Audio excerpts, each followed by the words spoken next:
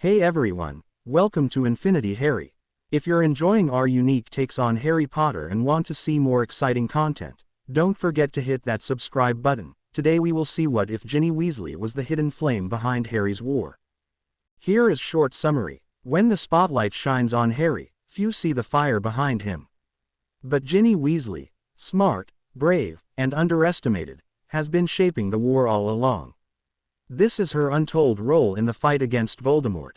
But before we start, if you want more stuffs like this, then please support to subscribe this channel and share with your friends. Let's start the video. Draco Malfoy sat at Umbridge's desk, feet propped up, a self-satisfied sneer across his face.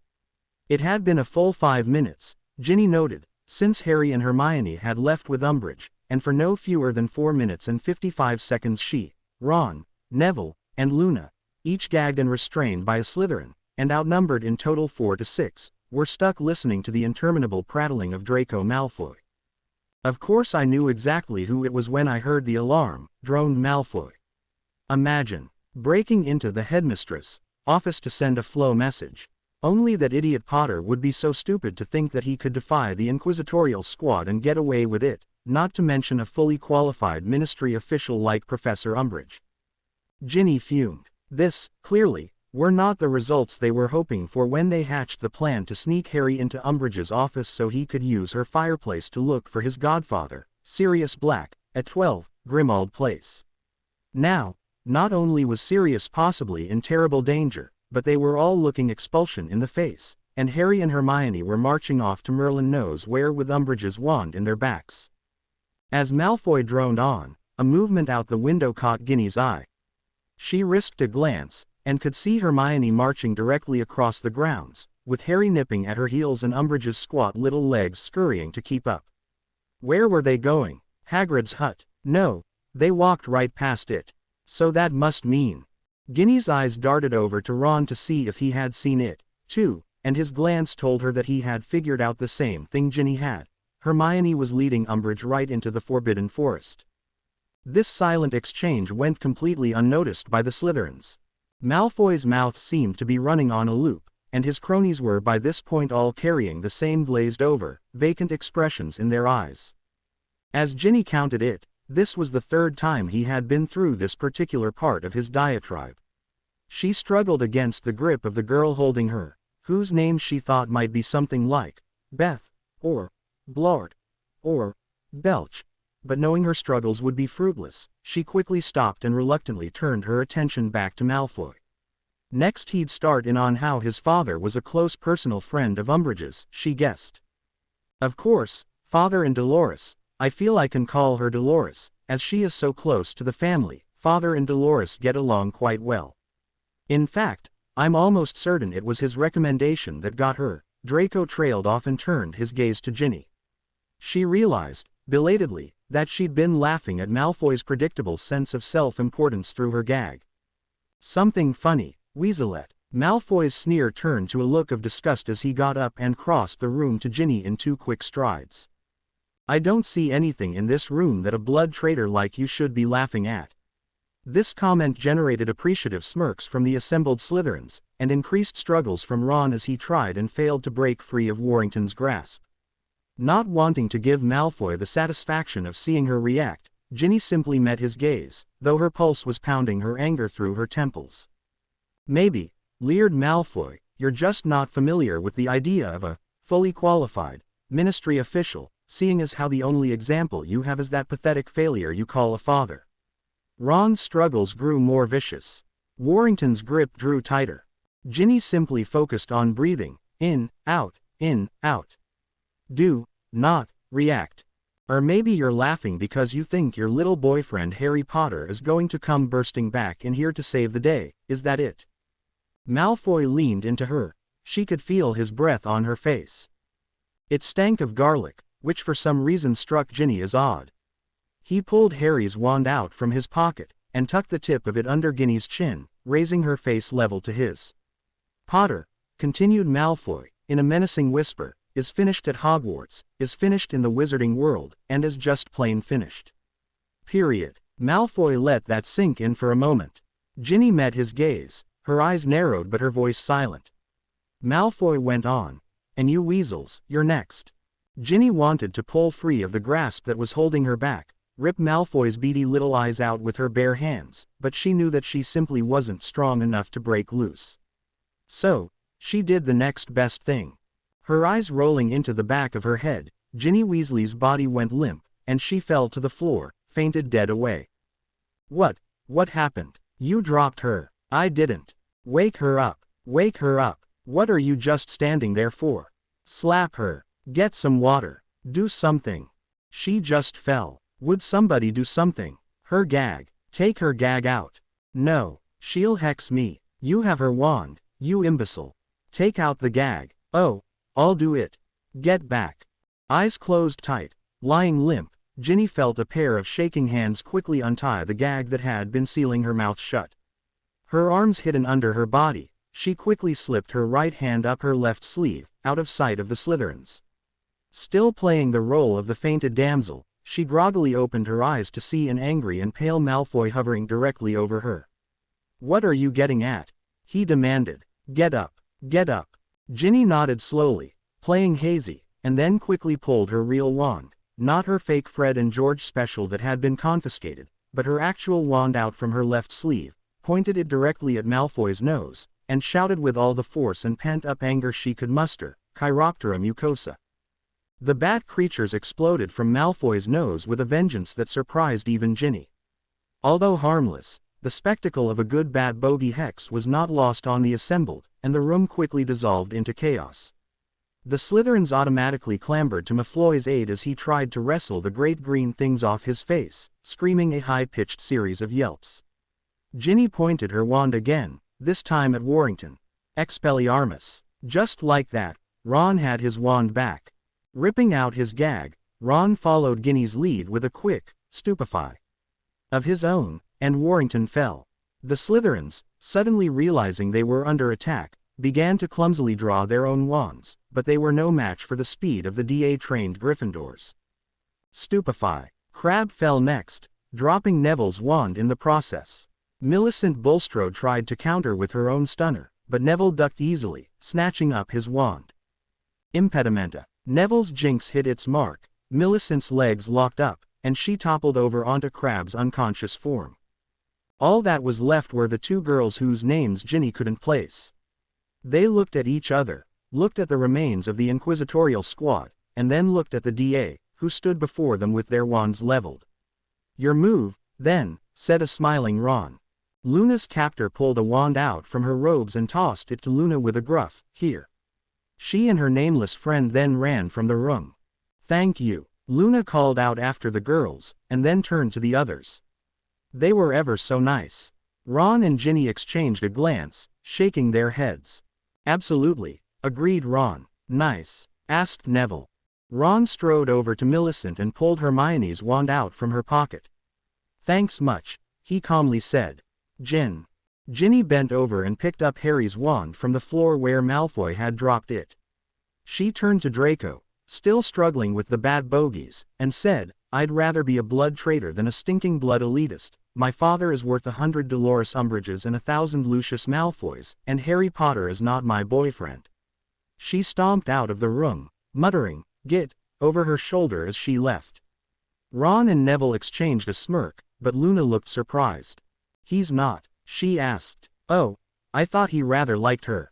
Other way around, Luna, said Ron. Come on. The 4DA members hurtled themselves down the corridors away from Umbridge's office as fast as their legs would carry them, flush with excitement and with Ron in the lead. They had run down 3 staircases and 2 secret passages, and were passing the entranceway to the Great Hall when Ginny suddenly stopped, causing Neville to pull up short behind her, and Luna behind him. Ron stopped as well. What's wrong? She had noticed something, movement behind one of the tapestries. Ginny knew there was a secret passage there. It connected a portrait downstairs near the kitchens to a broom closet not far from Gryffindor Tower. Wait here. Ignoring Ron's protests, she ran to the tapestry and pulled it aside. There, halfway up the concealed stairs, were Seamus and Dean, arms laden with food they had apparently just nicked from the kitchen. Clearly, they were preparing for the party. Dean, hissed Ginny. The 2 older boys jumped. Seamus dropped a few chicken legs. They rolled down the stairs to rest at Ginny's feet. "Gin," said Dean. "Don't do that, you'll give us a heart attack." "Ello, Ginny," added Seamus. "What happened to your cheek?" Ginny put a hand to her face and felt several deep scratches there. Somehow she must have been injured in the scuffle with the Inquisitorial squad and not realized it, but she neither knew nor cared exactly how it had happened. She said, "Listen, Umbridge has Harry and Hermione, and they're out in the grounds right now." "Ginny, come on." Ron did not sound his usual, patient self. Ginny knew she had to act quickly, but Dean and Seamus didn't seem to be picking up on that. They just looked at each other questioningly. "Harry's in trouble again, asked Seamus. "Hope he hasn't gone and gotten himself expelled." "You don't understand," said Ginny. "This is something bigger than that." "Like what?" asked Dean. Ginny found herself at a bit of a loss to answer. She knew it had something to do with Sirius, but she couldn't tell Dean and Seamus that. If only Harry, Ron and Hermione weren't so bloody secretive all the time, maybe she'd have more an idea what was going on. She stole a glance over her shoulder and was alarmed to see that even Neville looked a bit impatient. "Look, I don't know exactly what's going on, but we have to help. That's what the DA is for, right? Ginny, right now, we're leaving. Give me a bloody second, Ron." She turned back to Dean. Why couldn't the pig-headed boy just understand and come on already? But that was not to be. "Ginny," he started in. She had heard that patronizing tone many a time, having spent her entire life as a little sister. It infuriated her on the best of days. Dean continued, "It wouldn't be a week in the life of Harry Potter if he didn't have detention." "I'm sure it's nothing. Now, come on, we're having a party. End of exams," explained Seamus. Dean nodded. "The common room, a warm butterbeer, a little quiet corner for just the two of us." Dean grinned wickedly. "What do you say?" For a moment the thought of relaxation, good food and drink, a little quiet or not so quiet snogging, it was appealing. Without thinking, Ginny put a foot onto the stairway, her mind tempting her with images of the cozy Gryffindor common room. Then she thought of Sirius's crumpled body, lying in the Department of Mysteries, with Harry and Voldemort dueling over it for his life. No, not Voldemort. Riddle. Tom Marvolo Riddle. Harry would face Tom Riddle to save Sirius, just as he had done so to save her. Only this time, he wasn't going to have to do it alone. "I have to go," she said in an uncharacteristically quiet voice. "It's all right. Enjoy the party. Save me a butterbeer." And with that, she was off, leaving Dean and Seamus far less jovial than they had been moments before. She ran back to Ron, Neville and Luna, who were by now waiting in the entrance hall. "What the bloody hell was that about?" demanded Ron. "We don't have all night here, you know." "Stuff it, Ronald," said Ginny.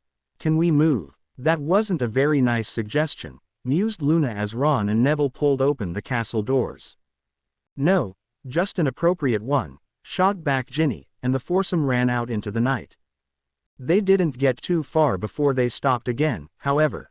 This time it was Neville, frozen in his tracks on the grounds just beyond Hagrid's hut, the imposing visage of the forest looming over them. "The Forbidden Forest," gasped Neville. But Hermione wouldn't go in there. "It's against the rules." Ginny rolled her eyes. "Neville, they go in there all the time." Neville turned to Ginny, his eyes as wide as Luna's. "Well, Harry, sure, but Hermione." Ron looked at Neville, grinning devilishly. For a brief moment, thought Ginny, he could almost have passed for Fred and George's triplet. "Almost. One thing you've got to understand about Hermione," said Ron, "is that she hates breaking rules, but only the rules she thinks shouldn't be broken." "It's dangerous in there," Neville said in a hushed voice. Ron continued. "Dangerous, right. Another thing about Hermione, she doesn't like breaking rules, but she doesn't mind taking risks. There's a reason she got sorted into Gryffindor and not Ravenclaw. Just like you, Nev," said Ginny, placing a reassuring hand on Neville's shoulder. Neville shook his head forlornly. "The hat should have put me in Hufflepuff," he said, a touch of resignation seeping into his voice.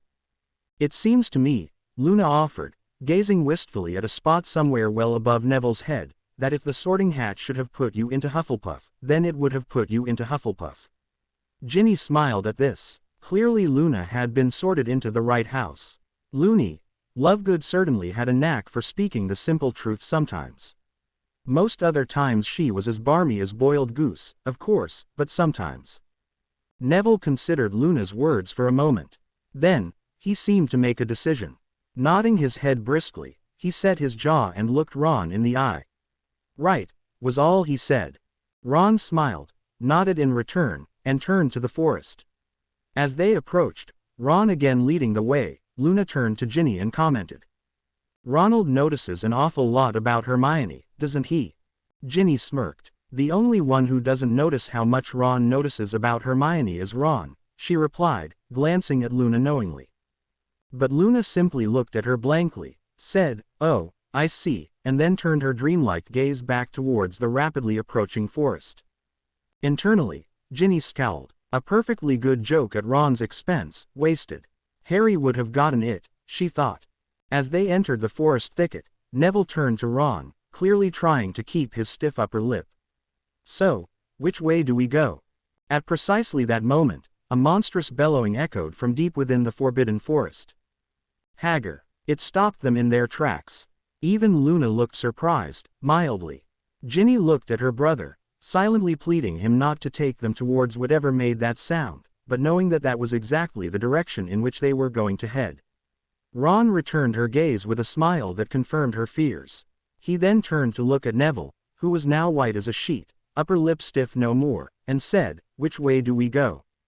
3 guesses. With that, Ron turned and ran towards the whatever it was that had made the bellowing sound. To their credit, Ginny, Neville and Luna hesitated only momentarily before following, nobody daring to speak a word. Not that she was overly knowledgeable of such things, but to Ginny that had sounded an awful lot like a giant. She tried to comfort herself with the thought that, whatever else was in store that night, nothing could be worse than facing a giant.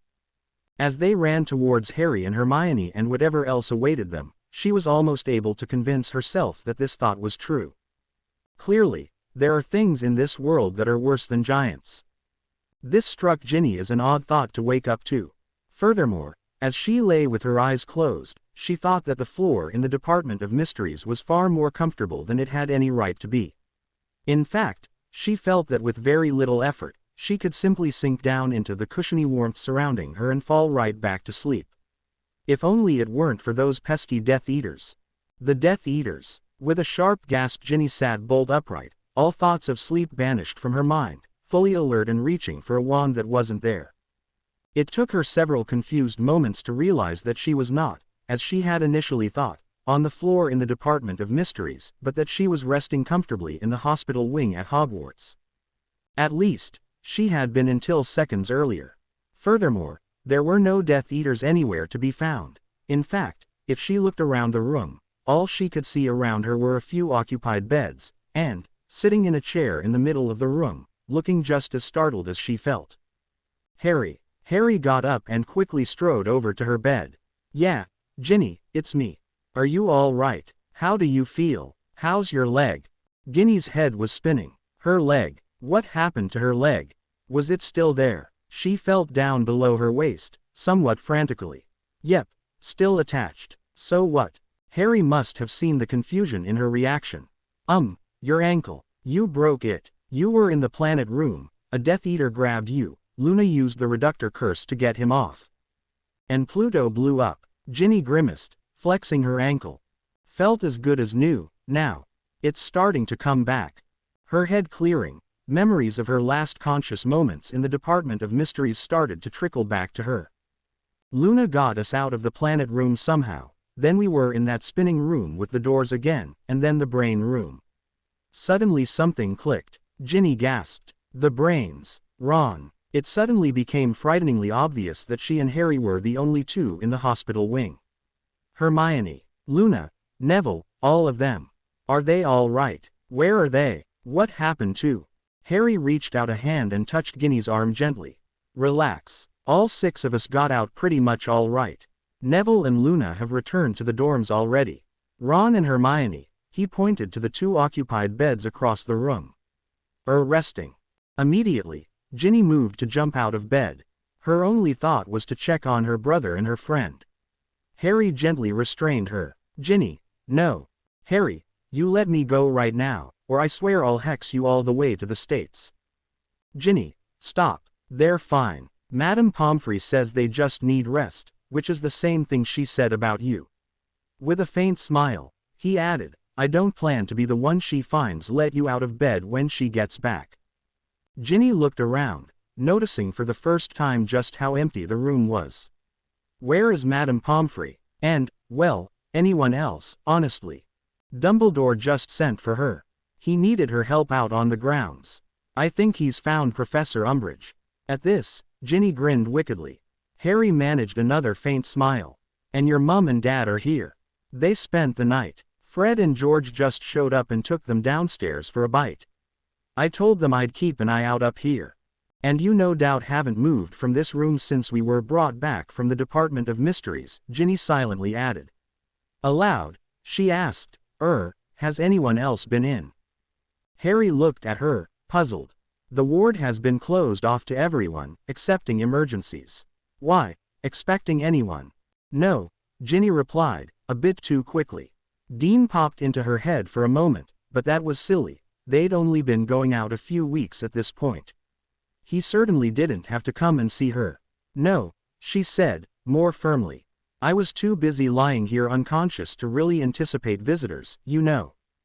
Right, well, you have gotten some get-well cards. Harry pointed to the table next to her, on the other side of the bed. Turning from Harry, Ginny inspected the cards. There was one from Hagrid, it looked like, and another from Colin Creevey. No surprise there. Natalie MacDonald, a second-year Ginny was quite fond of, was good friends with Colin's brother Dennis, and had assured her that Colin fancied her. Poor boy. Then there was a third card, with a goopy red heart on the cover. Grimacing only slightly, Ginny picked it up, careful not to let Harry see, and opened it, hoping desperately that it would not sing. When it thankfully remained silent, Ginny hazarded to open it all the way. It was apparently a leftover Valentine that had been conjured ever so slightly to say, "Get well soon," instead of, "Be my Valentine."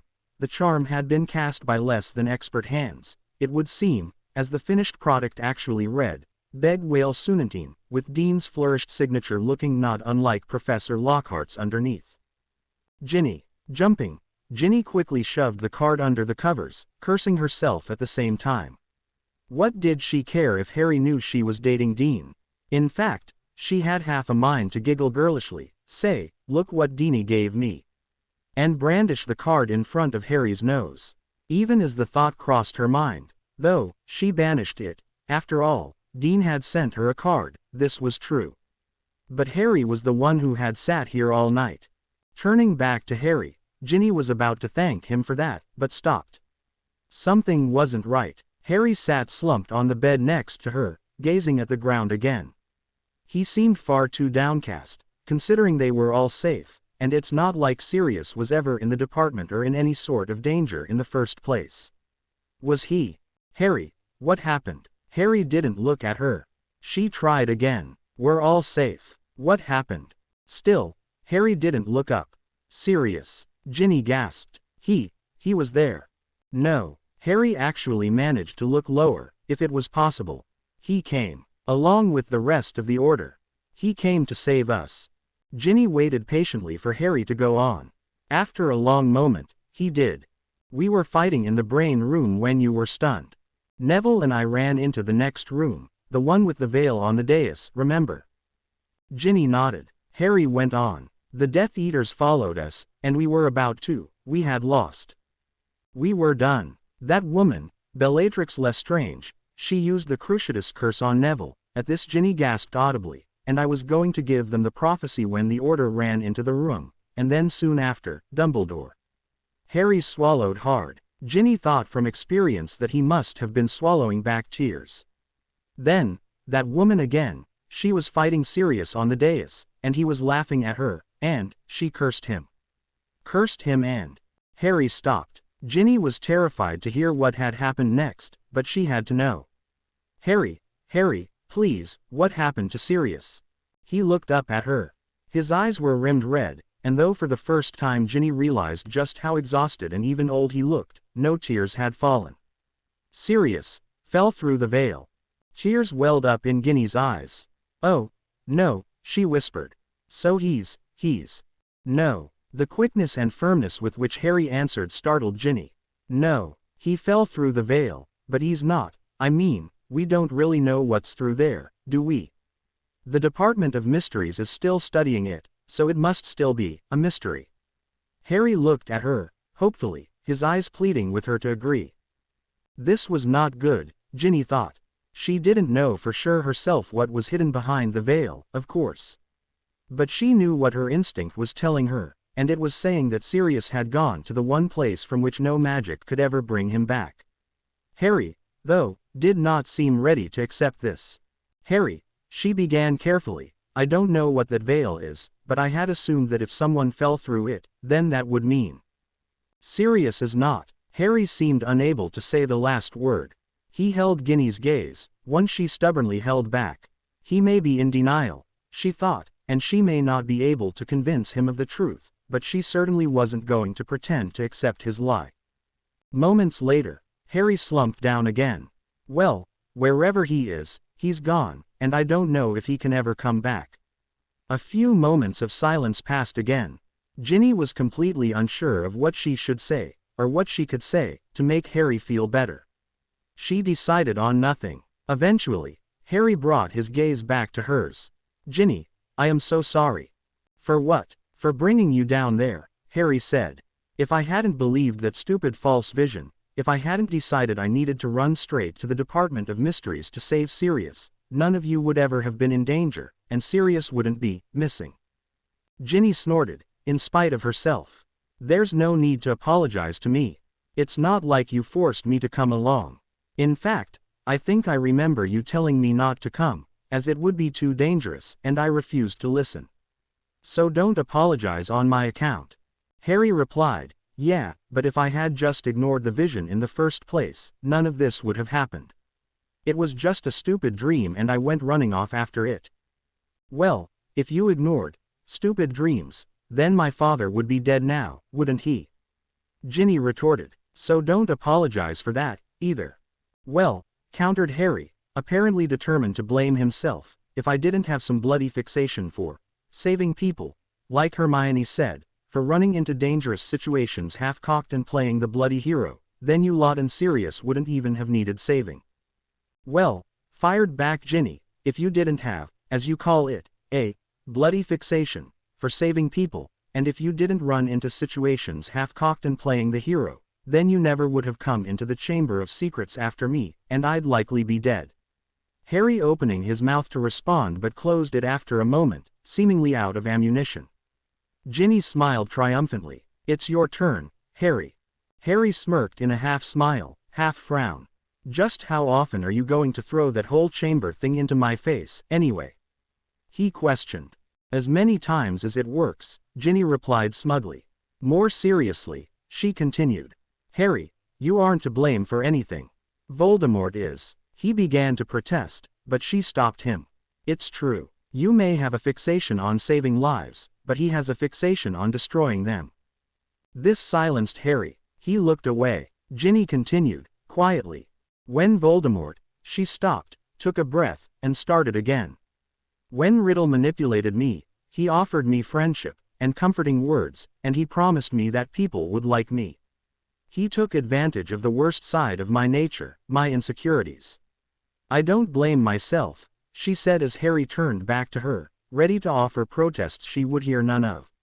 "I don't blame myself because he is an evil creature, and that is what he does. He manipulates innocents to get what he wants." She stopped, and studied his face. His eyes, his mussed hair, the lightning bolt scar on his forehead. Swallowing hard, she shook her head slightly to clear it, and went on. "But you're so good. There was no worst side of your nature for him to manipulate. He took advantage of your desire to help other people, of your need to stop him. He could tempt you with nothing but the opportunity to help someone you love. That's why you can never be blamed for some evil thing he did. You might be connected to Voldemort, Harry, but you could never be him. You are his mirror image. You're his opposite. For a hard moment, Ginny's eyes seemed locked with Harry's. She was slightly breathless, although she had no idea why.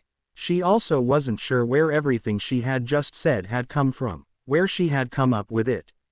But she was unquestionably sure that it was true. It may have been her imagination, but she felt right then almost connected to Harry, in some way. It was surreal, like nothing she had ever felt. And it completely terrified her. Well, she said loudly, as though to break the spell. That's how I see it, anyway. I suppose. Harry was blinking rapidly. Vaguely, Ginny wondered if he had felt what she had felt. Determined not to dwell on the sensation, she nervously asked, "Maybe you disagree." Harry seemed about to respond when the doors to the hospital wing swung open. Ginny's mother and father swept in, followed closely by Fred and George. Ginny. Molly Weasley covered the distance between the entrance and Ginny's bed in 3 large steps that seemed impossible for a woman of her diminutive stature. Quickly, Ginny was engulfed in the all-encompassing hugs of 4 extremely relieved Weasleys. When she could finally come up for air and look around, Harry had left. Over the rest of the brief amount of time left at Hogwarts, Ginny resolved herself to cheering up Harry, as did Ron, Hermione and Neville. This proved to be difficult, however, as Harry simply did not seem to want company, never staying in one place long enough for anyone to do a proper job of cheer-upping to him. "We just have to give him time," intoned Hermione after one particularly frustrating incident. They had all seemed to be having a perfectly enjoyable chat around Ron and Hermione's beds in the hospital wing, discussing the idiots at the Ministry and taking the mickey out of Umbridge a few beds down, when Harry suddenly excused himself on the pretense that he had to go and see Hagrid. Nobody believed him, of course, but they let him go just the same. "Everyone mourns and recovers in their own way," Hermione had continued. Ginny rolled her eyes, but knew that Hermione had a point, in her practical Hermione style. They would just have to give Harry time. Fortunately, when it came time to board the Hogwarts Express and head home, Harry seemed considerably better, if not entirely cheered. Ginny spent the first half of the ride home in Dean's compartment with him, but when he and Seamus began having a largest loogie contest, she excused herself. It wasn't that she was disgusted, really, but it quickly became clear to her that she was going to see nothing impressive, and she was fairly certain she could beat them both with little effort, having been trained at the heels of the masters, Fred and George. So she soon found herself in a compartment again with Harry, Hermione, Ron, and Neville, just as she had at the beginning of the year. To her surprise, she found herself so comfortable that when the time came and went by when she told Dean she'd be back, she hardly noticed at all, and made no effort to extricate herself back to his side, choosing instead to stay right where she was and finish her magazine puzzle. Somewhere in the back of her head, she mused that she really mustn't seem like a very good girlfriend. Glancing up at Harry ever so slightly, she pushed that thought completely out of her brain. She was studying the puzzle, fairly certain she was losing her mind as she was convinced the answer to question 23 was Crumplehorn Snarkack, when something Ron was saying caught her attention. "What's, going on with you and her anyway?" Ron had just asked Harry, quietly. Ginny glanced up from her magazine and looked through the compartment window just in time to see Cho Chang walking away. A little voice in Ginny's head, one she had been trying to ignore for a while now, said, "That's right. Just keep walking, dear." She pushed the voice out of her head along with those other, earlier thoughts. Meanwhile, Harry responded to Ron, "Nothing." Ginny smiled slightly to herself, and looked back to her puzzle, which she noticed for the first time was in an edition of the Quibbler. Secure in her sanity, she happily penciled, Crumplehorn Snarkack, next to number 23. "I heard she's going out with someone else now," said Hermione tentatively. "You're well out of it, mate," said Ron forcefully. "I mean, she's quite good looking and all that." Ginny shook her head in amazement at her brother as she glanced at a suddenly miffed-looking Hermione. Honestly, Ron had no sense. He continued, "But you want someone a bit more cheerful." "She's probably cheerful enough with someone else," said Harry, shrugging. "Who's she with now?" Ron asked Hermione, but it was Ginny who answered. "Michael Corner," she said, looking forward to what Ron's reaction to this news might be. She did so love surprising her hapless brother with startling information. Michael. But, said Ron, craning around in his seat to stare at her. But you were going out with him. Not anymore, said Ginny resolutely. He didn't like Gryffindor beating Ravenclaw at Quidditch and got really sulky, so I ditched him and he ran off to comfort Cho instead. She scratched her nose absently with the end of her quill, basking in the pleasantly dumbstruck look on Ron's face. Turning the quibbler upside down, she began marking her answers. Well, began Ron, and Ginny glanced up. Ron sounded too happy. Why did Ron sound happy? I always thought he was a bit of an idiot, he continued, turning back to the game of wizard chess he was playing with Harry.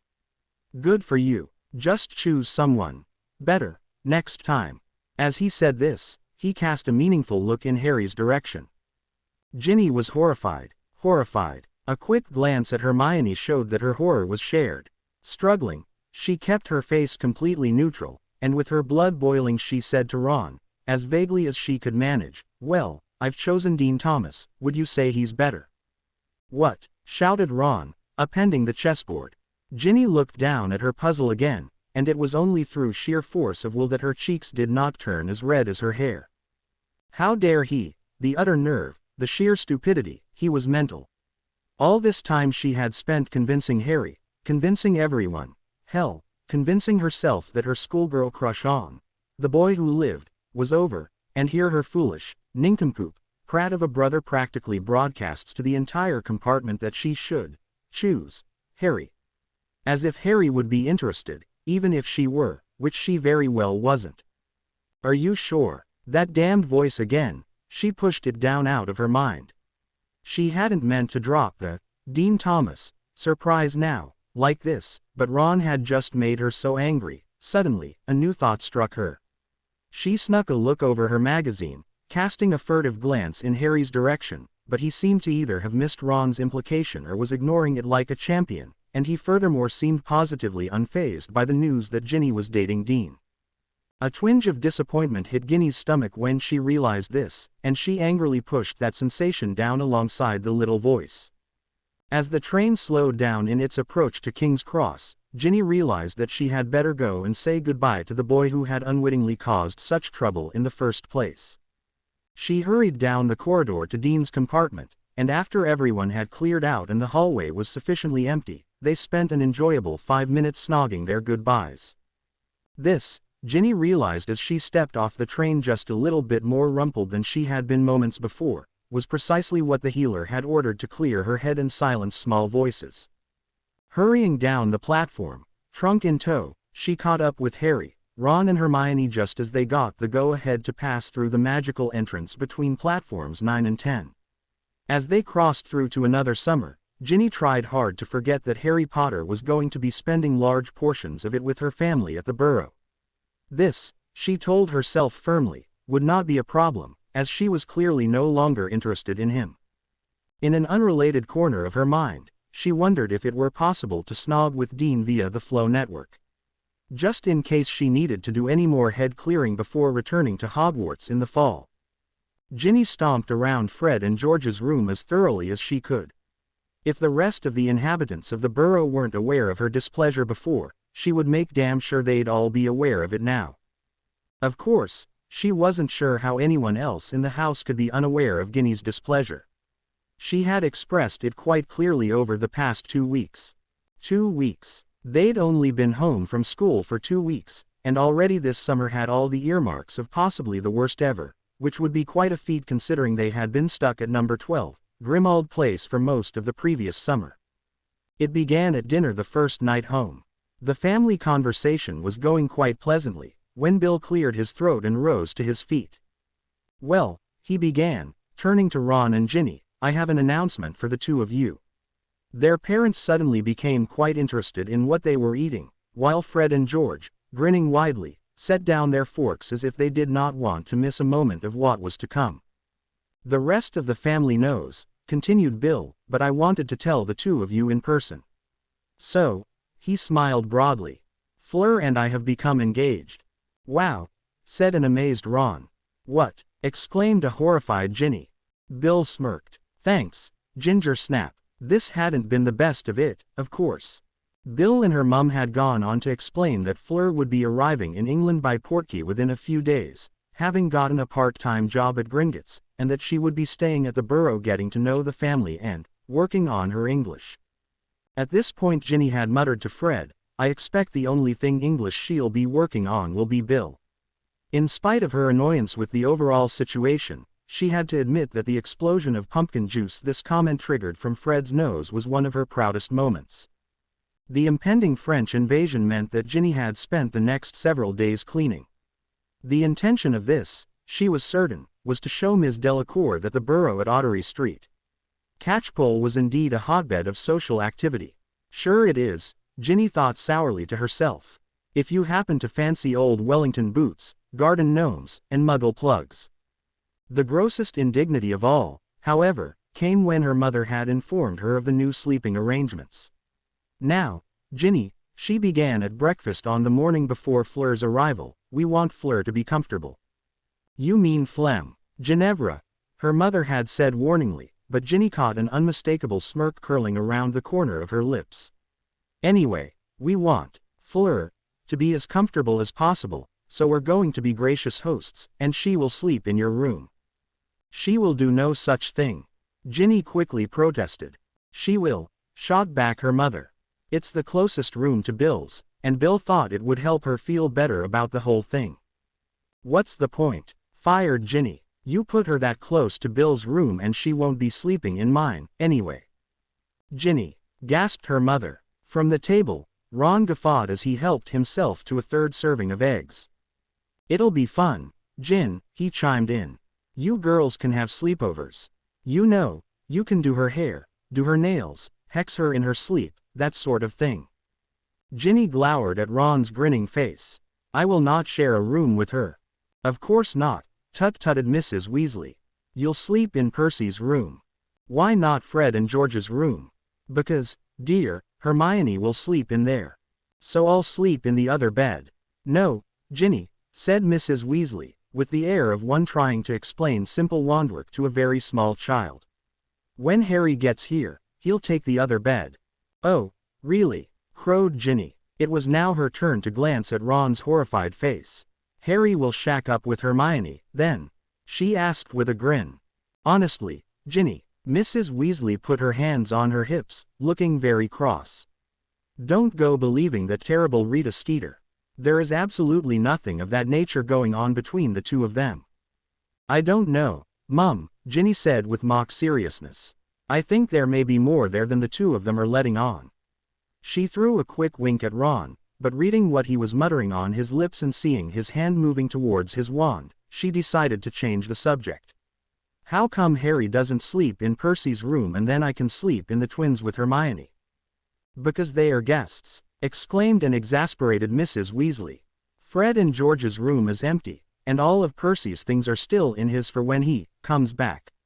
An awkward silence descended upon the kitchen, and then Mrs. Weasley quickly remembered she had to go upstairs for a load of laundry, leaving Ron and Ginny by themselves in the kitchen.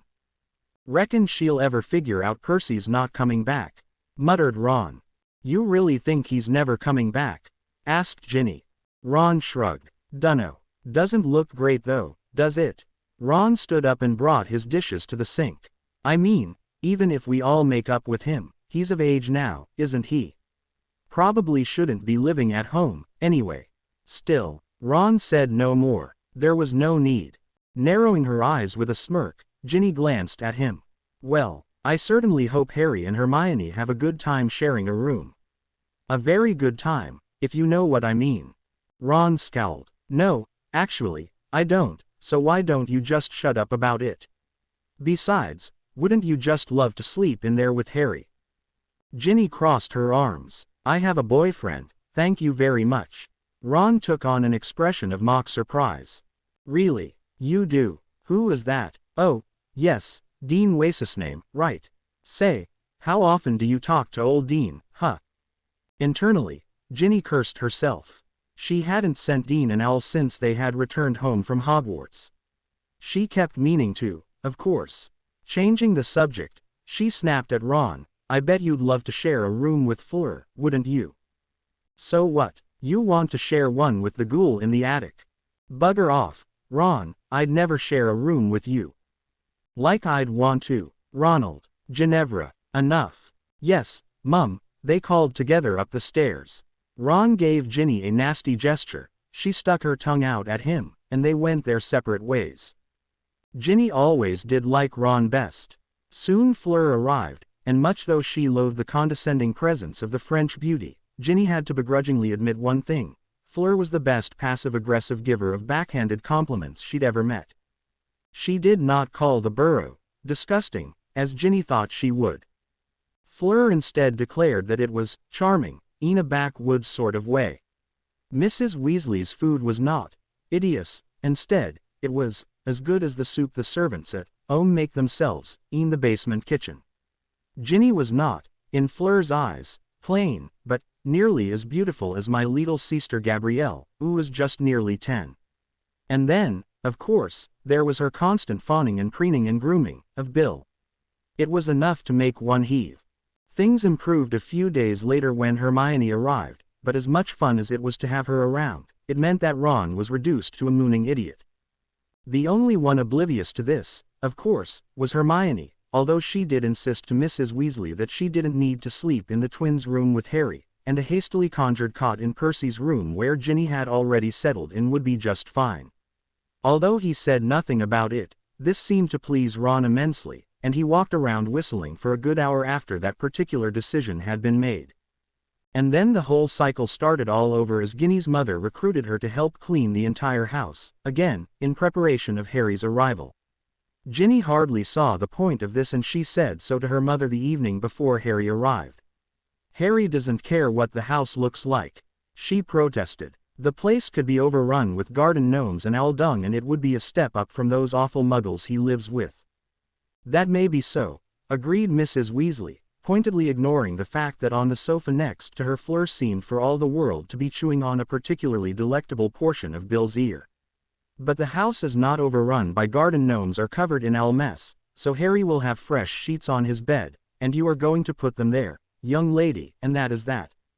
So this is how Ginny now found herself in the twins' room, stomping around as she put fresh sheets onto Harry's bed and generally making her displeasure known.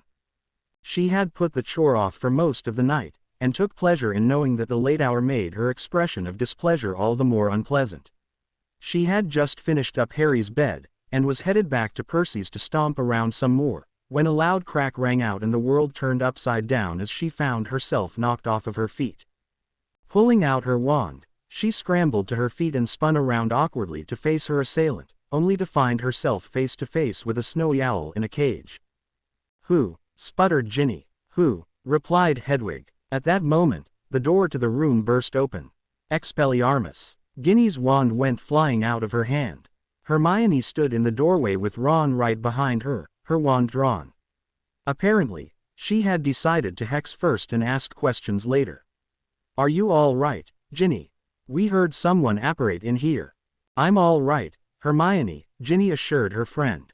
It was just Hedwig. She looked away from the owl to the large object that had appeared directly under her, knocking her over. "And Harry's trunk." "Blimey," Ron said. "Gave us a start. Doesn't he know he's not supposed to use magic out of school by now? Is he trying to get expelled? And do owls really make such a loud noise when they get sent?" "Obviously so, Ron, or it wouldn't have happened. They are living things, after all. And Harry didn't send Hedwig and his trunk here," Hermione discoursed. "It must have been Professor Dumbledore." Ron looked confused. "Why's Dumbledore got Harry's things?" "Because he's with Harry, you great prat," huffed Ginny. "Honestly, Ron," added Hermione, "don't you listen to a word your mother says." "Did she say it at dinner?" "Yes." "Then, no." Ginny and Hermione looked at each other and burst out laughing. "Ronald, you are absolutely brilliant, do you know that?" Ginny said between giggles. "Yes," said Ron, nodding seriously. "So why is Dumbledore with Harry, anyways?" "I don't know," Hermione said, thoughtfully. "I suppose it could have something to do with," she glanced at Ginny nervously.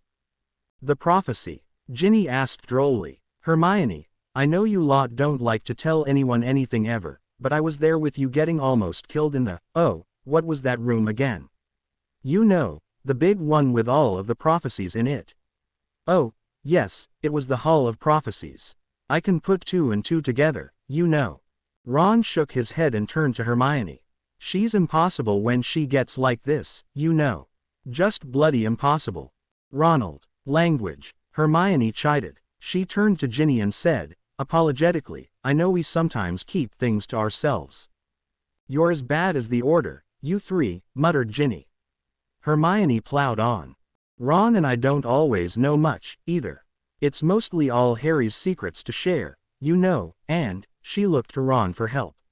He turned to his sister. It isn't our place to share them, Gin, he said with true sympathy. Ginny sighed. I know, she admitted. And it's not that Harry doesn't trust you, Ginny, Hermione quickly added. He just. Ginny cut her off. Hermione, Harry doesn't owe me any explanations. I understand, really. Believe me, I know the weight he has on his shoulders. I mean, I don't know it, she self-corrected, her gaze drifting out the window, as you lot won't tell me about it, but I can imagine. For a moment, they sat in silence. The small clock in the corner of the room chimed midnight. Ginny wondered when it had gotten so late. She involuntarily shuddered as a sudden chill washed over her from somewhere. She looked back at Ron and Hermione. I just wish you would realize that Hogwarts isn't the non-stop series of adventures for the rest of us that it seems to be for the three of you.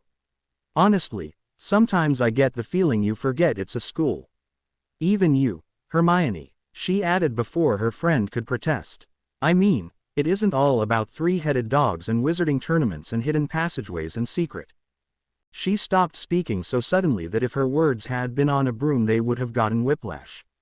She had almost said, secret chambers, but caught herself, although it seemed she had not done so quickly enough as Ron and Hermione shared a nervous glance. Not wanting them to remind her just how full of adventure her first year at Hogwarts had been, she turned her attention to Hedwig, moving to open her cage. Careful, Ginny, Hermione said quickly. She doesn't really take well to anyone but Harry. But Ginny ignored her and, cooing softly, opened the cage. Without a moment's hesitation, the owl hopped onto Ginny's outstretched arm and then to her shoulder, nipping her ear affectionately before flying to the top of the wardrobe. Well, I'll be, said Ron, odd. Hermione too looked slightly amazed. She always tries to snap my finger off when I get too close. That's because you smell rather badly, Ginny said pleasantly as she opened the window for Hedwig. The owl, however, did not budge. Going to wait for Harry, then? Ginny asked her. Hedwig responded with a hoot and a click that somehow sounded affirmative. Well, don't worry, Ginny assured her, smiling. He'll be here soon. Ginny wasn't sure how she could tell or how it was possible, but Hedwig seemed somehow pleased by this news. Ginny was quite sure of it. She wasn't sure, however, why the thought of Harry's imminent arrival brought a pleasant swooping sensation to her own stomach. Oh, said the little voice in the back of her head. That's because you fancy him. She barely heard it. She had grown quite skilled at ignoring the little voice in the back of her head. The sun was already high in the sky by the time Ginny woke the following morning. All of her late-night stomping had taken far more out of her than she thought, it seemed. Still half asleep, she slipped out of bed into her slippers, out of Percy's room and into the hall. She noticed that the door to Fred and George's room directly across the hall was closed. For a moment this struck her as odd, as she groggily remembered leaving it open the night before, but the thought slid out of her head before she could decide if it was important and she padded down the stairs to the kitchen. Ginny's mother was cleaning up from breakfast while Ron, Hermione and Fleur were seated around the table. Hermione was reading the Daily Prophet as Fleur and Ron talked. Actually, Fleur was talking and Ron was contributing a continuous stream of enlightened observations along the lines of, and, you don't say, and, too right. Morning, mumbled Ginny as she slid into the seat next to Hermione. Ron turned away from Fleur. Morning, he asked. May want to check a clock, Gin. I tried, she yawned. But the only one we have keeps saying that it's mortal peril, a clock. Good morning, young lady, said her mum sternly. I suppose you overtired yourself stomping around up in the twins' room last night like a child. Was that you? Squealed a delighted Fleur. I thought EET was the ghoul in the attic. A common mistake, observed Ron. Both Hermione and Ginny shot him a dirty look. Neither of them much appreciated him siding with Fleur. Fleur did not seem to notice, as she continued on airily. EET was such a racket, she said. I could barely hear Bill whispering in my ear, and he was lying right next to me. As long as you're comfortable, mumbled Ginny as her mother placed a plate of eggs in front of her. Thank, Mum. Ginny began to eat, but as she was still half asleep, it was a slow process. Hermione watched her warily as she twice threatened to fall face first onto her plate. Perhaps some coffee, too, Ginny? Asked Hermione. Ginny nodded, and yawned again. From the living room, the fireplace suddenly roared to life. Everyone's head turned as the sound of somebody popping out of the flow was immediately followed by the voice of Ginny and Ron's father. Anyone home? Arthur Weasley strode into the kitchen. He looked, as usual, fairly harried, but that was not uncommon for Ministry of Magic employees these days, dealing as they were with the official re-emergence of Voldemort. Her father's appearance at the Burrow so early in the day injected a fair amount of tension into the room, as did anything even slightly out of the ordinary these days. What's wrong? Her mother quickly asked, and Ginny could tell in her voice that she anticipated the worst. Nothing, Arthur Weasley assured his wife. Just here on a bit of official ministry business. At this, he chuckled. He turned to Ginny, Ron and Hermione. Mafalda Hopkirk from the improper use of magic office popped by to see me earlier today, began her father, trying to look stern. Apparently there was a case of underage magic use in the Burrow last night. Did any of you three perform magic here yesterday? Or should I go and ask the usual suspect upstairs? The usual suspect upstairs. Ginny wondered what he was talking about. There was a gasp to her left. Turning, she saw that Hermione had turned deathly pale. Oh, no, she squeaked, hand over her mouth. I performed the disarming charm last night. The disarming charm? Asked Mrs. Weasley, confused. Whatever for? Well, Harry's things appeared in Fred and George's room, and when they did there was a loud noise, and we knew Ginny was in there, and Ron and I ran in, and I expected the worst, so I didn't even think, and I cast Expelliarmus as soon as I opened the door. Oh, no, I'm going to be expelled. They've expelled me, haven't they? Ginny was impressed. Hermione had gotten all of that out in one breath.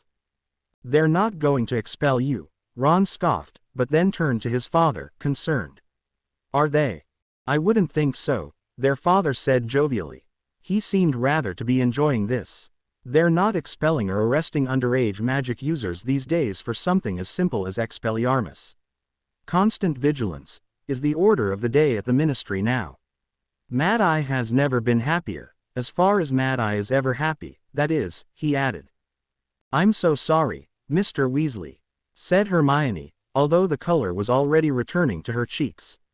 I just didn't think.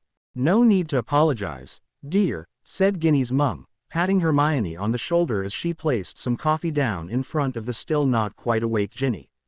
Nobody blames you for defending yourself when you think you're in trouble, not with all that's going on.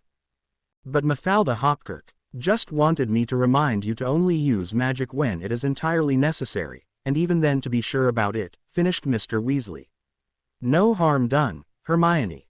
After all, he chuckled, if Harry hasn't been expelled yet, well, you have a good long while to go before you catch up with his violation sheet. Mr. Weasley glanced up the steps. Is he up yet? No, replied Ginny's mum. I suspect he's exhausted, the poor dear. Now what's the latest at the ministry, Arthur? As the wispy haze of sleep steadily cleared from her brain, Ginny noted this was the second time her father had made mention of somebody sleeping upstairs. It couldn't be Bill, though, he was up and out of the house for Gringotts before anyone in the mornings. Charlie wasn't due home until Harry's birthday. Fred and George had their own place. If Percy had returned she was sure somebody would have mentioned it before now. Ginny turned her sleep-ridden, bed-haired head towards her father. Is who up yet? The conversation had moved well on. All the faces in the room turned to her, confused. I'm sorry, Ginger Snap. Her father asked. Is who up yet? Ginny repeated. Harry, replied her mother. But, said a confused Ginny, he's not coming until later today. Isn't he?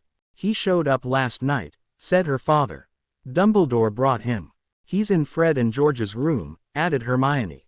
It's not that hard to grasp, baby sister, finished Ron.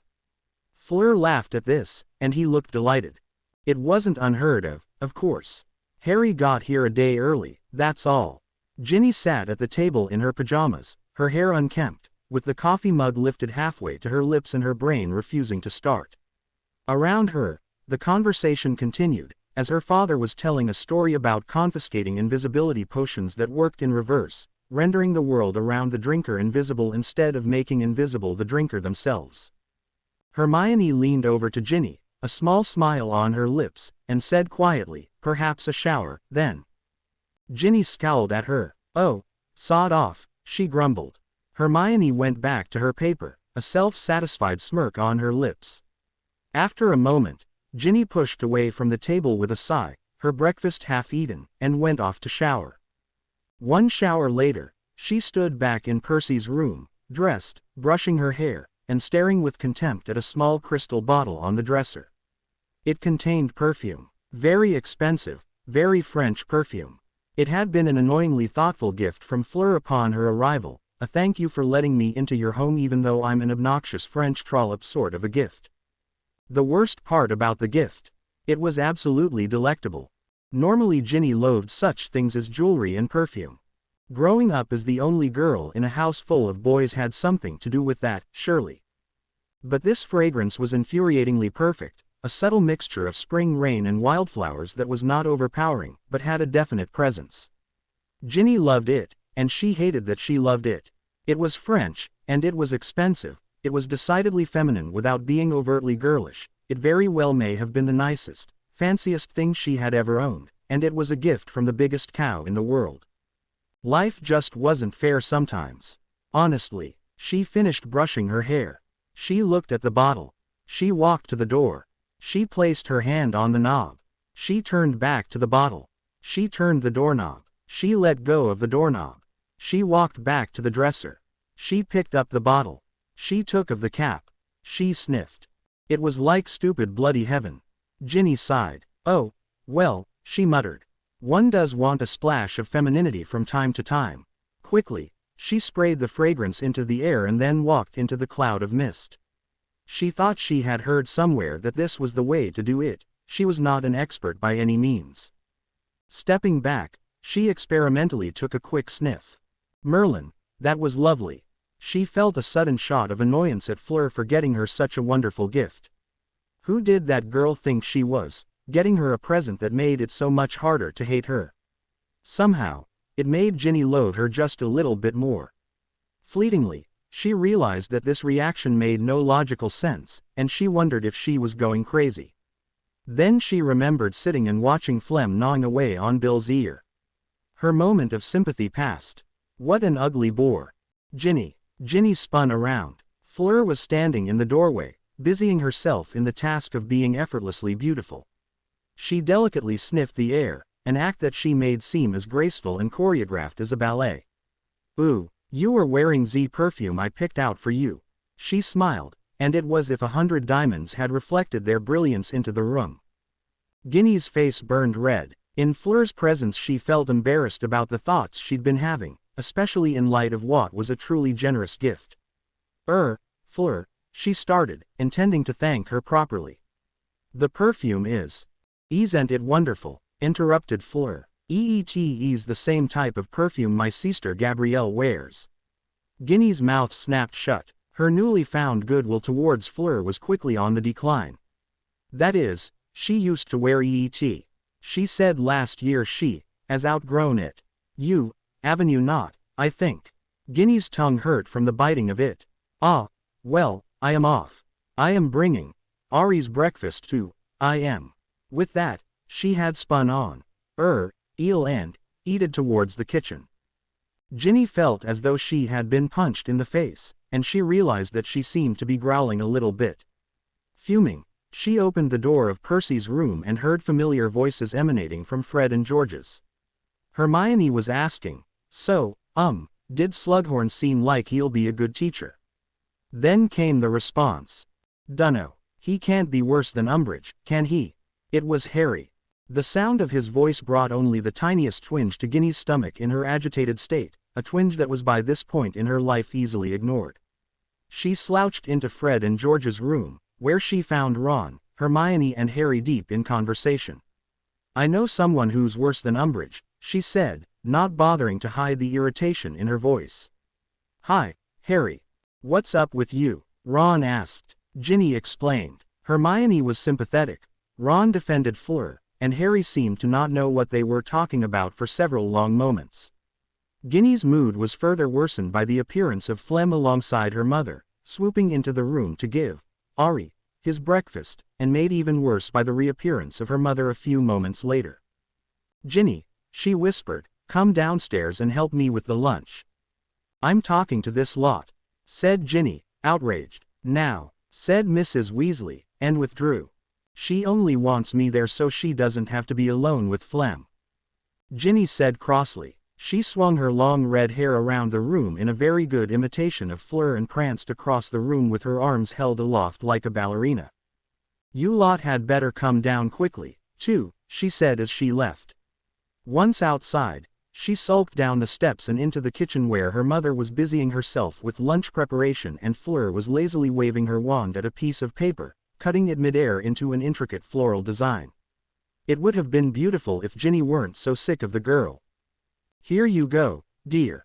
Ginny's mum floated a basket of potatoes over to the counter along with a peeler. Not yet old enough to use magic outside of school, Ginny would have to peel them the Muggle way. Grumbling, she picked up the peeler and got to work. Her mother didn't even turn to her. And what, precisely, is the problem, Ginevra? You dragged me out of there just when things were getting interesting. Huffed Ginny. Now I'm going to be left out of the conversation, again. Now, dear, reminded her mother. They've been through a lot together. Let them have their privacy. I've been through it, too, snapped Ginny. Or did you forget that I was at the Department of Mysteries too? I did not, Mrs. Weasley said sternly. And I'm still very disappointed in you about that. You of all people should know how dangerous it is to wander places you shouldn't be. With this, her mother turned her attention back to the intricate sandwiches she was piling up in front of her without another word.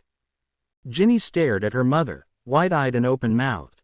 She of all people, the chamber, she goggled. The chamber wasn't my fault. I know, dear, said her mother, soothingly. Still, I expect you to exercise a little more caution. Yes, I realize you can be excitable, and heaven knows from where you inherited your temper. A derisive giggle emanated from Fleur. Ginny glanced at her to see that she was looking pointedly at Mrs. Weasley. Reluctantly, Ginny had to agree. She knew precisely where her temper came from, and it wasn't from her father. Not hearing Fleur's reaction, or at least pretending not to, her mum pressed on. But those three will go running into whatever danger lies in front of them without a thought, she continued.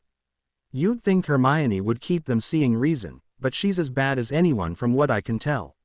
She and Ron both follow Harry's lead. If only that boy would stop playing at the hero once in a while. Suddenly, Fleur chimed in. EE is not playing, I think, she protested hotly. Ari is a arrow. To ask, I am to stop would be to ask, I am to be untrue to himself. While Ginny silently agreed with Fleur, the little voice in her head sniffed haughtily. I believe you are engaged to my brother, Ms. Hoity-toity French girl, the voice huffed.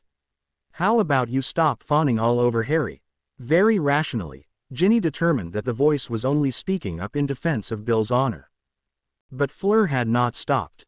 Why, she continued, if Ari were not such a arrow, my little sister Gabrielle. Oh, stop it, said Ginny. Your sister was not going to die in that lake, and you know it.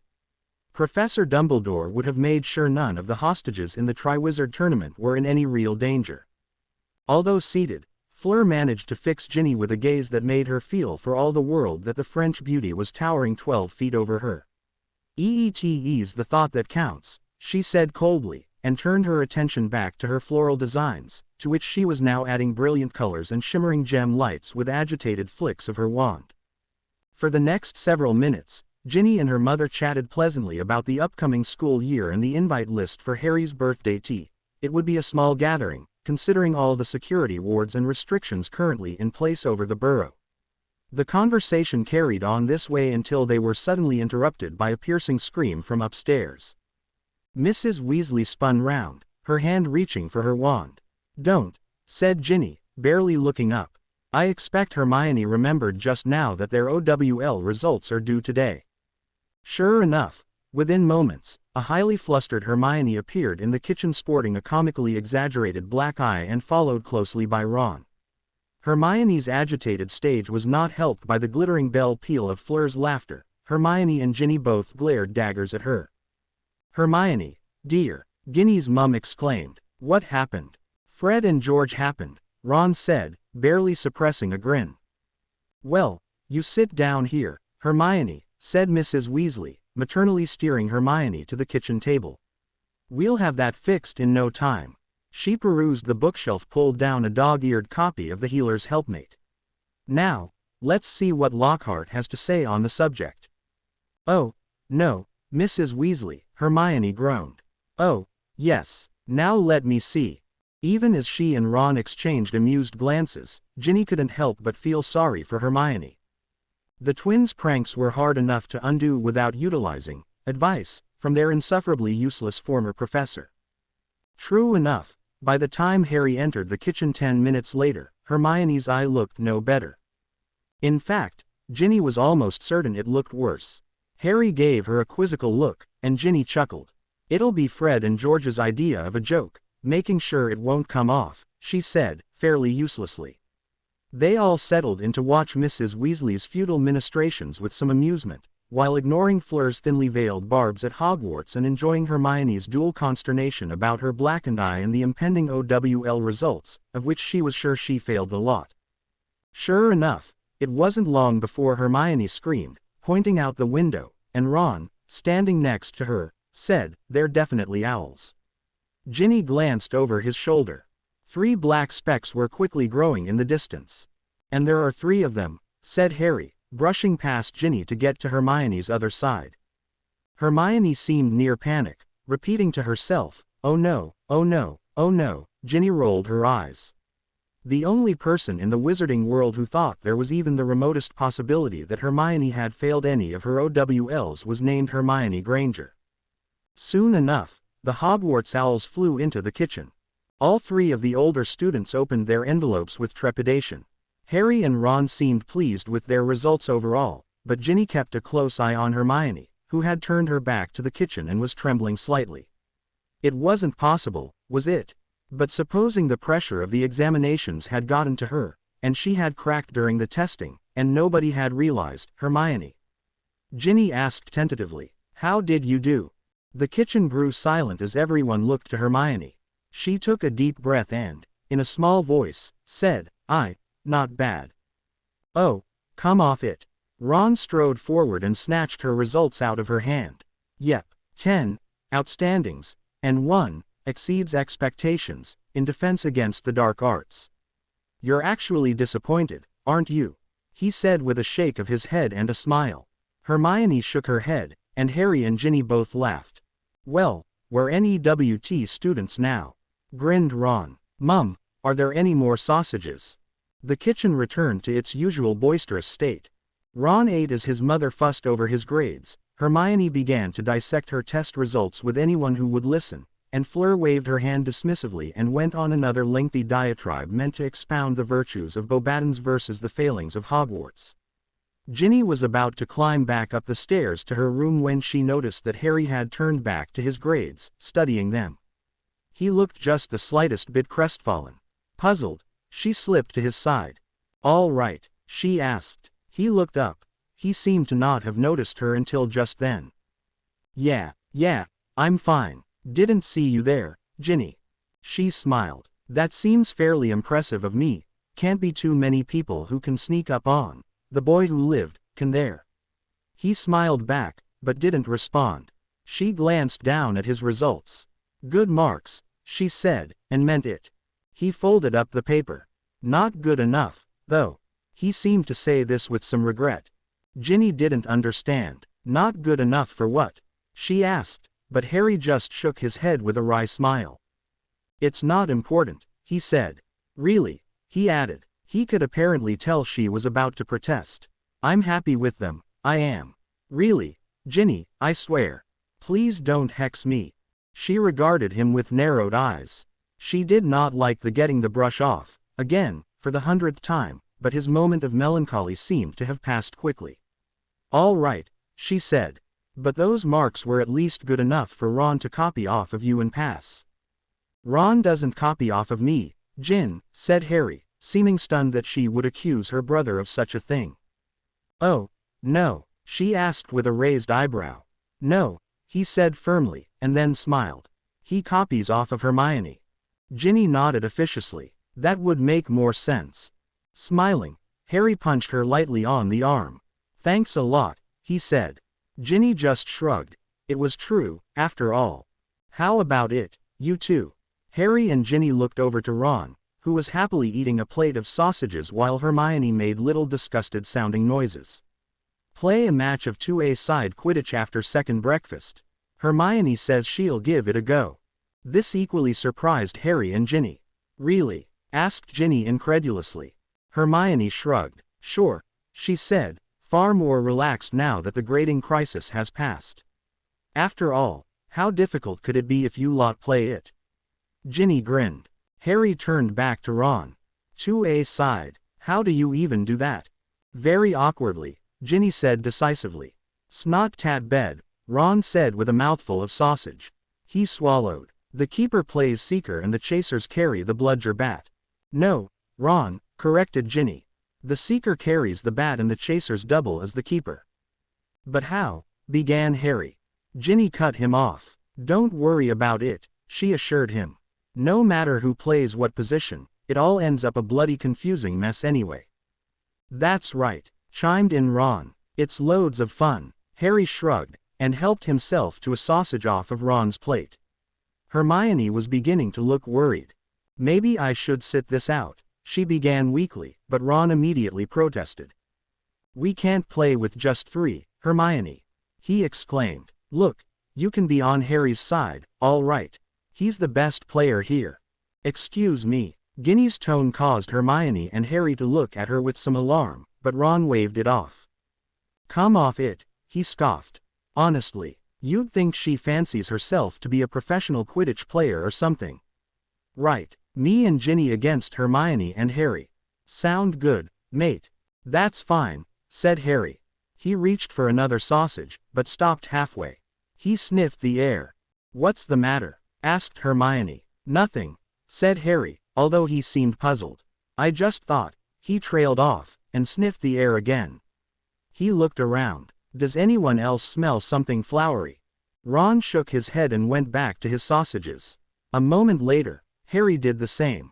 Hermione sniffed the air thoughtfully, and then glanced at Ginny, who at that moment realized what Harry had smelled and threw a horrified look across the table where Flem, who had been sitting there quietly all of this time, was looking directly at Ginny, her dazzling white grin stretching from ear to ear. Before going out to play Quidditch, Ginny slipped up to the washroom to wash off the perfume. Her skin clearly was having a reaction to it, as her face had suddenly gotten very red and very hot. Yes, said the voice in her head, with a bit more sarcasm than she cared for. You had a reaction to the perfume. Clearly. Ginny gently told the voice that it would shut up if it knew what was good for it. I just don't understand it at all, sighed Hermione. Ginny looked at her friend, eyes wide open in surprise. They had spent much of the past 2 weeks in the orchard playing 2A-side Quidditch, and she had just gotten used to the unusual sight of Hermione bobbing around unsteadily on a broom. To now hear her declare in a very un-Hermione fashion that she did not understand something just about caused Ginny to fall off of hers. What don't you understand? She asked. This stupid game, cried Hermione. I mean, real Quidditch is bad enough. But 2A-side, it makes no sense. Ginny smiled. She understood Hermione not understanding. Yes, it's complicated, Ginny began patiently. They had been trying to explain this variation of the game to Hermione for the better part of the past 2 weeks, but as she had trouble enough grasping the rules of regulation Quidditch, the 2A-side alternative was leaving her completely flustered. We'll go through it one more time. Harry is playing chaser and seeker on your side, so he's in charge of offense. You're playing keeper, so all you have to do is keep the quaffle. She held up the red leather ball, out of the baskets. She turned and pointed to the pair of baskets suspended from trees on one side of the orchard which they were using in place of goal hoops and which Hermione was, in theory, defending. A corresponding set hung on the opposing side of the orchard. These were the ones that Ron was defending for he and Ginny. Hermione nodded for the umpteenth time, as this was the umpteenth time the rules had been laid out for her. Ginny continued, "Right. Then, when Harry spots the snitch, you take the beater's bat," she pointed to the wooden club gripped fiercely in Hermione's hand, "and you use it to hit the bludger away from Harry while he tries to catch it." "Why would Harry try to catch the bludger?" "No," said Ginny, shaking her head slightly, "the snitch." "Well, what I don't see," said Hermione impatiently, "is how I'm supposed to be able to tell if Harry has seen the snitch." "You just have to watch what he does," explained Ginny, trying desperately not to laugh. "If he stops chasing the quaffle and suddenly darts away from the goal posts, he's probably seen the snitch. Unless," she added, with only the faintest bit of mischief gleaming in her eye, "he's dropped into the Wronski feint that your boyfriend Victor is so fond of." "Don't say that," Hermione hissed. Her eyes darted round the orchard, and Ginny chuckled. "Don't worry," she said. "He's still in the trees with Harry." Hermione turned from her with a sniff. "I don't know what you're talking about, Ginny. Honestly." Ginny rolled her eyes. It was getting ridiculous with these two already. But she said nothing, and instead turned to see if the boys had emerged yet. As it turned out, Ron's head had just poked out from the trees, and he was flying jauntily towards them, a lumpy brown object in hand and Harry following close behind. "We've got the bludger," he shouted, holding up the brown lump. Ginny grimaced slightly. She knew they couldn't use a real bludger or snitch on the chance that they would escape and fly over the nearby Muggle village.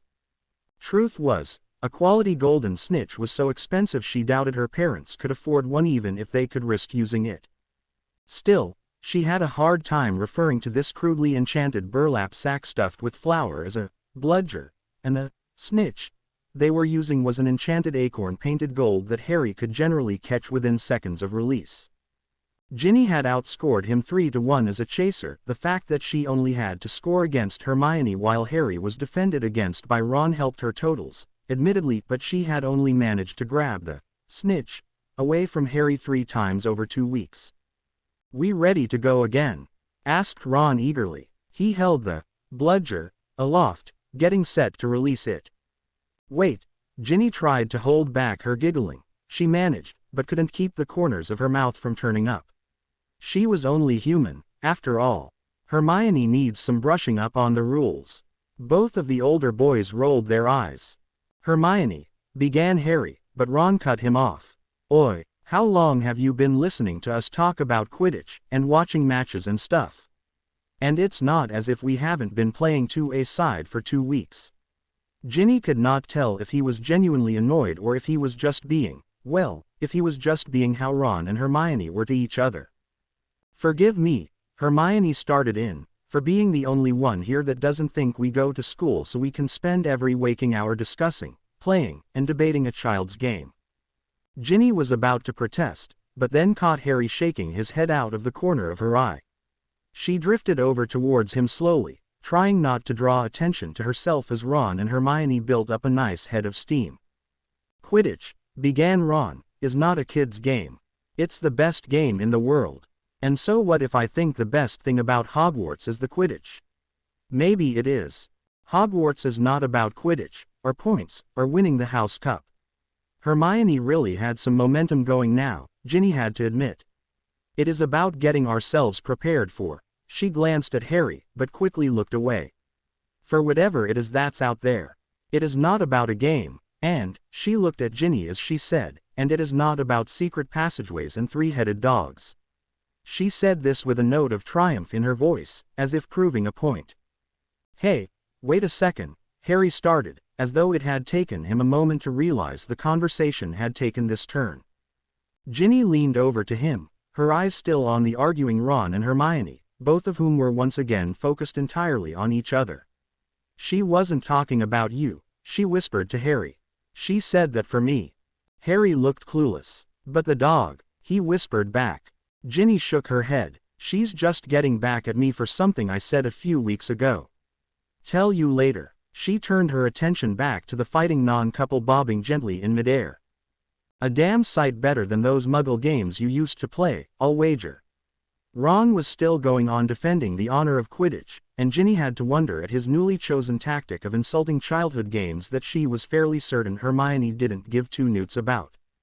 "Language, Ron," said Hermione in the cool voice of one who feels sure they are winning the argument. "If you must know, some of those primitive little Muggle games were quite charming in their fashion. Wouldn't you agree, Harry?" Harry started. Clearly he had not expected to be dragged back into the conversation. Not really, no," he said. "I never much enjoyed any of them." "Well, I did," said Hermione, undaunted by the defection of her only possible ally. "In fact, I think we should play one right now." Ron snorted at this. Ginny knew how he felt. "Play a Muggle game?" Ron asked. "How? We don't know the rules. And we don't have any equipment." "Harry and I can explain the rules, Ron," she replied. "And as for equipment," she trailed off, eyeing the bludger in Ron's hands, which was now steadily leaking flour onto the grass below. "I think we can manage something," she said dryly. Ron followed her gaze down to the tear in the bag, and quickly shoved his thumb in it, looking affronted. Hermione turned her attention to Ginny. "Ginny," she said, in a take-charge voice only she could manage without coming across as completely overbearing. "Give me that red scoring ball." "You mean the quaffle?" "Yes, that. Hand it to me." Rather than float the few remaining meters between she and Hermione, Ginny simply tossed the red leather ball to her friend, lightly and underhand. Hermione made no motion to catch it. She simply turned her head and watched it sail past her, falling to the ground below. She looked back to Ginny. "Thank you," she said, and with a satisfied sniff, she turned and floated slowly to the ground with as much dignity as she could muster. They watched her descend, and then Ron turned to Harry. "This is your fault," he said grumpily. Harry looked mystified.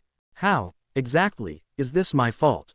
He wondered at Ron. Ron did not respond, and instead muttered something under his breath that sounded like crackpot Muggle games, and followed Hermione to the ground. Harry and Ginny looked at each other, shaking their heads. "Makes you wish," said Ginny, "they'd just get it over with and snog each other senseless already, doesn't it?" Harry's mouth dropped open, and Ginny turned and followed in her brother's path, grinning mischievously. Moments later, Ron was the one with his mouth hanging open. He apparently could not believe what Hermione was explaining to him were the rules of an actual game played by actual children. "So you mean," he said, disbelief etched all over his face, "that we are going to run around in the grass?" "Staying on your team's side of the line," said Hermione as she pointed to the row of rocks she had carefully stretched out from one side of the clearing to the other. "And we are just going to throw the quaffle as hard as we can at each other, trying to hit each other." "That's right," said a smiling Hermione. Ron turned to Ginny. "Have you ever heard of anything more tough in all of your life?" "Oh, for goodness sake, Ronald," scolded Hermione. "Tough, it's a children's game. You want to talk tough? Ask Harry how many times Quidditch has landed him in the hospital wing." "Don't know if I can remember the exact number," Harry said thoughtfully. "Too many bludgers to the head, I'd reckon," offered Ginny, grinning at Harry. Harry grinned back. The little voice in her head shouted whoopee. She mentally punched the voice in the mouth. "And this game," continued Ron, "is called, what was it called?" "Dodgeball," Hermione said with a pleased smile. "Dodgeball," repeated Ron. He shook his head as if this were the nuttiest thing he had ever heard. "This," he declared, "is the nuttiest thing I have ever heard." "I don't know, Ron," said Ginny, putting on her very serious face. "Seems to me that it's the perfect name. Tells you all you need to know about the game, really." "Hermione," said Harry, "you can't really play 2A-side dodgeball, can you?" "Nor can you play 2A-side Quidditch," Harry snapped back Hermione, but that certainly hasn't stopped us from trying to do just that for the past 2 weeks, has it? Harry looked unconvinced. All right, we'll play by points, acquiesced Hermione. 1 point for every opposing team member you hit, 1 point for each thrown ball you catch. 10 points wins a round, best 3 out of 5 rounds. Harry and I will be on separate teams, as we've played before. Harry and Ron against you and I, Ginny. She looked around. Everyone clear, then. Nope, said a stubborn Ron, grumpily shoving his hands into his pockets. Still don't get it. Oh, honestly, Ron, huffed Ginny. Just throw the quaffle at them until you hit them. 20 minutes later, running around on the ground of all places, Ginny was forced to admit that dodgeball was actually fun. There was a simple, primitive joy in playing a game that not only allowed you to heave a large ball at your friends and loved ones, but also actually demanded that you do so in order to win. Hermione, as it turned out, was the best dodgeball player among them, although Ginny and Ron had spent most of their lives throwing objects of various sizes and weights at each other and so were quick studies. Harry's dodgeball technique, if one could call it that, seemed to take the game as true to its name. He dodged the ball with such skill and reflex that in the course of 20 minutes Ginny and Hermione had only managed to hit him 3 times, and those were just glancing blows. Ginny merely found it to be curious, wondering why Harry didn't seem to be trying much to catch or throw the ball, but Hermione was finding it increasingly infuriating, equating Harry's success to dodge her throws with her own failure to hit him.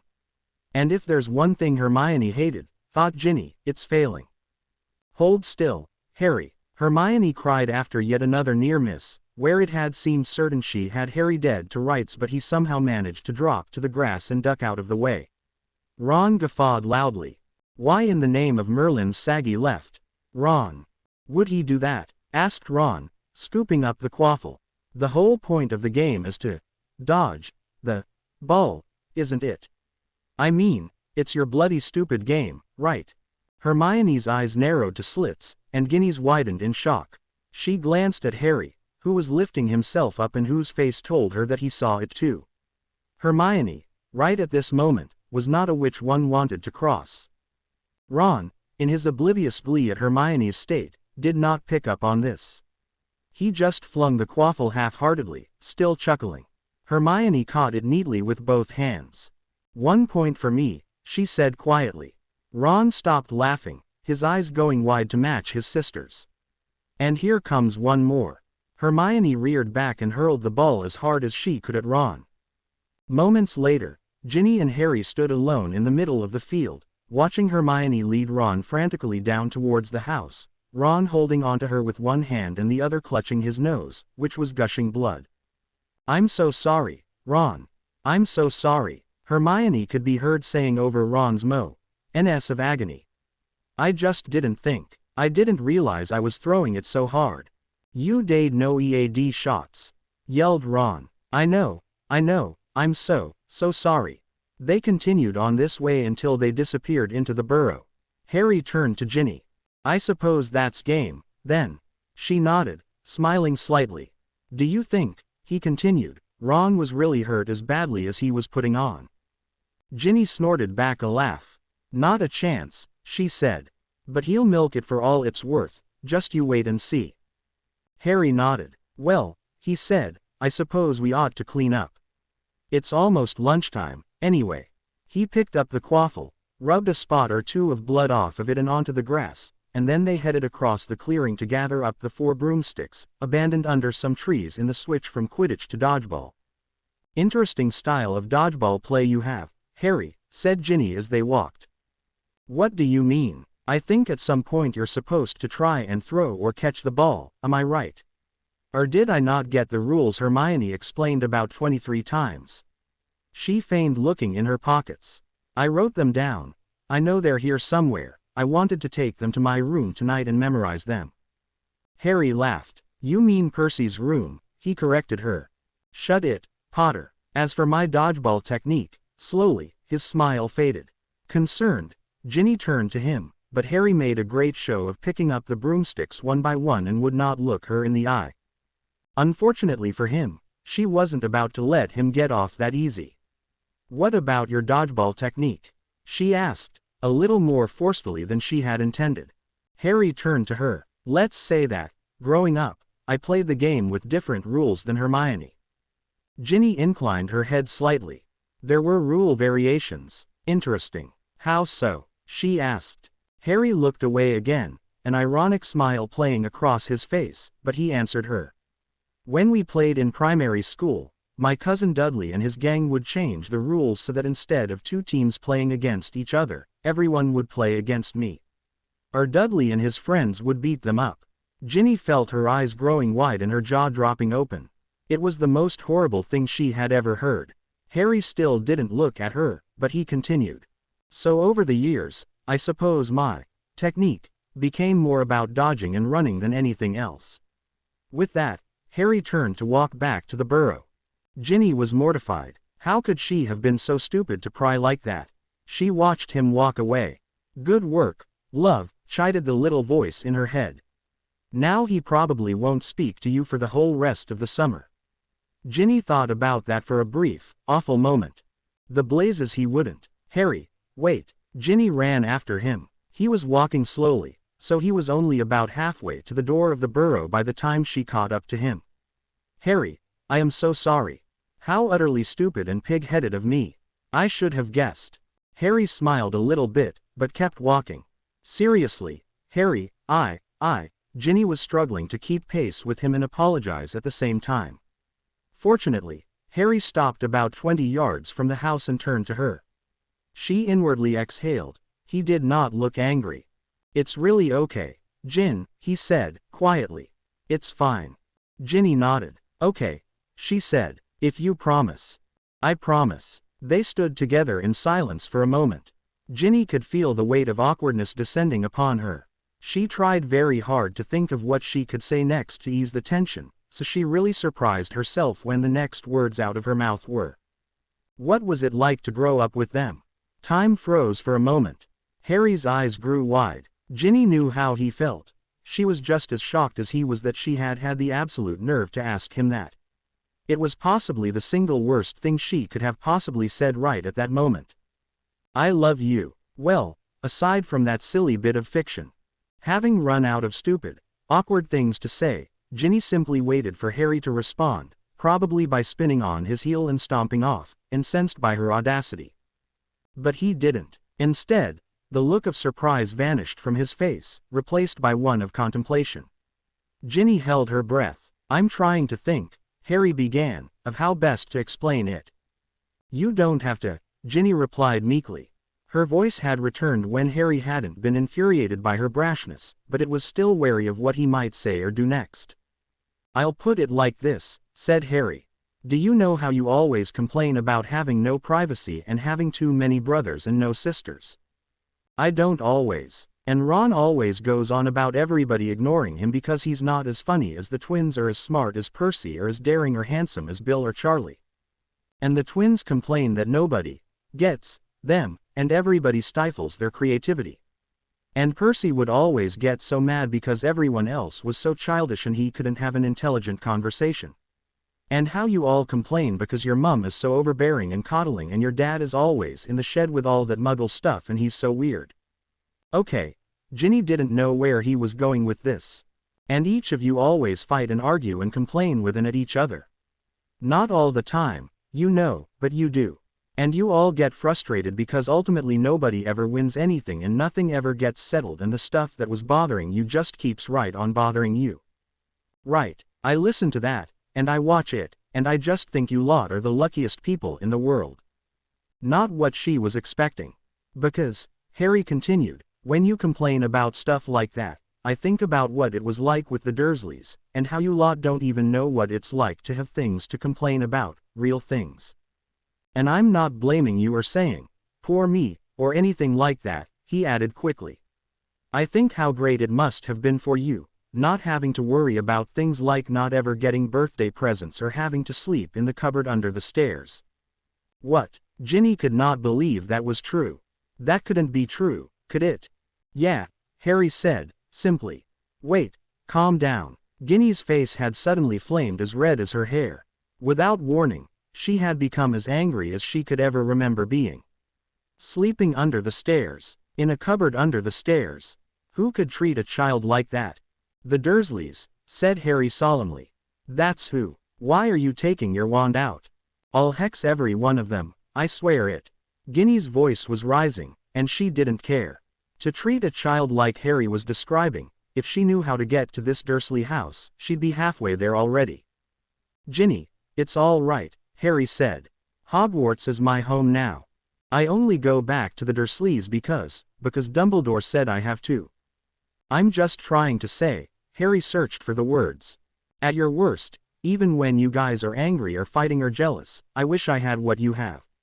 I wish I had the chance to grow up as part of a normal family. Ginny raised her eyebrows. All right, a semi-normal family, corrected Harry with a smirk. Even with all the fighting and not being able to stand each other. Believe me, all of that is a far cry better than what I had to go through. He paused, like becoming a walking target in dodgeball. They stood for a moment in silence. Harry looked down at the ground quite suddenly. He seemed to be realizing everything he had just said. Anyway, he muttered sheepishly. Nothing followed. Ginny was speechless. She did not know what to do or say. So, as her mouth did before, her hand took over. She didn't even realize she was squeezing Harry's hand with the tips of her fingers until she had already been doing it for several seconds. You know, she said tentatively, you do have a family now, or at least, the next best thing. Harry looked at her. She pressed on. I mean, you've heard Mum talking about you to the Order. She thinks of you as another son. And I'm certain Ron feels as closely to you as he does to any of us, as if you were his brother. Harry said nothing. His expression was unreadable, his gaze unflinching. As for the rest of us, Ginny took a deep breath, and then smiled. We think you're mostly sort of all right. The mood broke. Harry laughed and Ginny joined him. Thanks for the compliment, sis, chuckled Harry. Don't call me that, said Ginny quickly. Perhaps too quickly. Harry looked a bit stung. I have enough brothers already, Ginny hastily explained. The last thing I need is a seventh, especially one who can't even play a proper game of dodgeball. Harry laughed again, and seemed about to retort when a deafening scream emanated from within the burrow. Hermione, what did you do to that poor boy? Oh, Ronald. Come, and I will take a look at your nose. Haven't you always said, the British women are far too robust for their own good? Harry and Ginny exchanged horrified glances. Oh, no, poor Ron, said Harry. Poor Hermione, Ginny added. Then she grinned. Shall we go watch? Harry looked concerned. I don't know, he said. Ron's probably mortified that Fleur's talking to him as if he were 6 years old, and Hermione must be fuming. They probably don't want us around making it worse. Disappointed, Ginny was about to reluctantly agree, when a grin of his own crossed Harry's face. I am a bit hungry, though, he said. They can't say anything about us sitting and eating lunch while they're in the kitchen, can they? They most certainly cannot, said Ginny, her grin reappearing as wide as ever. And with that, she grabbed Harry by the arm and dragged him into the burrow. The next morning, Ginny was the last down to breakfast, again. She couldn't remember when, exactly, she had become such a late riser, but after a moment's thought realized it wasn't worth another moment's thought. At the kitchen table where they were finishing up breakfast, Ron and Hermione had seemingly decided, either independently or together, that dodgeball was a topic about which they would speak no more and were instead being bizarrely polite to each other. More pumpkin juice, Hermione? Asked Ron, offering the large pitcher across the table. Thank you, Ron, replied Hermione. Are you quite finished with the prophet? Oh, yeah, sure. Ron hastily offered the paper, obviously unopened, to Hermione across the table. Only if you're finished. No, absolutely. Thank you. No problem. Hermione opened the paper, and Ron continued shoveling bacon into his mouth, both sporting subtle smiles. Ginny watched the entire exchange, dumbfounded, and looked at Harry. He glanced at her, shaking his head and rolling his eyes. This had, apparently, been going on all morning. And so the meal continued, with Ron and Hermione being painfully pleasant to one another, and an incredulous Harry and Ginny gritting their teeth and trying their best not to laugh. This behavior may have continued the entire morning if Fleur hadn't entered the kitchen. "Oh, Ronald, let me see your nose." "Ah, yes, the swelling has gone quite down. You can hardly tell where the quaffle was so rudely eaved into your face." With that, she swept up the stairs towards Bill's room, but the effect of her comment lingered. Hermione closed the "Prophet" with a far louder snap than was entirely necessary. "Shall we go, then?" she said frostily. She got to her feet and headed to the door. Ron, Harry and Ginny followed suit, but before they could get away, Mrs. Weasley swept into the room. "Not so fast, you four," she said briskly. There were moments, thought Ginny, where her mother seemed as though she could be Professor McGonagall's long-lost daughter. Usually those moments coincided with a list of tasks that they were going to be asked to do. "You have spent quite enough time on your broomsticks playing that silly game," Mrs. Weasley lectured. "Ronald's bloodied nose is enough to show me you are in need of more productive ways to fill your time. Now, I won't hear it." She cut off the protestations of Ron and Ginny before they could really begin. "Harry, Ron, Hermione, the garden needs denaming. Again. And Ginevra." She turned to Ginny and waved her hand airily at the breakfast table, laden with the remnants of their meal. "Dishes," she said with finality. "Mum," cried Ginny. This, she felt, was patently unfair. Without Quidditch to distract them, the conversation of the other three would surely turn towards Harry's night out with Dumbledore, and whatever it was the headmaster wanted him to do. She had been hoping at the very least to eavesdrop on that conversation, but now. "Not a word," her mother said warningly. Ginny clammed up. She knew that tone, and knew better than to defy it. It certainly wouldn't stop her from sulking about it, though. "Out with you three," Mrs. Weasley said, turning and bustling the others from the kitchen. "Get to it." Ron and Hermione left the kitchen in a hurry, eager to avoid any additional tasks being handed their way. Harry followed, but stopped and turned in the doorway. "See you later, Ginny," he said with an apologetic shrug. "Right, no worries," Ginny replied. Harry hurried after Ron and Hermione, and Ginny turned her sour expression towards her mother. "Oh, don't give me that look, young lady," scolded her mum. "Dumbledore specifically mentioned I should give the three of them time alone to discuss." Ginny's ears perked up, but her mother stopped, a puzzled expression on her face. "Well, I don't know what, actually, they're discussing," she admitted. Her expression then grew sour.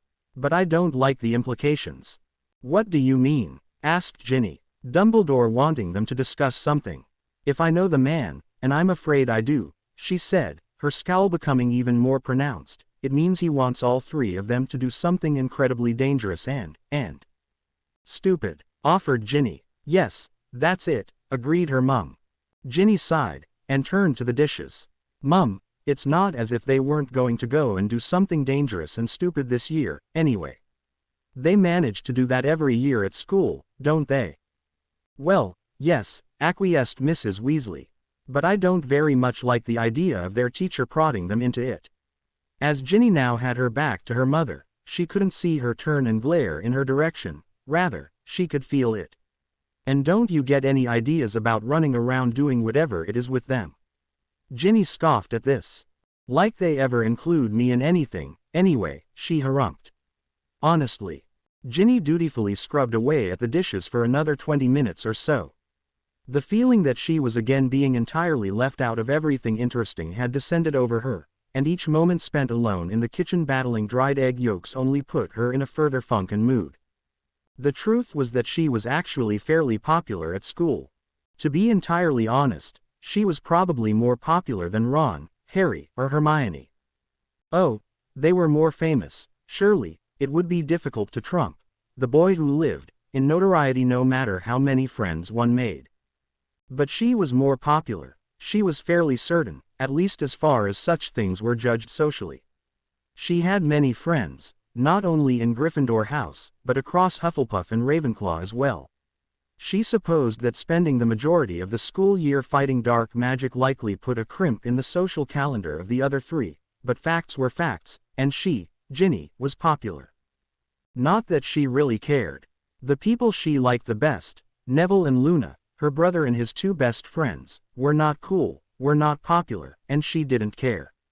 She had long ago learned to frown upon people who judged others based on rumors and whispers spread through the hallway. She assumed this was an after effect of the events of her first year, when she spent much of the time not speaking to anyone and writing in a diary that had turned out to be possessed by Voldemort. She had endured stares and whispers throughout her second year as well, and had not developed the thick skin she now wore until some time into her third year, about the same time she had realized just how silly she was being with her schoolgirl crush on Harry.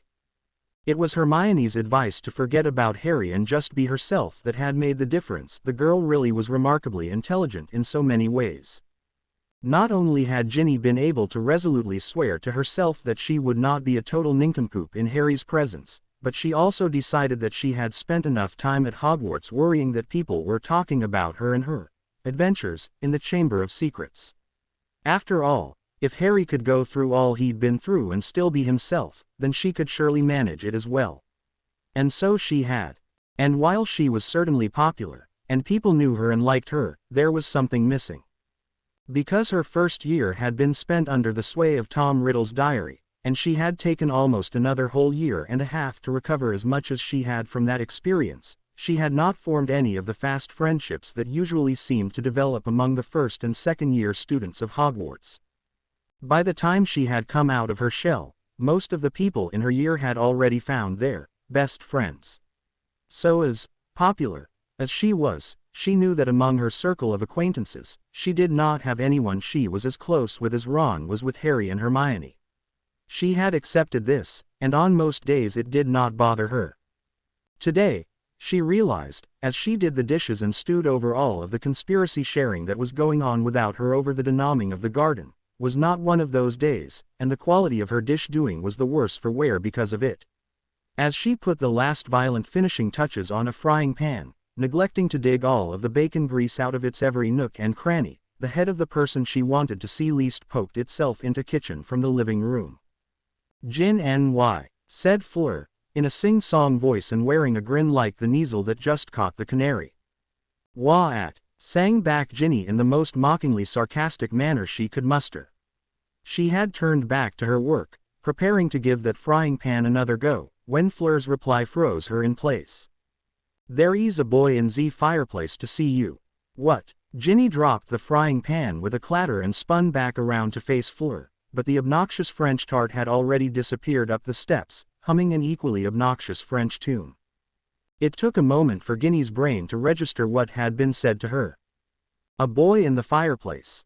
Who? Then it hit her. She had felt so guilty about not owling Dean at all over the first few weeks of the summer break that she had managed to convince her father to ask at the ministry if a time could be set when she could speak to Dean over the Flow network. Given the current security surrounding the burrow because of Harry's presence, it had not been easy, but apparently being Daddy's little girl still paid off in some ways, as Mr. Weasley had managed to convince the powers that be to give them one brief 5-minute window in which to converse. A window that she was now 2 minutes late for. Quickly wiping her hands on her jeans, she hurried into the living room to, sure enough, see Dean's worried head sitting in her family fireplace. "Ginny," he called out, "thank goodness you're all right." Ginny's brow furrowed. This was not the first thing she expected Dean to say. "All right," she repeated. "Of course I'm all right. Why would I not be all right?" "You were supposed to Flo call me 2 minutes ago," Dean explained. "When you missed the connection, I got nervous that something had happened, you know, with Harry there and all." Ginny had to concede that this was a fair assumption. Dean continued, "So I decided to call you instead and make sure everything was fine." Fleetingly, Ginny wished that her first reaction to this piece of information had been pleasure that Dean had been concerned for her well-being. Instead, she thought it was rather foolish of him to blindly shove his unarmed head into a location where he thought there might be danger.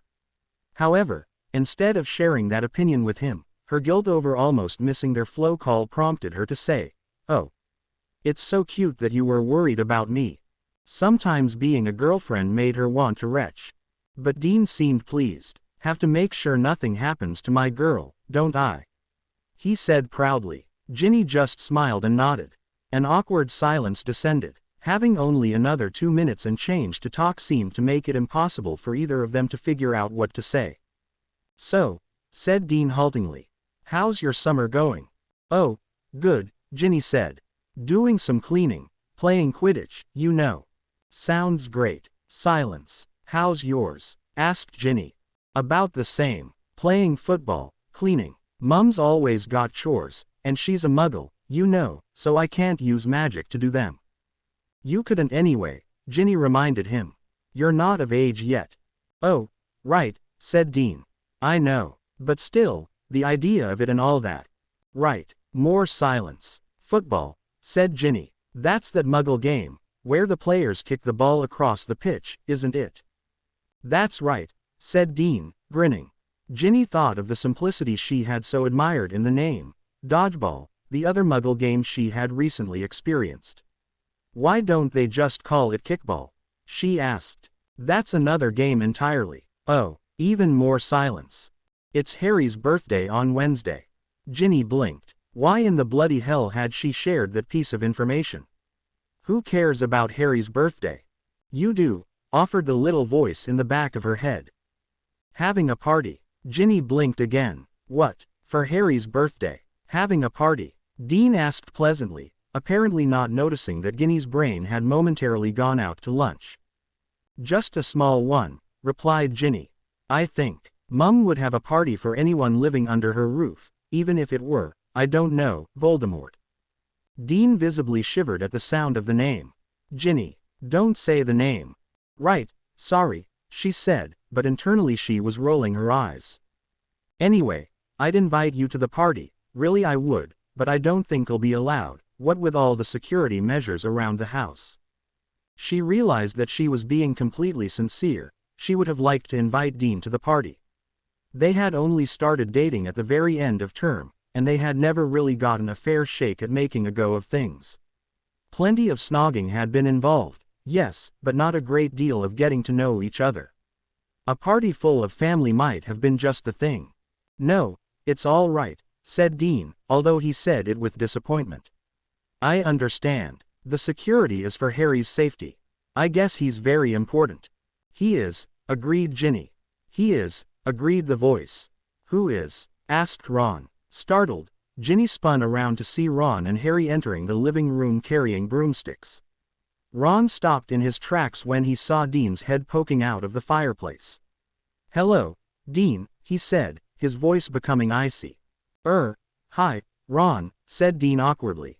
Ginny hardly blamed him. Hello, Dean, good to see you. Harry jumped in, giving Ginny a sympathetic glance. Ginny returned it with one of gratitude.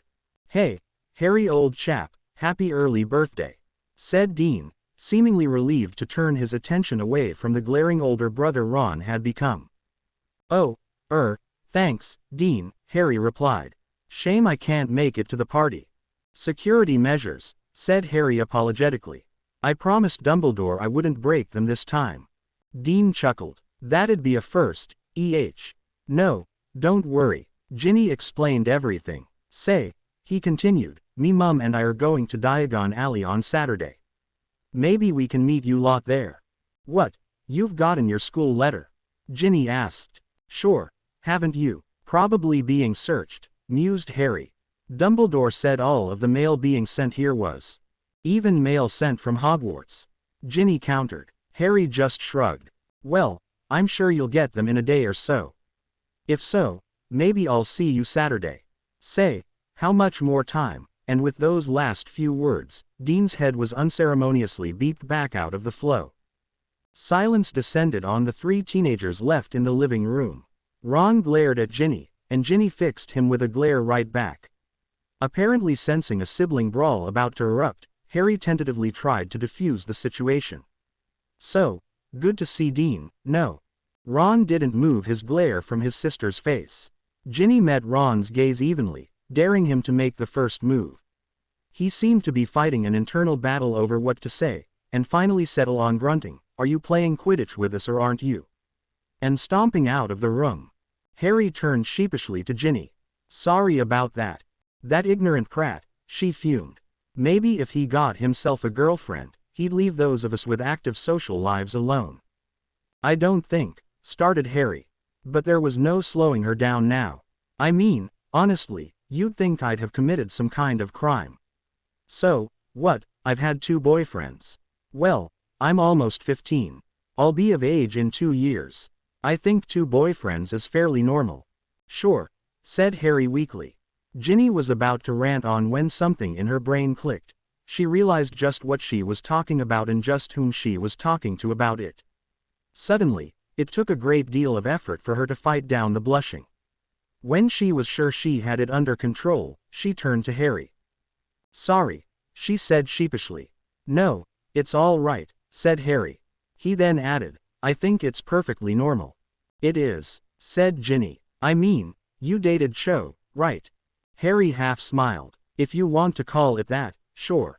And Hermione, Ginny continued, dated Victor. Harry threw a nervous glance to the kitchen doors. Maybe you shouldn't talk about that so loudly, he said nervously. Ron might come back. But Ginny suddenly realized that the last thing she wanted to talk about was Ron and his stupidly obvious infatuation with Hermione. If she never spoke of her brother again. So, how are things with you and Dean? Ginny looked at Harry in surprise. She hadn't expected him, of all people, to ask this. Going well. I suppose, she said cautiously, but suddenly it seemed as though talking to Harry about her boyfriend was not as awkward as she had built it up to be. It's not as though we've gotten to spend much time together, she added, a little more bravely. Well, you'll be back at school soon, Harry offered. I suppose that should help. Right. Ginny smiled. I suppose it should, yes. It was amazing to her that Harry could battle dark wizards seemingly all day long but still seemed so clueless when it came to other, more normal things. Then she remembered what he had told her about his life with the Dursleys, and how little normalcy it had contained. The smile faded from her lips. What about you and Cho?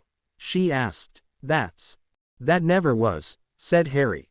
Honestly, it's not even history, because it barely happened. Sorry. Harry just shrugged. Ginny smiled again. Don't worry, though, things are bound to get better soon. Harry smiled back, and offered his hand. Have we met? I'm Harry Potter. Things don't go well for me. Ginny laughed, and shook his hand. Yowza, stupid voice. Pleasure to meet you, Harry Potter, she said. I'm Ginny Weasley, and I'm here to tell you that you're bound to have at least one day this week where things go well. Oh yeah, why's that? Ginny shrugged. It's your birthday on Wednesday, and you're in the Weasley home, where birthdays are recognized as national holidays. Now, she added, snatching the broom from a laughing Harry, let's go play Quidditch. Harry's birthday tea, however, did not go quite as seamlessly as planned, much to Mrs. Weasley's chagrin. It quickly turned into a litany of who had recently turned up missing or dead, as so many gatherings of wizarding folk seemed to these days. Her father had grimly assured her that this, too, was reminiscent of how things had been back during the First War. While she found it hard to care that the decidedly creepy former Death Eater and now former headmaster of Durmstrang Institute, Igor Karkaroff, had been found dead, the disappearance of Mr. Ollivander and Florine Fortescue alarmed her, as it did many others. In the evening, after the few non-Weasley guests had departed, well before it got too dark, Ginny poked her head out of Percy's bedroom. The one good thing about phlegm choking up her room was that staying in Percy's greatly reduced the chance somebody would see her now. Quietly and carefully closing the door behind her, and carrying a lumpy package wrapped hastily in brown paper, she quickly covered the several feet separating Percy's door and the twins. Fixing her hair without realizing it, she knocked as gently as she could. Come in, carried Harry's voice from inside. Ginny opened the door and poked in her head. It's me. She hovered a moment, a little uncertain if she should enter, but then stepped fully in the room and shut the door behind her. Hey, said Harry distractedly. He lay on Fred's bed, and was doing the most curious thing. He had a golden snitch clenched in his right hand, and was releasing it, letting it fly almost out of reach, before quickly snatching it back to him. Ginny watched him do this 5 or 6 times. Harry did not look at her. What are you doing? She finally asked. Is that some sort of seeker training exercise or something? No, said Harry. It's just something I saw someone do once. He looked decidedly cross, thought Ginny. More like he had looked through much of the previous year, not the more cheerful version of Harry that had come to the burrow just a few weeks prior. "Where'd you get the snitch?" Ginny asked. Harry snatched it out of the air a little bit harder than was absolutely necessary and turned it over in his hands. "Remus," he said shortly. "Professor Lupin. He found it among serious things. Said it used to be my dad's. Thought I might like to have it." Ginny would have thought so too, although the look on Harry's face at the moment indicated otherwise. Ginny felt her jaw set. Harry had seemed in such better spirits so far this summer. If he thought he was going to make them suffer another whole year with him being a flat-out miserable sod again. But even as she thought this, Harry sighed. His face softened and the irritated look he had carried moments before was replaced with one of distinct sadness. "Ginny," he said, turning to her. "Can I ask you a question?" "Of course, Harry," Ginny said, sitting down on George's bed. "What's up?" Harry studied the now stilled snitch in his hands for a moment, then looked up at Ginny. "Have you ever known?" He stopped. "Wait, let me say that differently. Has somebody you loved ever turned out to be well, just a giant, humongous prat?" Ginny smirked. "Have you met Ron?" Harry smiled for a moment as well, but it quickly faded. "No, I'm serious." "All right," said Ginny, her smile fading as well. "Have you met Percy, then?" Harry just looked at her for a moment. "Right," he finally said. "So, what do you do?" Ginny shrugged. "Well, we don't really know what to do about Percy, honestly. We just hope he comes to his senses, I suppose, and sees how much he's hurting Mum and Dad. I mean, we're all affected by it. But it's them he really has to settle things with, you know." Harry nodded at her, lost in though. Then he asked, "Do you still love him?"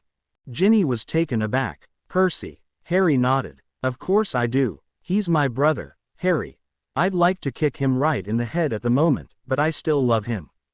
We all do, I reckon. Even Mum and Dad. Especially Mum and Dad," she amended. "Mum was always so proud of him." Harry shook his head. "I don't know how you can forgive him." "I don't know how I can." Harry stopped, lost in thought again. Ginny wasn't sure who he was thinking of, but she was fairly sure it wasn't Percy. It couldn't be the Muggles. Harry hated them, and based on what she had just recently learned about them she could think of far worse things to call that lot than prat. "So who?" "Harry," she began. "I don't know who it is you're talking about." He looked at her, a protest seemingly on his lips, but she cut him off. "And I don't need to know. It's all right. But," she thought for a second. "Here's the thing. We're all of us prats, sometimes. Everyone. No matter how good a person somebody is, at some point they're going to do something that makes them seem a right foul git, you know. A complete ass." Harry smiled. "It's true," continued Ginny. "Why, even I, Ginevra Molly Weasley, the most well-mannered and even-tempered lass in all the land, have been known to lose my cool and spout off at incredibly inopportune moments, from time to time."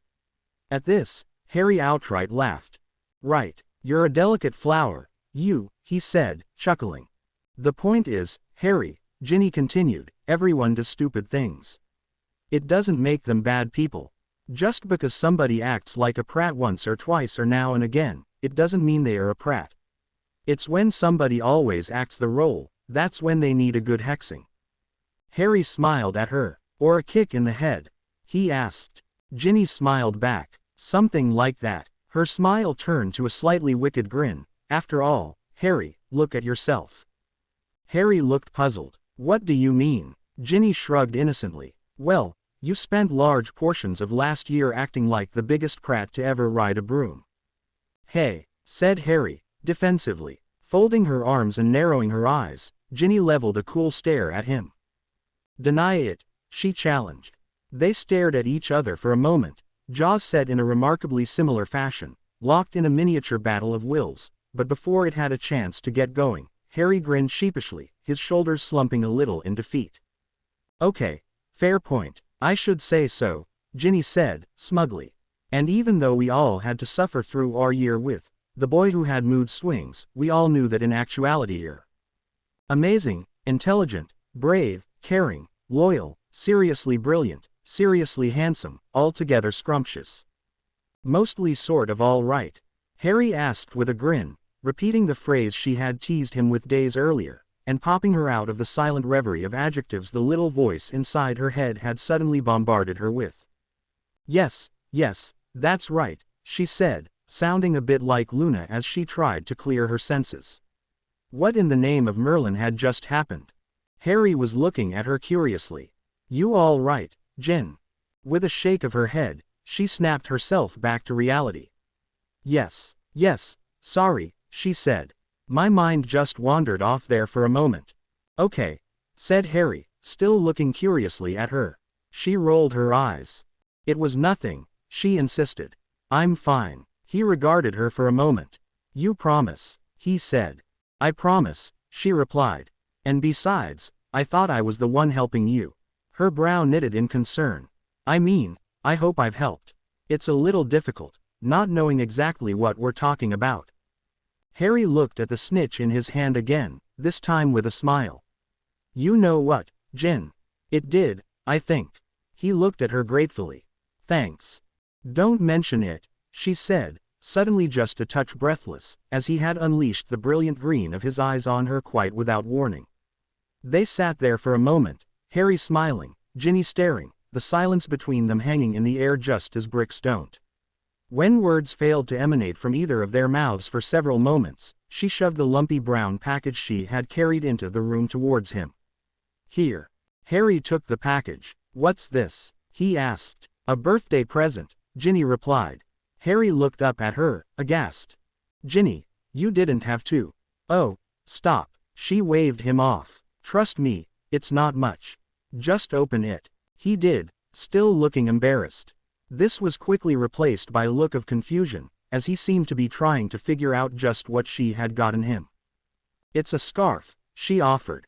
Oh, said Harry. Right, I knitted it. He looked up at her. She rolled her eyes. Mum insists that I learn to do, I don't know, mum-like things. It bothers her that I'd rather be playing Quidditch than knitting or cooking. Harry nodded, but didn't look at her. He was busy pulling his red and gold striped scarf from out of the package. It didn't seem to want to stop. It just kept going and going and going and going. Harry had pulled about 5 feet of scarf out of the package now. Ginny blushed slightly. It's a bit on the long side, he observed. Well, I had some trouble with the knitting charm, admitted Ginny. I couldn't quite get the needles to stop. I see, said Harry, 8 feet of scarf now out of the package.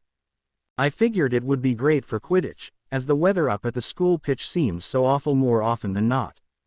Awful, right, said Harry, now up to 11 feet of scarf. I actually started making you a sweater, said Ginny, her voice now getting just a bit louder than was absolutely necessary as the length of scarf kept unfurling from out of the package. But that was a disaster. Harry looked at her, looked at the scarf, and looked at her again. Just how disastrous could it have been? Ginny grimaced. Let's just say the ghoul in the attic now has a lovely hand-knit kilt in Gryffindor red and gold. Ah, said Harry, a kilt wouldn't go over too well on a broomstick, I reckon. Ginny grinned. No, continued Harry, I think we'll stick with the scarf. Ginny rolled her eyes. You don't have to pretend you like it. It's awful. I'm rubbish at knitting. No, insisted Harry, who now had the full 15-foot-long scarf sitting on his lap. It's brilliant, thank you. You don't mean. I do, swore Harry. In fact, what I like best about it is, I could tie one end to the goal hoops on the Gryffindor side of the pitch, and still make it all the way to the other side of the pitch without tearing it. He was clearly enjoying this. Forget it, steamed Ginny. If you don't like it. She grabbed for it, but he pulled it away. No, he said, seriously. No, I love it. It's a perfectly good scarf, and even if it wasn't, it's the thought that counts. Ginny snorted. That's a load of. No, it's not, said Harry firmly. I'm not one who got a lot of birthday presents growing up, Ginny. She stopped grabbing for the scarf and looked at him. Of course he hadn't. She had forgotten, and he had just told her about the Dursleys days prior.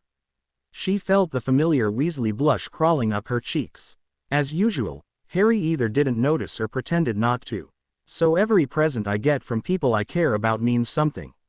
He held up the scarf again, studying it. In fact, I think all of the people I care about could wear this at once, which makes it extra special." She laughed at this, and he grinned. "So thank you, Ginny." "You're welcome, Harry," she replied. "I'm glad I could give you a gift everyone can enjoy together." She scratched her head. Just do me a favor and don't mention this to anyone, all right? I don't want my stupid brothers hearing I got you a present." "Why not?" "Well," said Ginny. She took a deep breath. She suddenly realized how free and easy she and Harry had been with each other for almost a full year, and even more so this summer. Bringing up the past, acknowledging her old inability to speak around him, it occurred to her that mentioning it might cause it to happen again. She wasn't ready to make light of that part of their past with him. "Not yet. Just don't," she improvised. "I'll never hear the end of it over this 15-foot monstrosity." She held her breath. She was fairly certain Harry would realize that this wasn't the real reason she didn't want him to bring it up around others, that she was really worried that if her brothers heard she had given Harry a birthday present they'd see a target on her forehead, just as they had when she had made Harry that bloody stupid Valentine's card. But Harry just smiled. "All right, Gin," he said. "Mum's the word." As usual, he pretended not to notice any awkwardness on her part, either now or in the past, or perhaps he actually, truly didn't notice it. Either way, Ginny didn't know whether to be relieved by his compassion or annoyed by his obliviousness. Suddenly, the door opened with a bang, and Ron burst right in. "Oi, what are you lot doing in here?" Caught off guard, sitting alone with Harry, discussing how she wanted to avoid exactly what was now happening, Ginny's usually lightning-fast false response reaction time seemed to sputter out. I was just, that is, we were. Ginny was telling me about a letter that Hermione got the other day," said Harry. Ginny whirled at him, eyes wide. "A letter," said Ron suspiciously. "From who?" "Dunno," said Harry. "What did you say the envelope was initialed, Ginny?" Harry had bought Ginny enough time to recover. "Oh, let me think. Yes, I think it was VK, though I can't be sure." She turned to the now ashen-faced Ron, and asked sweetly, "You don't know anyone with those initials, do you, Ronald?" Ron distractedly shook his head, and without another glance at either of them, stumbled out of the room. Grinning, Ginny turned to Harry. "I'm impressed." Harry smiled. "You're not the only one who's ever had to think fast, you know." Smiling, Ginny nodded. With Harry's eyes on her, a silence laden with meaning threatened to descend on them again. Instead of allowing that to happen, she said, "I'd better get to bed." "Right," said Harry. "Thanks again for the scarf." Ginny quietly padded back to Percy's room, thinking that had gone exceptionally well. It certainly did. She didn't even mind the voice this time. Of course, she had no intention of encouraging it, either. It was the Saturday following Harry's birthday, and Ginny and Hermione were in Fred and George's new shop, Weasley's Wizarding Wheezes, the lively new centerpiece of a Diagon Alley that seemed to otherwise be living in constant fear of Death Eater attacks. The Weasleys, Harry, and Hermione had come to Diagon Alley to stock up on supplies for the coming term, and the twins' new store was the last stop of the day. The two teenage girls were poring over something called patented Daydream charms, which were what was currently amazing Hermione. The claim being made by the makers of the charm, who just happened to be Ginny's surprisingly industrious elder twin brothers, was that each charm would provide a realistic 30-minute daydream for the user, which seemed just the thing to make one of Professor Bin's History of Magic lectures almost bearable. But while Ginny was formulating ideas for their usage, Hermione seemed to be simply admiring the craftsmanship. "Remarkable, remarkable magic," she kept muttering to herself. "Simply astounding." She rifled through the display, reading off the names of each charm. Pirate Daydream, Quidditch Star Daydream, Warlock Daydream, Muggle Daydream. Hermione chuckled and read the product description aloud. "Spend 30 minutes as a Muggle. I'm tempted to buy this. Seeing as how I don't think either Fred or George has ever met a Muggle, it would be interesting to see just how accurate this is." "They have," corrected Ginny. "Harry's family blew up their chimney. Besides," she continued, "I have learned, Hermione, to never doubt Fred and George when it comes to the unconventional." Ginny pulled two more charms from the display. "Look at these. The Dragon Handler Daydream and the Curse Breaker Daydream." "Wait, Isn't that Charlie and Bill, said Ginny. Apparently, Fred and George had borrowed the employment of the two eldest Weasley brothers for their daydream charms. Hysterical. I wonder if they did all of us. Do you think they have one for Ron? Spend 30 minutes as a tall, gangly git who can't seem to do anything right. Hermione laughed. No, who would want it? Ginny went on. She glanced at Hermione, and added playfully, well, I can think of one person who may be interested in a Ronald Weasley daydream. It seemed to take Hermione a moment to register Ginny's comment, but when she did, the smile disappeared from her face. I don't know what you're talking about, Ginny, Hermione said, giving her usual reply to such accusations. Honestly. Ginny sighed. She was getting tired of this. Oh, come on, Hermione, she implored. I tell you, things. I don't want to talk about it, said Hermione, now going through the daydream charms a little bit faster than was necessary. Talk about what? Challenged Ginny. I thought you didn't know what I was talking about. I don't, Hermione insisted. It's rubbish. I don't. I just. She collected herself, and turned to Ginny. Even if there were anything to talk about, which there is not, this is hardly the time or the place. All right, acquiesced Ginny. Besides, continued Hermione, it's all so utterly absurd and maddening. I just don't. She stopped, staring off into the distance. Ginny didn't press her. This was the closest to a confession of absolute love and adulation for her brother that Hermione had ever expressed. She decided to chalk this one up as a victory. So, said Ginny, changing the subject, Dean may be meeting us. Oh, Hermione's voice was back to normal. You told him we'd be here. Owled him late last night, Ginny admitted. Forgot to do it sooner. Don't even know if he got it in time. I'm a terrible girlfriend. Don't be silly, said Hermione. Do you think your brothers will go easy on him? They'd better, Ginny retorted, a touch of menace ringing in her voice. But I doubt it. Hermione smiled. So do I, she replied. She glanced around for a moment, and then leaned in almost imperceptibly closer to Ginny. And what about Harry? She asked. Ginny had continued to thumb through the daydream charms. At this comment, she looked up at Hermione, a puzzled look on her face. What about Harry? She asked. Are you know, Hermione began, hesitantly. Are you all right with him and you and everything? Ginny smiled. Although everyone seemed to know about her one-time crush on Harry except, perhaps, Harry himself, Hermione was the one person she had actually told about it, back in her 3rd year. It was Hermione's advice that had enabled Ginny to move on from her girlish infatuation, and she was glad she had confided in the older girl.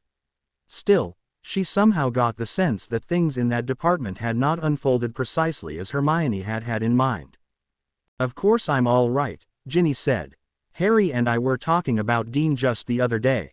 He tried to give me relationship advice, actually. She smiled. It was very cute.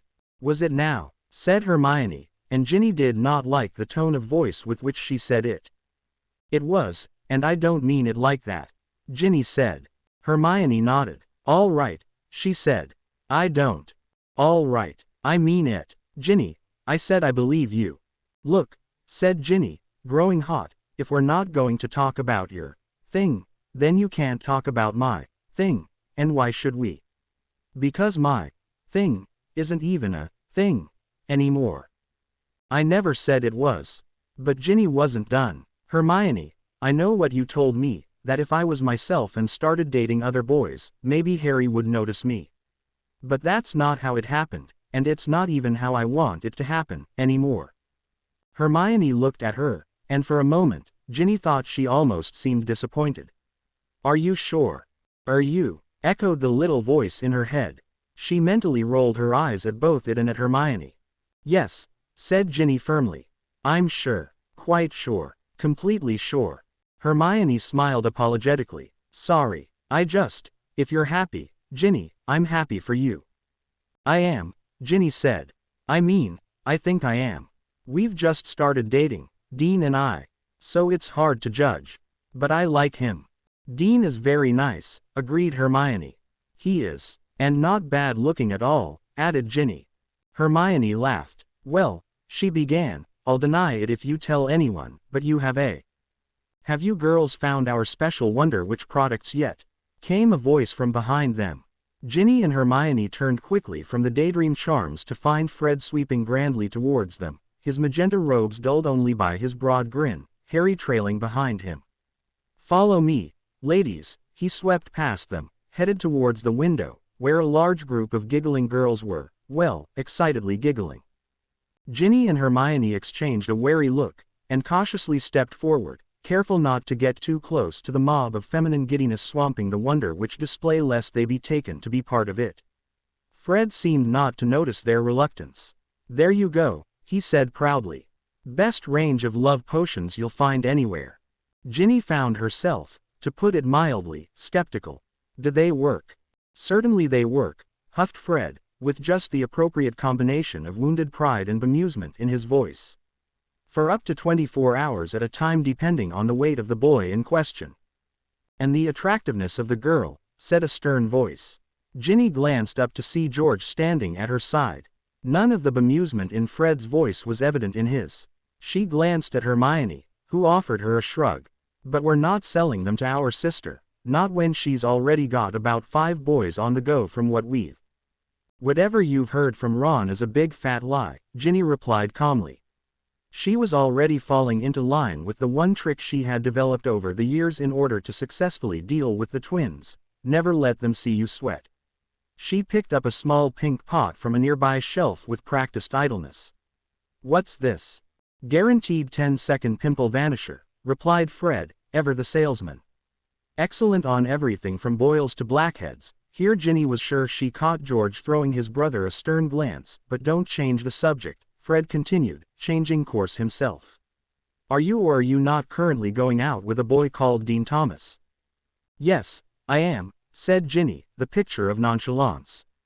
And last time I looked, he was definitely one boy, not 5. At that moment, something on a nearby shelf did actually catch her attention. Just to her left stood a large golden cage, filled with scrambling and squeaking little pink and purple balls of fluff. Pointing to the cage, she asked, "What are those?" "Pygmy puffs. Miniature puffskeins. We can't breed them fast enough." "So what about Michael Corner?" "I dumped him. He was a bad loser." Ginny was only half listening now. George's act was beginning to bore her. She stuck her finger through the bars of the cage and stroked the nearest puff, which tittered appreciatively. "They're really cute."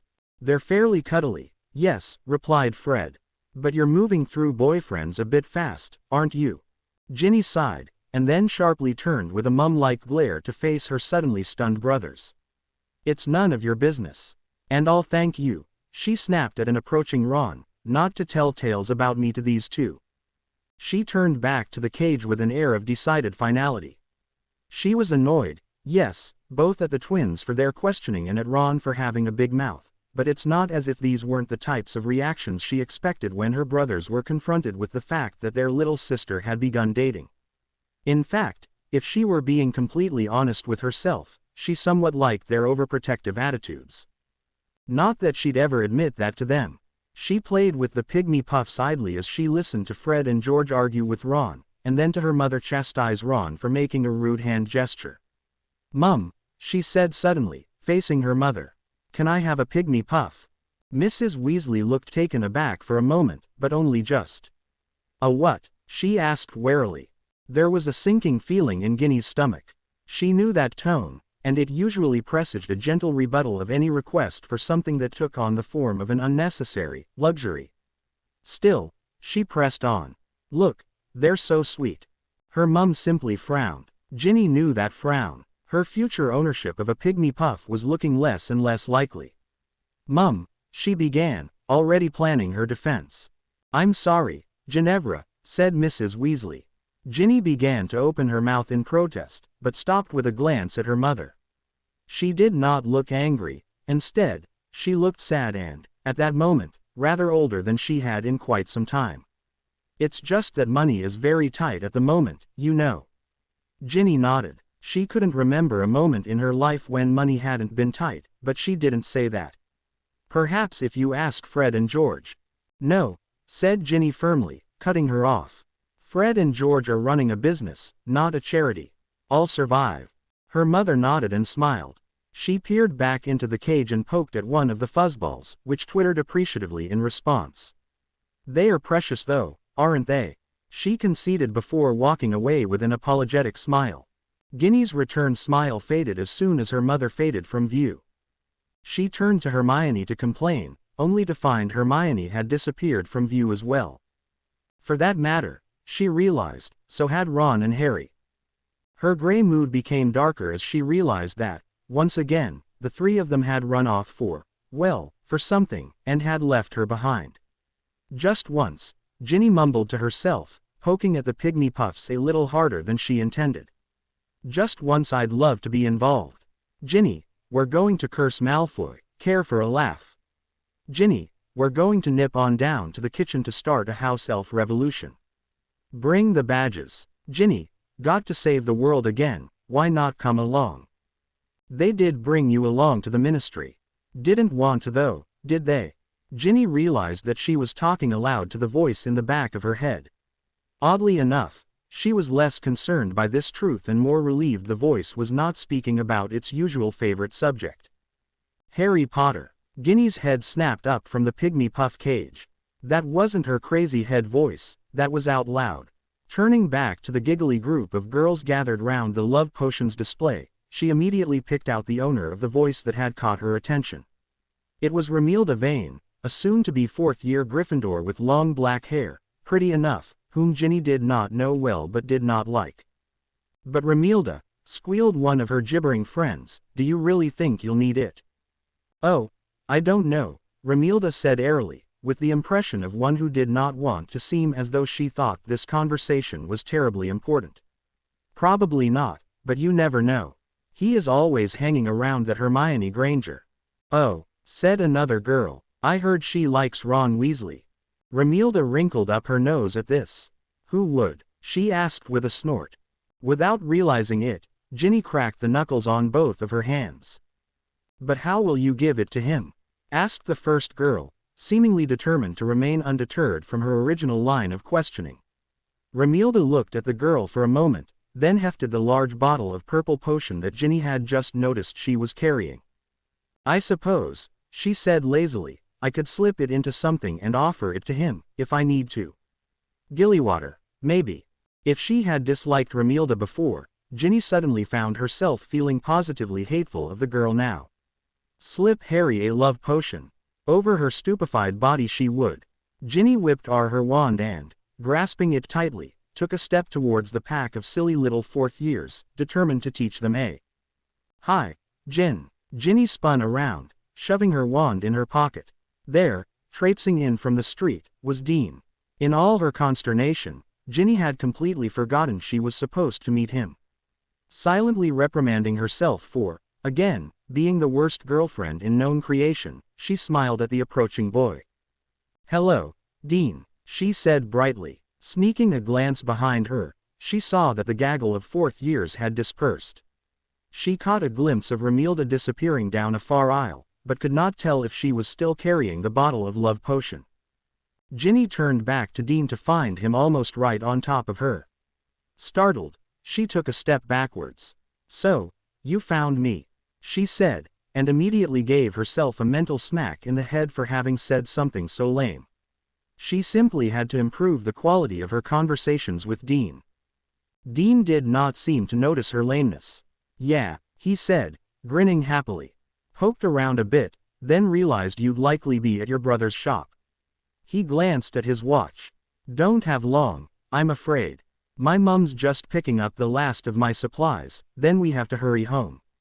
She's a muggle, you know," Dean added. "I don't really feel safe with her out and about in our world these days." Ginny nodded compassionately. "Right," she said. "I understand. I wish we had a little more time, though."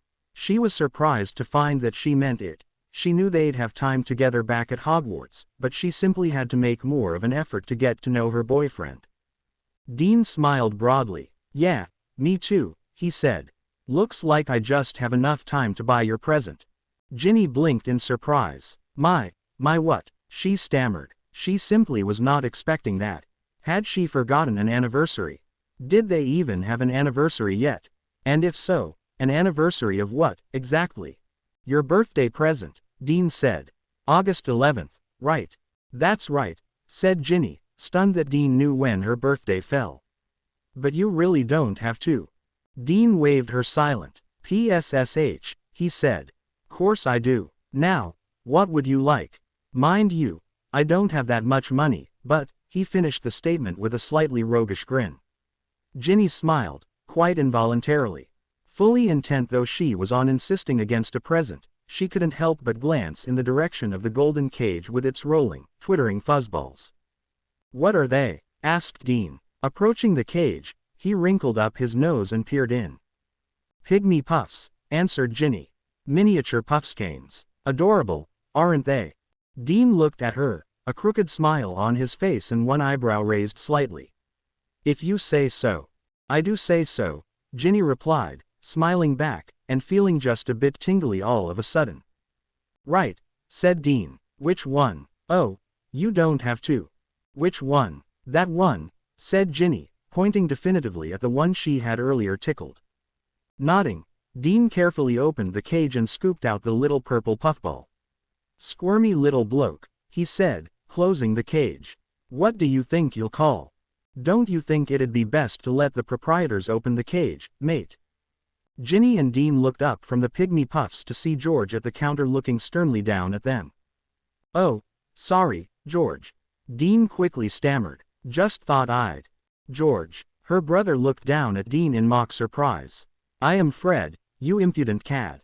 No you are not, George. Shot back Ginny. George threw her a glance, then looked back to Dean. Calling me the wrong name, opening up cages in my shop, all the while getting just a little too familiar with my sister. George was getting on a thundering good roll now. Just what is your name, young man? Dean, for his part, looked overwhelmed and bowled over by this sudden confrontation, but Ginny glowered back at her brother. Oh, come off it, she scoffed. You bloody well know who Dean is. You went to school with him for 4.5 years. She then turned to Dean, who still looked quite unsure of what to do next. Although, she said thoughtfully, Dean might not know who you are. After all, you are a matched set. Dean, she said, the mock helpfulness in her voice oozing in sincerity, this is my older brother George, not to be confused with my older brother Fred. You can tell this is George, she continued, because he's the one nobody likes. He's also a right ugly git, added Fred, now stepping behind the counter. Whereas I am the handsomest wizard in the establishment. Hello, Mr. Thomas. To what do we owe the pleasure? Ginny looked at Dean. She knew her brothers could be intimidating, but silently, she was desperately urging him to find his voice. Unfortunately, when he did, he said perhaps the most non-intimidating thing he possibly could have. Pygmy puff, he croaked, placing one of the little creature that Ginny had picked out onto the counter. Fred and George looked at each other, eyebrows raised. A pygmy puff, Dean? Asked Fred. Is there something else you'd like to tell us? It's not for me, Dean hastily added. It's for Ginny, for her birthday. Oh, said Fred, seemingly mollified. I suppose that's all right, then. Wouldn't you say, George? Well, began George. Ginny glared at him. He'd better not make this whole ordeal more awkward than he already had. Seeing as how he is buying presents for our little sister, as he should be, said George, having caught Ginny's glare, and he's, even better, buying them from us, I suppose we can allow it. Dean noticeably exhaled. Thanks, chaps, he said, pushing payment across the counter. He turned and handed Ginny the pygmy puff. And for you. Ginny delighted at the playful little fuzzball now rolling around in her hand. She was tickling what she assumed was its chin and wondering what to call him when she heard Fred's voice say, Candy, Dean. She looked up to see Dean taking a sweet out of a box being offered by Fred.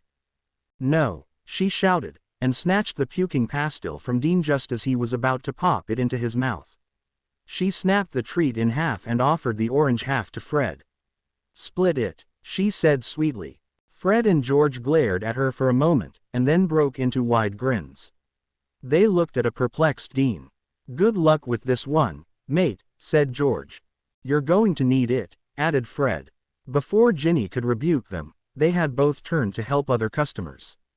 Dean reached down, grabbed Ginny's hand and pulled her out of the shop. Outside, he turned to her. "Well," he thought, "that went better than I expected." Admittedly, Ginny had to agree. "Yes," she said, "you still have all of your fingers, so I'd say that's a plus." Dean laughed. Ginny didn't. Dean stopped. "You're serious?" he asked. "You never know with those two," she said. "No, don't worry," she hastily added, noting the sudden panic in Dean's face. "They're really harmless. You just can't show fear.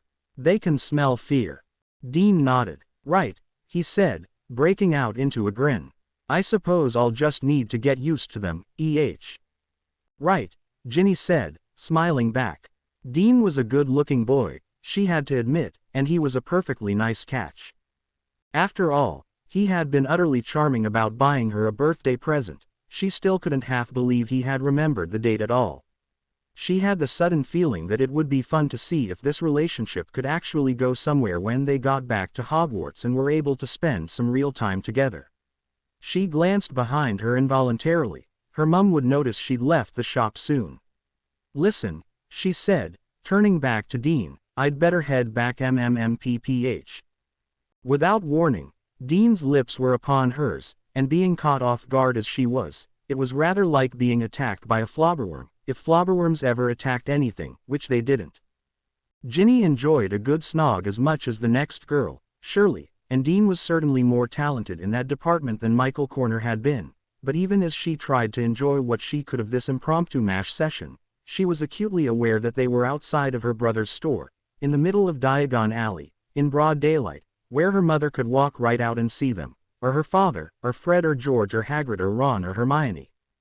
Or Harry. With a gasp, Ginny pulled away from Dean. He had a dopey grin plastered across his face. As well he should, Ginny thought. "Wow," said Dean, "I've certainly missed you." "You've certainly missed IT. Right," she said instead, smiling as well but surreptitiously glancing around to make sure none of her family had seen them. "Or Harry, see you on the express," she said, hoping to change the subject. "Sure," Dean replied jovially. "Save you a seat." For a second, Ginny's memory flashed back guiltily to the trip home following the previous end of term, when she had chosen to sit with Harry, Ron, Hermione, Neville, and Luna instead of with Dean. "Absolutely," she said. "Can't wait." Dean glanced over his shoulder. A middle-aged woman in Muggle clothing was waving to him. He turned back to Ginny. "Got to go," he said. "See you on the first." With that, he was off. "Thanks for the present," Ginny called after him feebly, but he was already out of earshot. Ginny thought for just a moment that it wouldn't have killed him to introduce her to his mum, not that he had to or anything, but her thoughts were interrupted by her own mother and Hagrid rushing frantically out of the store. "Oh, there's Ginny," Mrs. Weasley said absently, but Hagrid didn't seem to be listening. Instead, he was scanning the passing crowd anxiously. "What's wrong?" Ginny asked. "Have you seen Ron, Harry, and Hermione?" her mother asked, looking at the passing witches and wizards as well, although she certainly couldn't see anywhere close to as far away as could the mountainous Hagrid. "No, Mum," Ginny said, stroking the pygmy puff sitting on her shoulder that she had just then decided to name Arnold. "But I'm sure they're fine, wherever they are." Her mother, however, had stopped listening at the word, "no." Hagrid and her mother continued to anxiously pace in front of Weasley's Wizarding Wheezes, as if doing so would cause the three friends to magically appear. Just as Ginny was about to turn and head back into the shop, she felt something brush past her, and glancing at the doorway, she caught a glimpse of a trainer under an invisibility cloak hurrying inside. Shaking her head, she followed Ron, Harry and Hermione into the store. Honestly, they were going to have to realize that they were simply too big to all fit under that cloak together anymore. Ron, Hermione, and Harry spent more time cooped up together whispering than they had before the trip to Diagon Alley, Ginny noticed with some irritation. Something had happened there, something they were not willing to share with her, and the more she tried to ignore it the more annoyed she became. Whenever she began to grumble about it her mother would warn her off with a stern look clearly meant to communicate a reminder about their prior conversation regarding Professor Dumbledore's wish that Harry, Ron, and Hermione be given time in private to discuss whatever it is he wanted them to discuss. Still, Ginny was not a little sister for nothing, and while her brother and her two friends were terribly secretive, she did manage to pick up a word or two here or there. None that made much sense to her, unfortunately, save for one time when she was sure she overheard Harry mumbling discontentedly about Draco Malfoy, which was certainly nothing out of the ordinary, and nothing she could imagine Dumbledore caring about. Eventually, the dates on the calendar slipped closer and closer to September 1st, the hours of the days grew shorter, and the games of 2A-side Quidditch grew fewer and far between. When not holed up whispering with Harry, Hermione and her brother returned to their usual practice of bickering and flirting but not really, which left she and Harry to roll their eyes at the would-be lovebirds, and make up ruder and more colorful jokes about Bill and Fleur. On one particularly irksome afternoon, Ginny found herself trapped in the kitchen with an armful of fresh laundry, gritting her teeth into a fine powder as Flem rambled on and on about what colors Ginny's bridesmaid dress would not be. Never mind that Ginny had never been asked to be a bridesmaid, it was just assumed. When she finally managed to escape, she tromped up the steps and almost ran headlong into Harry, exiting Fred and George's room with laundry of his own and looking a great deal as annoyed as she felt. "I wouldn't go in the kitchen just now," she warned him. "There's a lot of phlegm around." Harry smiled, his whole demeanor suddenly seeming to chipper up. "I'll be careful not to slip in it," he replied. They smirked at each other and continued on their separate ways. This, Ginny had found, was how many of their exchanges went these days, each of them trying to one-up the other's jokes about Fleur or about Ron and Hermione. She noticed that it was quite a different Harry she was encountering this summer than the one she had known all of last year, or even the one who seemed so deep in conversation so often with his two best friends. She had once briefly mused about what it could be that inspired his changes in attitude when they spent time together, but only briefly, as she had come to the conclusion that he simply didn't take her as mature enough to understand the weight of the responsibility he carried. That thought had quickly ruined her own good mood, so she tried her best not to have it more often than she could help. Pushing the door to Percy's room open with her foot, Ginny dumped all her laundry out onto the bed. By maternal decree, their school trunks absolutely, positively had to be packed before going to bed. Mrs. Weasley seemed determined to avoid the mad dash to the train that arrived along with every September 1st, and Ginny had stalled on her packing until the absolute last possible moment.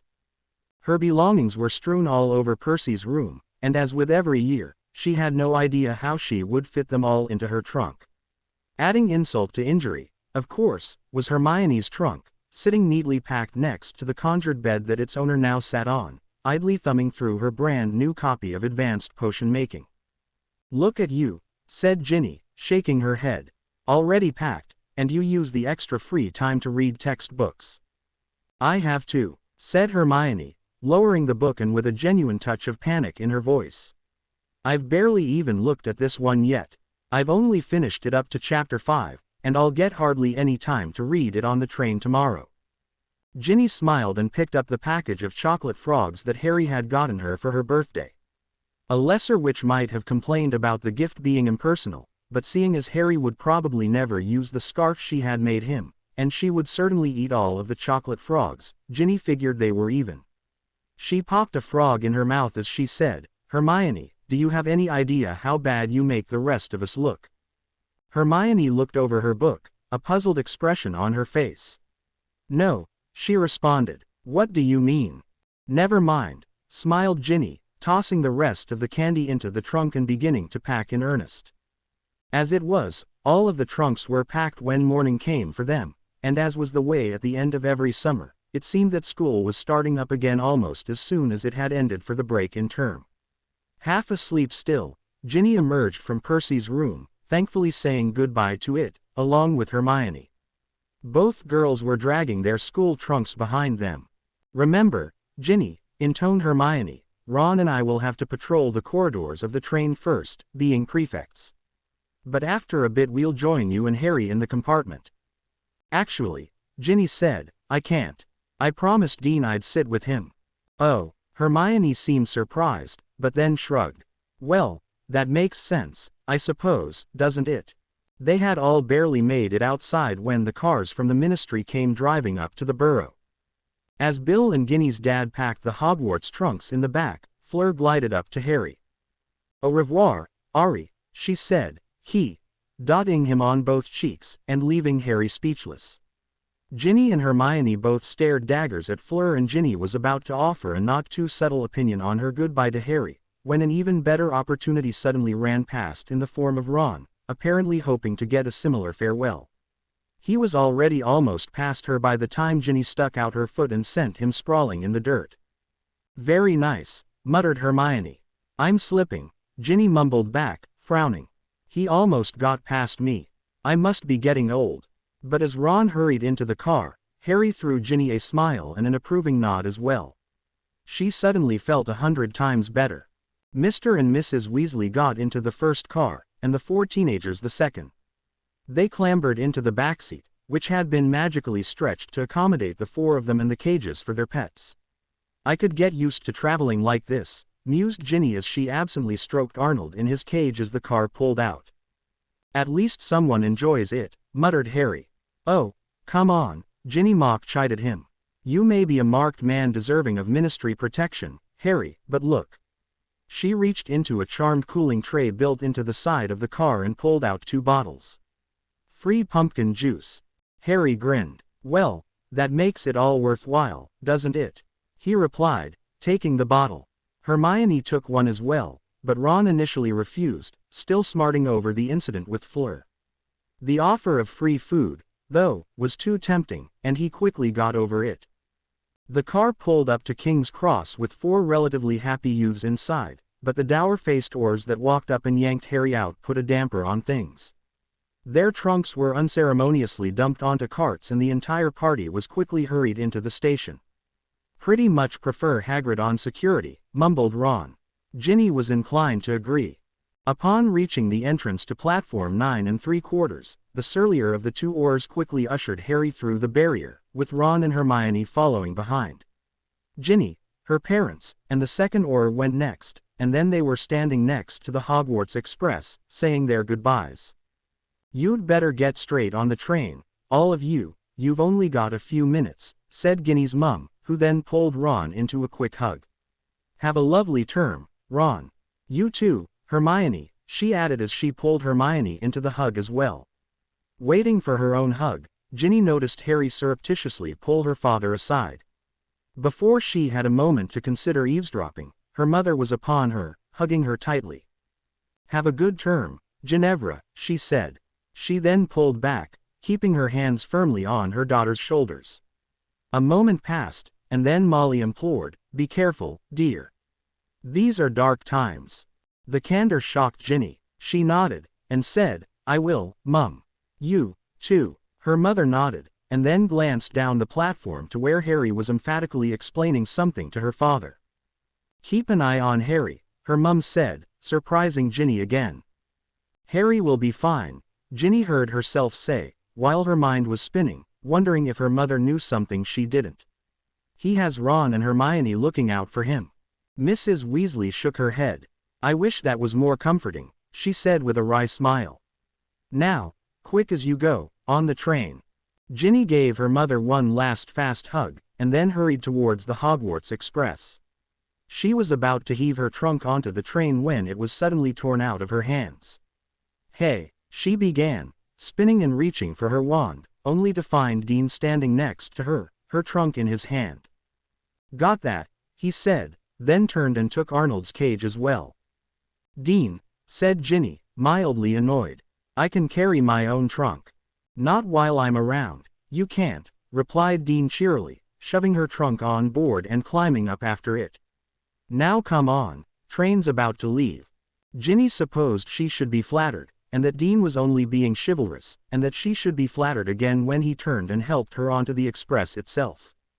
She was having trouble, though, denying the mild irritation she felt at such actions.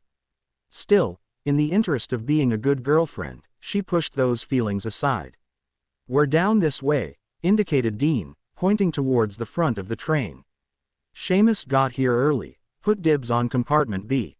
Dean started to pull her down the corridor, but she gently, yet firmly, pulled her hand from his. "Wait," she said, I saw some friends I'd like to say hello to first. All right, said Dean cheerily. He then leaned in and kissed her sweetly on the cheek. Missed you, he whispered, and then was quickly gone, headed down the corridor with her possessions in tow, leaving Ginny smiling in his wake. That's one way to start term, said a voice to Ginny's left. She turned and saw Demelza Robbins, a quiet fourth-year girl with whom she was friends, approaching. Demelza, Ginny greeted her warmly. The two girls embraced. How was your summer? It was all right, Demelza said. Lots of talking about the ministry and you know who, just like everyone else, it seems. Ginny nodded. She knew exactly what the younger girl meant. But, continued Demelza, growing a little pink, I've decided to go out for Quidditch. That's excellent, said Ginny, and meant it. She had flown with Demelza before, and while the girl could use a little aggressiveness, she was quick and agile, and her aim was true. She would make a very solid chaser. Demelza nodded. I don't know what my chances will be, honestly. I figure with you and Katie Bell, there's only one chaser spot left. But neither Katie nor I are guaranteed spots, Ginny protested. Demelza gave her a disbelieving look. You and Katie are the best flyers in Gryffindor, after Harry, she said. Even if you two have to try out, you're shoo-ins. Wait, if Katie has to try out, did Harry get made captain? He did, Ginny replied. He was at the Burrow when the Hogwarts letters came. He got the captain's badge with his letter. Demelza looked worried. But Katie's senior member. Do you think she'll be upset? Absolutely not. Demelza and Ginny turned to see Katie walking past with another seventh year, a Hufflepuff named Leanne. Harry's the best player on the team now, and has a better head for strategy than me, said Katie. I assumed he'd get the captaincy, and I wholeheartedly approve. See you girls on the pitch. That answers that, said Ginny as Katie and Leanne walked away. Demelza nodded in agreement just as Colin Creevey came hurrying up to them, looking more agitated than usual. Ginny, he said, slightly breathless. Hi, Colin, Ginny answered. Good summer. But Colin ignored her questions. I need to talk to you, Ginny, he said, blushing slightly. It's about something you may have heard. He glanced to his right, and for the first time Ginny noticed that standing behind him, her arms folded, was Natalie MacDonald, a third year with wavy brown hair pulled back and a perturbed look on her face. She was the smallest girl in her year, almost a full head shorter than Ginny, but her personality was big enough for three girls her size. At the end of the prior term it had been Natalie who had supplied the information that Colin was carrying a bit of a crush for Ginny. Ginny suddenly had a fairly good idea what it was Colin wanted to talk about. Anyway, Colin continued, it's been brought up, Ginny, that maybe you heard something about me, and it's something that I have to say that, well, to be completely truthful, what I'm trying to say is, Ginny, is that. Natalie told me that perhaps you fancied me a bit, Ginny interjected. The eyes of Demelza, Natalie, and Colin went wide at her lack of subtlety, but Ginny had long since decided to adhere to a policy of tough honesty whenever she could. It had cost her some friendships, but had left the more important ones even stronger than before. Well, stammered Colin, regaining his composure, well, yes. But it isn't true, he quickly added. It isn't. I know you have a boyfriend, and I'm just, well, I'm not interested in you like that, Ginny, I promise. Ginny nodded and smiled. Thank you, Colin, she said. I'm glad you cleared that up. I'd hate for things to be awkward between us. Colin smiled in return. So you believe me? Yes, Colin, I believe you. And we can still be friends. Yes, Colin, of course we can. Good. Although seemingly relieved, Colin still had an air of nervousness about him. Then again, figured Ginny, that could just be Colin. All right, then, I'm going back to my compartment. Colin continued. See you at the feast. And with that, he hurried off. No sooner had he gotten out of earshot than Natalie turned to Ginny and said definitively, he likes you. Demelza nodded. He's mad for you, she offered. Ginny just sighed. I don't think so, she said, but the other two girls glanced at each other and laughed. Please, said Natalie, he's so obvious, and Dennis insists it's true. He wouldn't lie to me. Why wouldn't he lie to you? Asked Ginny. Because I'm his girlfriend, Natalie scoffed. Didn't you know? Ginny did not. She had imagined Natalie to be too young to have a boyfriend, honestly, but even as she thought it she realized it made her sound like her brothers, and decided to keep that opinion to herself. Natalie turned to Demelza. Come on, she said to the older girl. You're sitting with me. I can't be stuck in a compartment by myself with the Creevy brothers all the way to Hogwarts. All right, said Demelza, then turned to Ginny. See you at the feast. Oh, right, Natalie mused. Dean. Almost forgot about him. Later today, then. And with that, Demelza and Natalie walked off together, arm in arm. Ginny watched them go, a smile on her face. The girls in her own year, she was not friends with. They all seemed to still be unable to separate in their minds Ginny as she was now from 11-year-old Ginny with the diary. The younger girls, however, those who were not at Hogwarts in her first year, she found she liked very much, and Demelza and Natalie were on the top of that list. Lost in those thoughts, she felt a tap on her shoulder. She turned to find Harry standing behind her, looking slightly agitated and still hauling his trunk. Fancy trying to find a compartment? He asked, still smiling, her exchange with her friends fresh in her mind. Ginny shook her head apologetically. I can't, Harry, she said brightly. I said I'd meet Dean. See you later. With that, she turned and walked towards the front of the train, trying to remember which compartment Dean had said he was in. C. B. It was one of those first letters, she was sure. She had only taken a few steps when she stopped. She couldn't place it, but she had the distinct feeling that somebody was watching her. No, staring at her. She turned on her heel and looked back to where she had left Harry, but he was turned away from her. It couldn't have been anyone in a nearby compartment, as they were all staring at Harry. Her mood darkened considerably. This attention was not at all what Harry would want, but she didn't know how he could avoid it, and she felt dreadfully for him. Then she realized something else. Not only was Harry being stared at, but it seemed he was being actively crushed by an adoring throng of 5th, 4th, and 3rd-year girls that were pushing in on him. Her mind instantly went back to Romilda Vane in her brother's shop, waving around love potions. Apparently, instant celebrity and being proclaimed, the chosen one, by the Daily Prophet made somebody significantly more attractive than they had already been.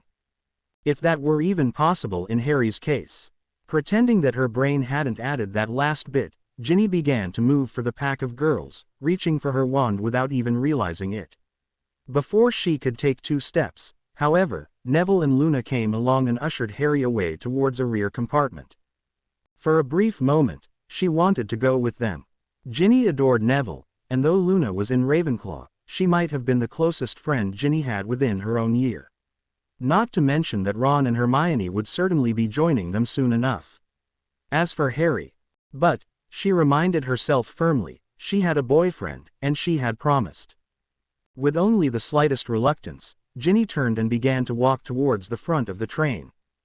As she went, she greeted Hannah Abbott and Ernie Macmillan from Hufflepuff, and Lisa Turpin, a 6th-year Ravenclaw. She passed a compartment where Michael Corner, her ex-boyfriend, sat with his new girlfriend and Harry's ex, Cho Chong. They were both trying very hard not to look at her. With them was Marietta Edgecombe, whose thick layer of makeup did not completely hide the pimples on her face that spelled out the word, sneak. Ginny smiled to herself. Hermione was a remarkably talented witch. A few compartments down, she waved with a smirk to Andrew Kirk and Jack Sloper, the 2 incompetent but hysterical 5th-year Gryffindors who had subbed with her on the Quidditch team the previous year. They reminded her of Fred and George, to be honest, but without the intelligence or any discernible talent. They had each asked her out after she had broken up with Michael and before she had started going out with Dean. She had gently turned both of them down.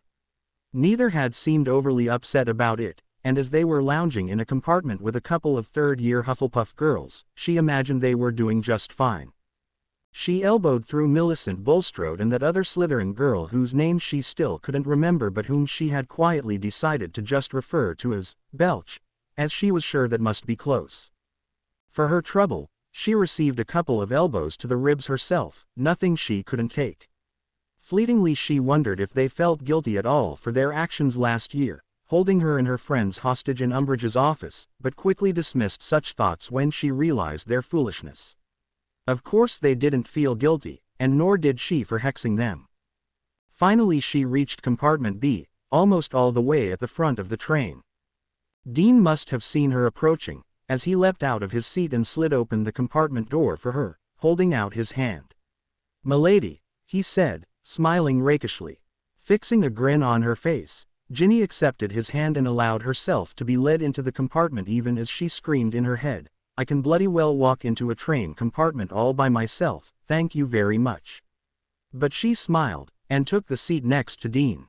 "Hello, Gin." Seamus greeted her, as did the compartment's other two occupants, Parvati Patil and Lavender Brown. All in Ron's year, Ginny knew the group well enough, but not exceptionally well. Still, "Hello," she replied, smiling in return. "Everyone have pleasant summers." And they all launched, one by one, into their "what I did this summer" diatribes, all of which were indeed pleasant enough descriptions, but uneventful. Ginny's mind wandered further down the train to where by now, Shirley, Harry, Ron, and Hermione were situated with Neville and Luna, discussing Voldemort and Death Eaters and the Order of the Phoenix and the battle at the Ministry of Magic. Idly, she realized that the company she was presently keeping had yet to ask about her adventures at the Ministry, for which she was grateful, although that could explain the sidelong glances Parvati and Lavender were exchanging with each other. Ginny. Ginny shook herself out of her thoughts and realized that there had just been a silence of a good 20 seconds. She had completely and quite unintentionally tuned out of the conversation, and now found Dean staring at her quizzically. "You all right?" Ginny nodded her head vigorously. "I'm fine," she said. "Sorry, my mind wandered." For an instant, she wondered if this was what it felt like to be Harry in those moments when he was seemingly hundreds of miles away from everyone. Somehow, she doubted it. "Well, who can blame you?" chirped Lavender, with Seamus prattling on as he was about every Quidditch match he attended over break.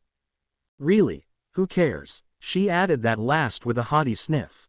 Ginny thought rather grumpily that she cared, and that she rather liked discussing Quidditch matches, and she had furthermore tuned out while Lavender was with panting breath describing the July day when she had stalked one of the Daily Prophets, 10 most eligible wizards in England, for 20 storefronts in Diagon Alley. Of course, she didn't say any of this, as she did not want to seem witchy to Dean's friends so early in the go of things. "So, Lavender," she began in an effort to seem polite. Lavender, however, cut her off. "Now, Ginny, I'm glad you're here. I have some questions to ask you." Ginny blinked in surprise. All right, what is it? Tell me about Ron." Ginny waited for another moment, but there seemed to be no further explanation forthcoming. "What about Ron?" she asked, and as she did she noticed that Parvati was rolling her eyes and Dean and Seamus were stifling laughs. She suddenly realized with a dropping feeling in the pit of her stomach just where this conversation was headed. "You know," said Lavender, impatiently. "Tell me about him." "Well, he's tall, bit gangly, complete prat, too many freckles." "No," Lavender nearly shouted. "Tell me about him." Ginny decided playing dumb was far more palatable than actually entering into this conversation in earnest. "Lavender, I couldn't possibly imagine what you were getting at." "Come on, Ginny," pleaded Lavender, "and you three stop it." By now, Seamus and Dean were practically doubled over in their efforts not to laugh, and Parvati had joined in. Ginny could hardly blame them, as she was certain if she looked up the word awkward in the dictionary she would find a script of this conversation. "Lavender," she said, "I would really rather not discuss your romantic interests in my brother. I would really rather not discuss that. Really. But Ginny, I will beg you to stop if I have to." "Lavender. It won't be pretty, but I will beg." Lavender, however, would not be denied. "Just tell me," she pleaded, "do you think he would fancy me?" Sure. What's his type?" "I honestly have no." "He's not with Hermione Granger, is he?"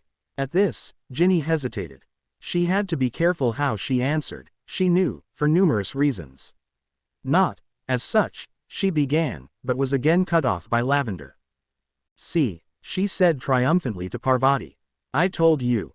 Parvati again rolled her eyes. If you say so, she said. Ginny wasn't sure if Parvati was speaking to she or to Lavender, but was sure Parvati didn't believe it. Ginny didn't either. She turned back to Lavender. Not that I want to prolong this discussion, but why the sudden interest in Ron? Lavender sighed at the mention of Ron's name. With an effort, Ginny suppressed her gag reflex. He's just so, I don't know. Dashing, I suppose. At this, Dean and Seamus fairly howled. Ginny didn't know whether to be horrified at Lavender's description of Ron as dashing, or be offended at Dean and Seamus' reaction to it. It was that business at the ministry, you know, continued Lavender. Well, of course you know, don't you? We're not talking about that. The firmness in Ginny's voice startled the others silent for a moment.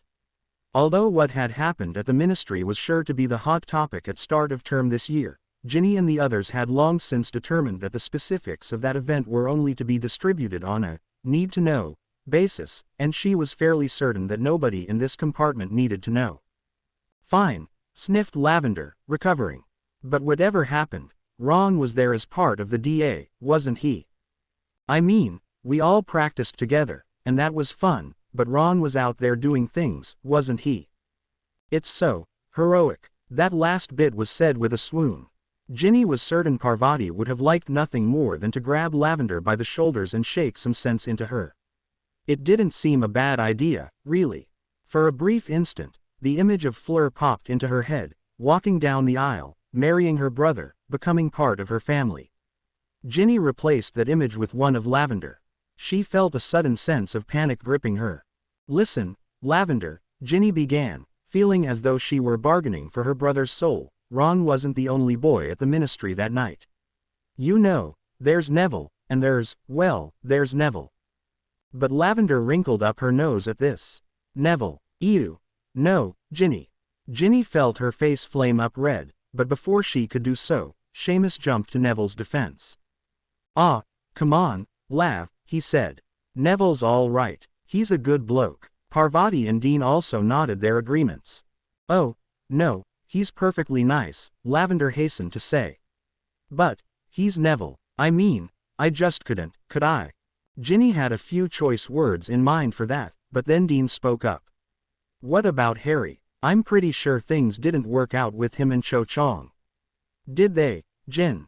Harry's name was the last Ginny wanted brought up into this conversation. Still, she couldn't lie about it. Things did not work out with Harry and Cho Chang, as I understand it, she said through clenched teeth. If Lavender Brown thought she was going to try and ensnare Harry, or Ron or Neville, for that matter. Harry's not good boyfriend material, Parvati spoke up. Why not? Asked Seamus. You interested, mate? Asked Dean with a grin. Seamus elbowed Dean good-naturedly, laughing as he did so. But Ginny wanted to hear Parvati's explanation. Why isn't he good boyfriend material, Parvati? She asked, trying to remain as calm as she could even though she could feel her pulse pounding in her forehead. He would be, Parvati said thoughtfully. Only it seems it would be a bit dangerous to date him, doesn't it? She dropped her voice to almost a whisper. After all, you know who wants him for who knows what. Being Harry Potter's girlfriend seems as though it would be a risky proposition, if you ask me. As she said this last, she threw a meaningful glance in Ginny's direction, then Dean's. Before Ginny could open her mouth to retort, the compartment door slid open with a bang.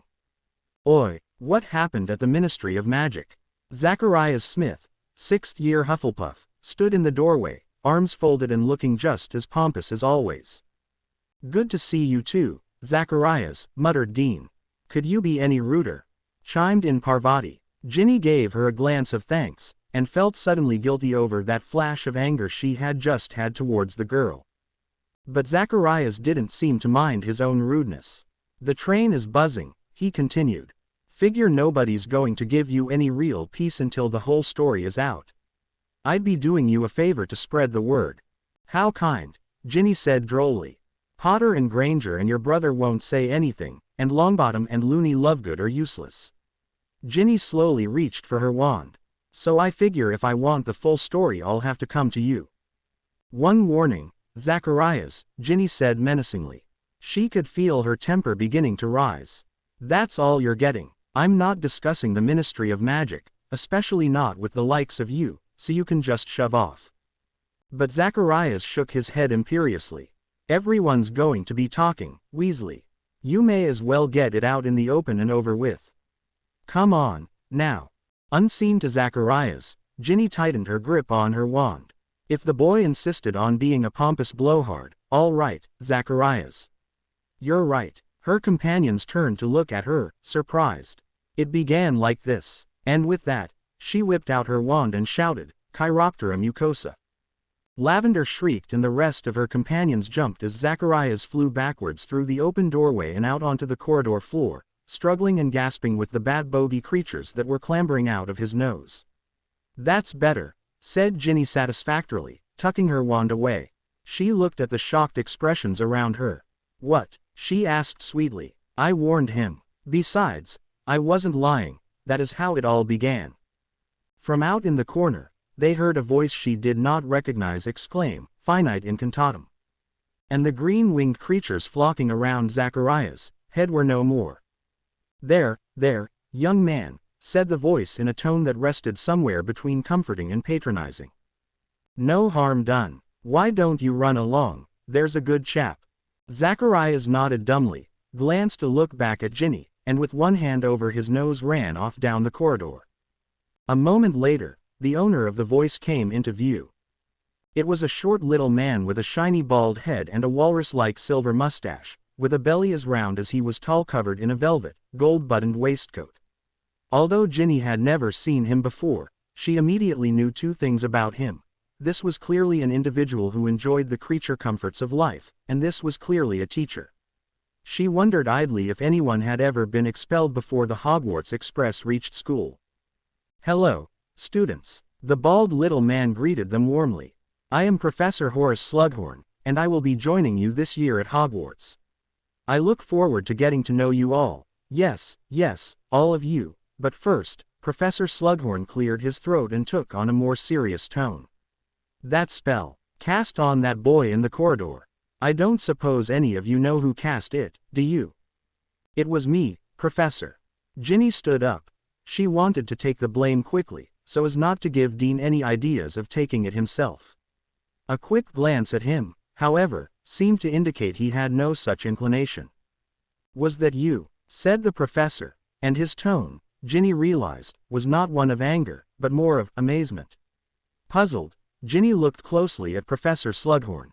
His eyes twinkled and the corners of his mouth were being tugged upwards, in spite of his best efforts to look stern. Well, I must say, miss, what is your name? Ginny Weasley. Ah, a Weasley. I should have known. Very talented witch and wizard, your parents were. And the hair, well, Ms. Weasley, continued Slughorn, sounding more and more like a proud grandfather and less like a stern teacher, that was quite an impressive bit of magic. And not, dare I say, something one would find on the standard Hogwarts curriculum, eh? Professor Slughorn chortled deeply, and let all pretense of anger drop completely. I say, he continued, I am having some students in my compartment for lunch, compartment C, right next door. I would be delighted to have you join us, a gifted young witch such as yourself. Now, I simply won't take no for an answer. Lunchtime, then, just next door. Till then, Ms. Weasley. Looking forward to it. And with that, he was gone. Ginny stood staring after him, blinking, her mouth opening and closing dumbly a few times, protests she had never even had a chance to formulate dying on the tip of her tongue. She had expected a month of detention at least, and was instead invited to lunch. She sat back down. The others were just as stunned as she, it seemed. So, said Dean after a moment. Are you going? I think I have to, said Ginny blankly. What's the alternative? Detention in the dungeons with Snape. And so, just a little while later, Ginny found herself out in the corridor, cautiously drawing back the door of compartment C. Ms. Weasley, came Slughorn's booming voice from inside. So good of you to come. Here, have a seat. I trust you know everyone. Ginny eased herself into the compartment. Already seated there were Blaise Zabini, a rather good-looking Slytherin whom she detested primarily because he tended to stare at her whenever they passed in the hall, Cormac McLaggen, a seventh-year Gryffindor and a bit of a lug, and Marcus Belby, a Ravenclaw whom she knew only by name. She greeted Belby and McLaggen. She ignored Zabini on principle but could feel his eyes on her from behind. That was a remarkable hex you cast on that young man, Ms. Weasley. I should love to hear more about it should we get the chance as the afternoon rolls on, which, he said with a chuckle, I think we just might. I must admit, he added, growing introspective just as Ginny was wondering if anyone else would actually get a chance to speak, you do bear a striking resemblance to one of my old favorites, although she, of course, was more of an old hand at potions than she was at charms. Perhaps that similarity helped save you from a rather nasty detention earlier, He added a kindly wink that let Ginny know she had never been in any danger of detention. Still, old memories are not. I am glad to have you join us. Yes, some of Hogwarts, best and brightest, Slughorn said with glee. A wonderful opportunity for me to reacquaint myself with the younger generation. And not at all a bad opportunity for you to form connections amongst yourselves that can last a lifetime, if I do say so myself. Hogwarts, best and brightest. Ginny had heard her father mention a Tiberius McLaggen who was well connected at the ministry, and Zabini's mother, if she remembered, was very famous for being beautiful and rich and having a lot of dead husbands. She was beginning to suspect that Slughorn was surrounding himself not with Hogwarts, best and brightest, as he put it, but with students who were well connected or who were from influential families. She didn't know anything in particular about Belby, and she herself wasn't anyone of note, really. However, if Slughorn was surrounding himself with famous, well-thought-of students, there was sure to be one person in particular on the guest list. We're just waiting for Harry, aren't we? Professor Slughorn looked at Ginny, an expression of bemusement on his face. Why, yes, you perceptive child, we are. Zabini snickered. Ginny's face grew red. I'm not a child, Professor, she snapped back at him, perhaps a bit more snarkishly than she intended. Of course not, said Slughorn grandly. Forgive me, I would never intentionally insult a vivacious young redhead such as you. You must understand, Ms. Weasley, that when one reaches the advanced age I have reached, most everyone else by comparison seems dreadfully young. Of course, said Ginny sweetly. She was not getting a wonderful feeling about this Professor Slughorn, but far be it from her to get on the wrong side of a professor. Well, at least not before she had had even one class with him. But about Harry. Slughorn, and everyone else in the car, looked at her expectantly. Harry Potter, it seemed, was the most interesting topic of the day. I'm not sure that he'll come, she said. You know him, then? Asked Slughorn eagerly. I do, said Ginny, wanting more and more to be anywhere but compartment C, and he doesn't much care for attention, likely on account of him getting far enough of it as it is. He tends not to seek out any extra. Zabini sneered. That egomaniac, he can't get enough of hearing his own name and seeing his own face. Sounds like the pot calling the cauldron black to me, Zabini, shot back Ginny. Blaise gave her a dirty look and seemed about to retort when the door to the compartment slid open, revealing Harry and Neville, neither looking much as though they wanted to be there. Harry, boy. Slughorn jumped up and grasped Harry firmly by the hand, clearly relieved for the chance to change the topic. Good to see you, good to see you. And you must be Mr. Longbottom. Ginny noticed that Neville's hand did not get the same vigorous greeting as did Harry's. Harry and Neville sat as Slughorn gave introductions, and as they did so, she caught Harry's eye. His eyes widened, and he seemed just as surprised to see her as she felt at being there. And this charming young lady tells me that she knows you. Slughorn gestured back to her, introducing her last, but never taking his greedy eyes off of Harry. Ginny grimaced at Harry and Neville. They both returned her expression with the faintest of nods. This was not going to be a fun trip. The train was almost to Hogsmeade by the time Slughorn released them. I'm glad that's over, muttered Neville as the students left compartment C and hurried off down the corridor, Zabini being sure to push past Harry and give him a dirty look as he did so. Strange man, isn't he? Yeah, he is a bit, said Harry, watching Zabini the whole time. How come you ended up in there, Ginny? He saw me hex Zacharias Smith, Ginny replied. You remember that idiot from Hufflepuff who was in the DA? He kept on and on asking about what happened at the ministry, and in the end he annoyed me so much I hexed him. When Slughorn came in I thought I was going to get detention, but he just thought it was a really good hex and invited me to lunch. Mad, Better reason for inviting someone than because their mother's famous, said Harry, scowling at the back of Zabini's head, or because their uncle. Harry broke off, still staring down the corridor after Zabini. Ginny and Neville glanced at each other. They each knew from experience that Harry was likely having an idea that would probably get him into trouble. As if confirming their suspicions, Harry suddenly pulled out his invisibility cloak. "I'll see you two later," he murmured, pulling it over his head. "But what are you?" Neville asked. "Later," whispered Harry. "No, let us help," began Ginny, but Harry was gone. Neville and Ginny stood in the corridor for a moment, Neville looking nervous, Ginny threatening to boil over in frustration. "Where do you think he's going?" asked Neville. "I couldn't care less, honestly," lied Ginny, who was desperate herself to know what Harry was up to but too annoyed to admit it. "See you at the feast, Neville." And with that, she stomped back into compartment B, where Dean, Seamus, Lavender, and Parvati instantly demanded to know what had happened in Slughorn's compartment. "Ate lunch with a bunch of tosspots, that's all," snapped back Ginny.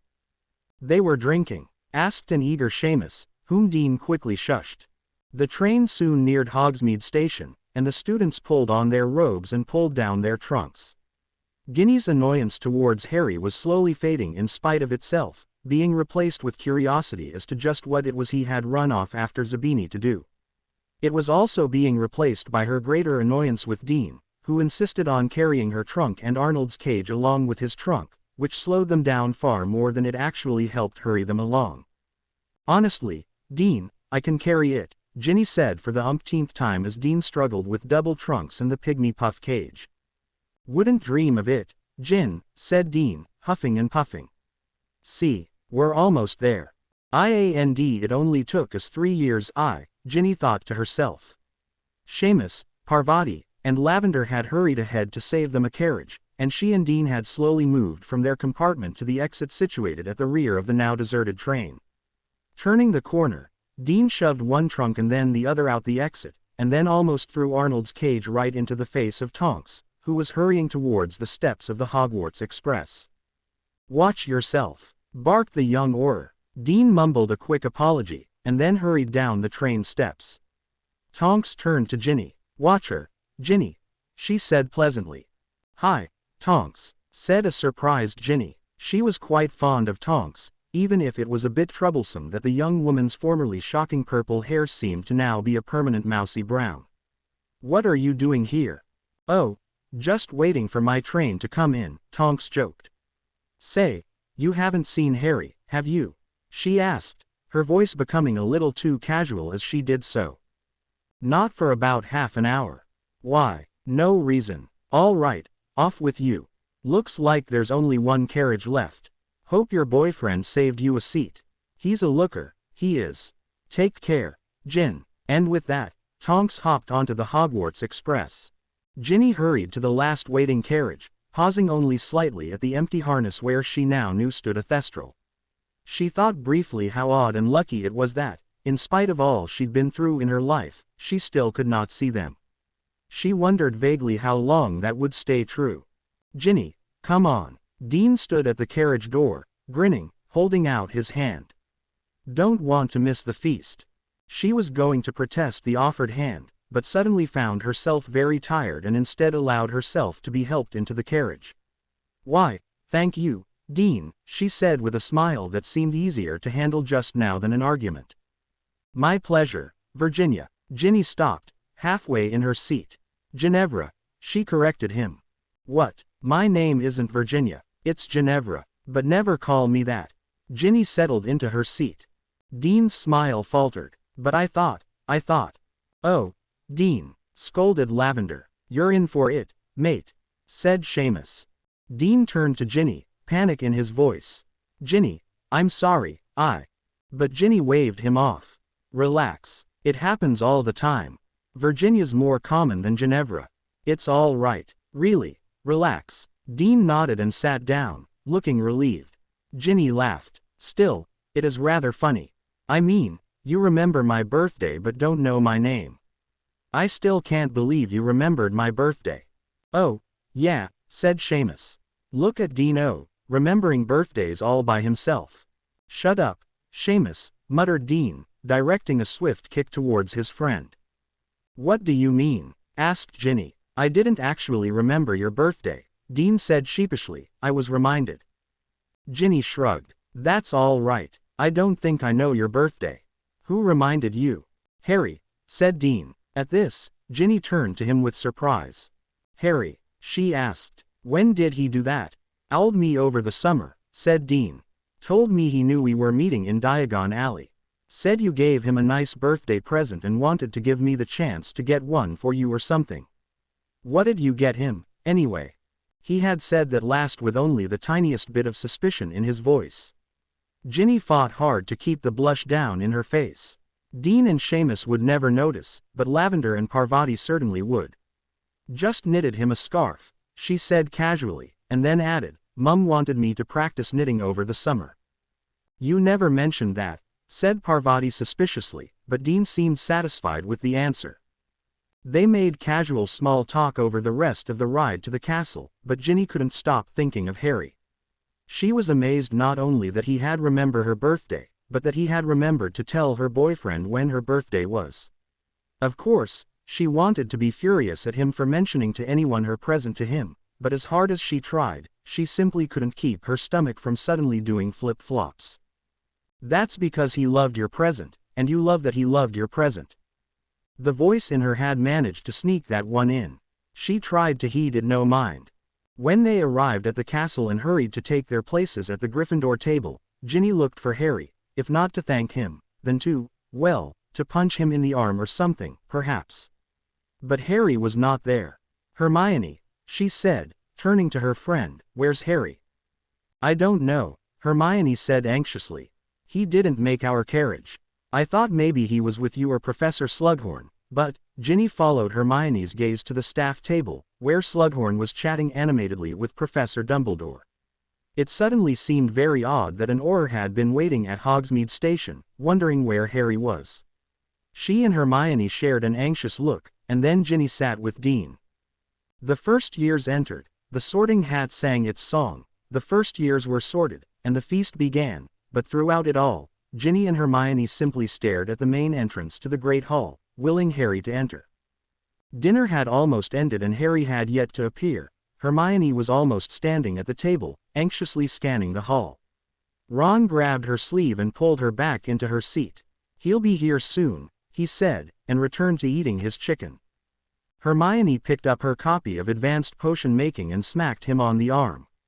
Ow, what was that for? Demanded Ron. Will you stop eating? Hermione nearly shouted. Your best friend is missing. Ginny found she had to agree with Hermione, but Ron simply nodded towards the main doors to the Great Hall and said, Turn around, you lunatic. Harry had arrived, and he was approaching the Gryffindor table, looking perturbed and with congealed blood all over his nose. He's covered in blood again, muttered Ginny. Why is it he's always covered in blood? Well, it looks like it's his own this time, Ron offered helpfully. Hermione smacked him again as Harry sat down at the table, Hermione and Ron making room in between them for him. Where've you, blimey, what have you done to your face? Asked Ron, no longer so cavalier now that he could see close up just how much blood Harry had on his face. Why, what's wrong with it? Asked Harry, squinting into a spoon at his reflection. You're covered in blood, said Hermione, repeating Ginny's observation of a moment earlier. Come here, Tergio. With her wand, she cleared the dried blood off of Harry's face. Thanks, said Harry. How's my nose looking? Normal. Why shouldn't it? Harry, what happened? We've been terrified. Ginny wanted to hear this herself, and Harry seemed about to answer, when he glanced towards Dean, Neville, and Seamus, all of whom were leaning closer and closer to him in an effort to eavesdrop. I'll tell you later, he said curtly. But, not now, Hermione. And that seemed to be the end of it. Hermione began telling Harry about the sorting, Ron continued eating, and Dean, Seamus, and Neville returned to talking Quidditch and new classes, leaving Ginny to stew in her annoyance at again being denied the interesting details. Still, she hadn't been the one to have her nose bloodied somehow, so she reasoned she could forgive Harry his irritation and secrecy. "You wouldn't be so quick to forgive anyone else, you know, my dear." Ginny had to begrudgingly admit that the voice in her head had a point. Still, it was what it was. Dessert finished, the Gryffindors filed up to their towers. She shared a quick good-night key with Dean in the common room, nothing too scandalous, and went up to the bedroom she shared with the other fifth-year Gryffindor girls. As she lay in bed, her mind continued to wonder where it was Harry had gone off to after the Slug Club meeting, but exhaustion quickly overcame curiosity and she fell soundly asleep after just a few minutes, thoughts of Harry Potter vanishing back into the farthest corners of her mind, just where she liked them, but where they far too often refused to stay. It was the first day of the new term, and Ginny was already going to be late for class. Not that she cared so much, to be completely fair. She was due in just a few minutes downstairs in the dungeons for potions. This was something she normally loathed, of course, as Professor Snape had been the potions master at Hogwarts these past 15 years, and was not very kindly towards either Gryffindors or Weasleys. But to the great surprise of all of the students at the sorting feast, the announcement was made that Professor Snape would now be teaching defense against the dark arts. As thrilled as Ginny and her friends were that Snape was no longer teaching potions, she couldn't bear the thought of his hooked nose and greasy black hair leering at them as they practiced defensive techniques. With Snape teaching the course, Ginny was of a mind they should drop the words, "defense against," from the title. Still, it was not Snape's class she was going to be late for. In general, students were not late for Professor Snape's classes, unless they had a bit of a defiant streak in them, which truth told, Ginny did. No, the new potions master of Hogwarts was Professor Slughorn, and while her personal jury was still out on him, her early impression at his gathering of influential students on the Hogwarts Express had not been terribly favorable. She still was baffled as to why she had been invited. She hardly thought casting a quality bat bogey hex merited inclusion in Slughorn's gathering of the elite students of Hogwarts. She could only assume that she must very strongly resemble that old favorite student of his he had mentioned, and upon thinking about it gave silent thanks to whoever she was from the past that had kept her out of detention. She did not want to push her luck with Slughorn, though. So while she was resigned to the fact that she was going to be late for her first class with the new potions master as she had important business to attend to, she still quickened her pace, hoping not to end up in the dungeons more than a few minutes after the start of the period. It was going to be tough, though. The second-floor corridor was nowhere near the potions classroom, and Ginny had important business to attend to there. The corridor was empty when she arrived, which was just how she liked it, and why she was coming here, now, when she knew most students would already be in class. She trotted nimbly down the corridor until she reached one very particular doorway. Stopping, she took a deep breath and turned to face the second-floor girls' bathroom. This was the bathroom nobody used. This was where Ning Myrtle had long ago taken up residence. And it was the bathroom in which the entrance to the Chamber of Secrets was hidden. Ginny had avoided this bathroom and this corridor for quite some time after her first year. She had spent more than enough time here, however involuntarily, over the course of that year, and she felt no need to spend any more time anywhere near this door after returning to Hogwarts for her second year. The truth is, she had been terrified to do so. Even now, the older, wiser, more resolute version of herself could feel her knees trembling just a little bit as she stared at the entrance to what had been a personal house of horrors. In her second year she could not pass this door without crying, and her third year had proven much the same. Still, there had come a point in that third year where she had determined to herself that she would grow up and get over her fears. It was at much the same point, as she recalled, that she had decided she would give up on her childish crush on Harry. By her fourth year she had been able to walk down this corridor without any trouble at all, practically, even though she still had difficulty approaching the door to the bathroom. Fortunately, nobody had taken this as out of the ordinary, as nobody ever went into Ning Myrtle's bathroom. Over the summer, she had decided with some definitiveness that this would be the year she completely overcame her old nightmares and horrors, and she would once again confront the entrance to the Chamber of Secrets, and she would do it on the first day back to Hogwarts. Well, here it was, late in the afternoon on that first day, and she had managed to convince herself to avoid this doorway again, for one reason or another, all day long. But now she was here. She knew that she could not open the chamber. She knew that, when Harry had killed the portion of Tom Riddle's soul that had been trying to overtake her own, with it went her ability to speak Parseltongue. But just facing that tiny engraving of a snake again, knowing what lurked behind it, she had been unable to force herself to do it for the last 3 years. And now that particular evil was out in the world once again. Tom Riddle was again attacking parents and children and defenseless young girls. She knew she had to overcome her fear, her stupid, childish fear. If she couldn't do even that much, then how could she ever hope to be of any help to the Order of the Phoenix? So here she was, standing stubbornly in front of the entrance to Moaning Myrtle's bathroom, jaw clenched, chin jutting out defiantly, but now that she was here, her legs did not want to move and her arms did not want to reach forward to push the door open. She had built herself towards this moment in her mind for weeks now. She had never dwelled on it, but she knew this simple confrontation had to take place. And now that she was here, she couldn't do it. She couldn't go in. The minutes ticked away, and with each one that passed, she grew more and more frustrated with herself, not to mention later and later for potions. Finally, realizing there was a limit to which she could push even the most benevolent new professor, she tore herself away from the bathroom door and headed for the dungeon. It's all right, she told herself. I managed to stop in front of the door this time without crying or passing out. That's progress. That's good. Deep in her heart, she knew angrily that it hadn't been enough. Her irritation over not being able to force herself to step into the bathroom only increased her overall irritation level, which was already running high. It seemed she had spent most of the day being late, and now that she had skipped out on the first few minutes of potions, for no reason, as it turned out, she found herself growing more agitated. It had started in the morning, when she had foolishly left the perfume Fleur had given her out on her night table. One of her sweet mates, one of those lovely fifth-year Gryffindor girls with whom she had never become close exactly because she had spent so much time in the second-floor bathroom their first year of school, had squealed in delight when she saw the bottle. Evidently she knew the brand of perfume, and it was just as designer and exclusive as Fleur had claimed.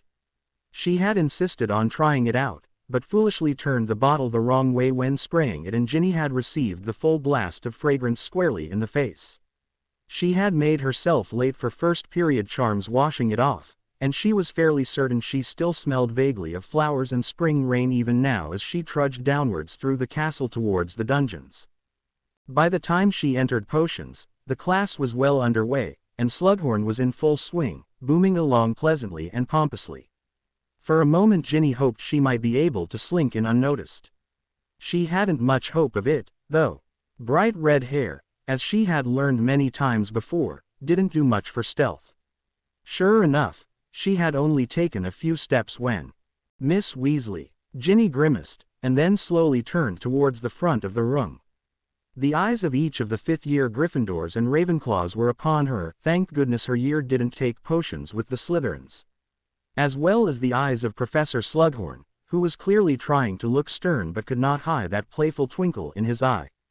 Miss Weasley, it is not the best first impression to make, being late on the first day of class, do you think?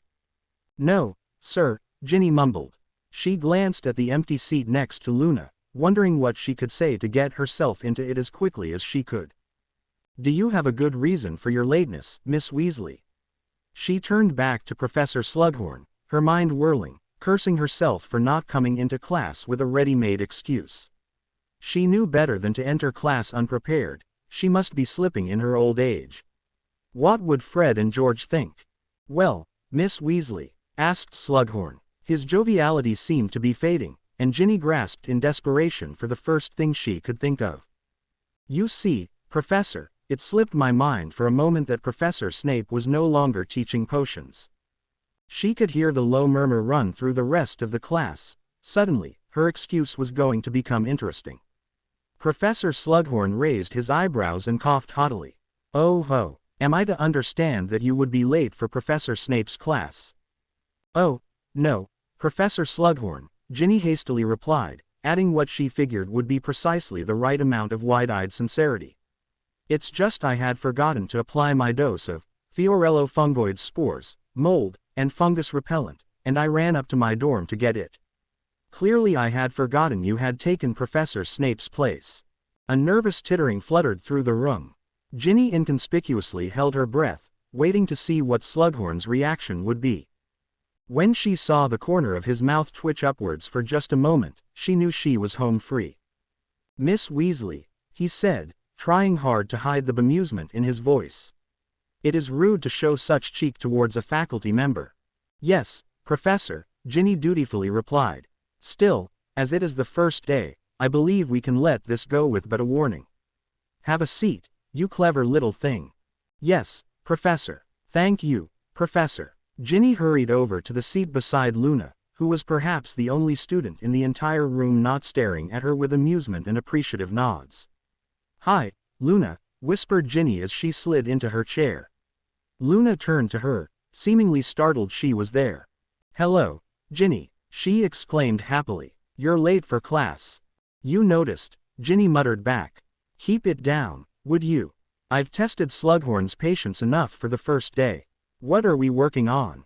Befuddlement drafts, I think, Luna said thoughtfully, peering into her already bubbling cauldron. I'm not sure, though. It's all a bit confusing. Nargle's getting to you, Luna. Luna shook her. No, I expect it's just the potion, she replied matter-of-factly. Ginny grinned. You're probably right. She found Luna often was, more often than anyone would expect. Pointing her wand beneath her cauldron, Ginny muttered, Incendio, and hurried to catch up with the rest of the class. Little progress was made on the befuddlement drafts. As it turned out, Luna was correct, and the fumes rising from the students' cauldrons caused them to mix up directions, skip steps or ingredients, and in some cases lose track of what they were doing altogether, with the Ravenclaws seeming to fare just a bit better than the Gryffindors were. Conditions got so muddled that Professor Slughorn saw fit to end the class a few minutes early, and as soon as he cleared the air in the room with a wave of his wand and a hearty chuckle, Ginny felt as though a fog were being lifted from her brain that she didn't even realize had fallen there. A glance around the room at her classmates shaking their heads and rubbing their eyes told her she was not the only one affected by the vapors emanating from their cauldrons. It's not easy for anyone, first time round. Professor Slughorn boomed, grinning from ear to ear. You'll fare better next class, I'm sure of it. Here now, Kirk, Sloper, watch yourselves. Don't walk into the walls. Creevy, show them out, won't you? Ginny waited until the room was nearly empty, and then slid up to the front of the room where Professor Slughorn was busying himself with one of the heavy stone cabinets built into the wall of the dungeon. He had seemed content enough to let her back into class without serious threat of detention, but she wanted to make sure she stood on good footing with the new professor. As Fred and George had always impressed upon her, you never know when having an ally on the faculty will come in handy. Professor Slughorn, she asked. He turned to face her. Clutched in his hands was a cauldron full of what appeared to be boiling water. Her intention forgotten, she looked up at him from the potion, perplexed. Professor, did you have a cauldron of boiling water in that cabinet? Slughorn threw his head back with a hearty laugh, but Ginny could see he was still careful not to spill any of the cauldron's contents. Water, my dear. Oh, heavens no. This is a little something I prepared earlier for my advanced class. They're in here next, you know. The 6th years. Yes, yes. Must get ready. He then lowered a practiced eye to Ginny. I don't suppose you know what this potion might be, my dear. It looked for all the world like water to Ginny. She took a cautious sniff, and then a deeper one, but could smell nothing. I'm afraid I don't, sir. Colorless, odorless, very powerful, anything. Ginny shook her head. Slughorn laughed again. I suppose I shouldn't tell you. Wouldn't want you giving it away to any of your 6th-year friends. I wouldn't, sir. Sometimes Ginny amazed herself with how quickly she was able to fall into a disguise of innocence. I promise not to. What is it? Veritaserum, Slughorn said in a near whisper, probably a bit more conspiratorially than he really had to. Truth serum. Awfully powerful stuff. I've heard of it, said Ginny, nodding. Isn't it monitored under strict ministry regulations? You would know that, with your father down at the Ministry of Magic, Slughorn said with a wink. But this old dog does have a few tricks up his sleeve. Slughorn reached back down into the cabinet and pulled up a second cauldron. Can you tell me what I have in here, then?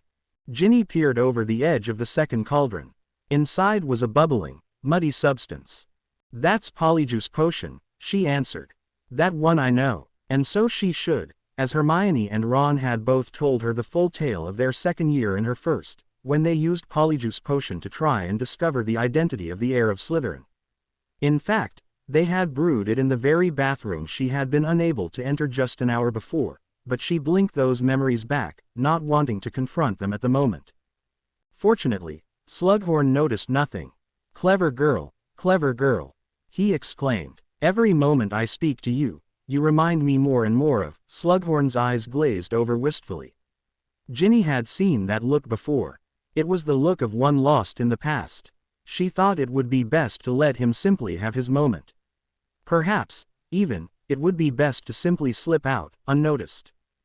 Ginny, though, often did not do what was best. Remind you of who, sir? That's not the first time you've mentioned I remind you of someone. Slughorn smiled again, but it was not the boisterous smile of the jolly professor. It was the smile of one remembering better days, simpler days. Just a former student, he replied. A regular old hand at potions, she was. One of the two best I've ever taught, really. Slughorn looked pointedly at Ginny.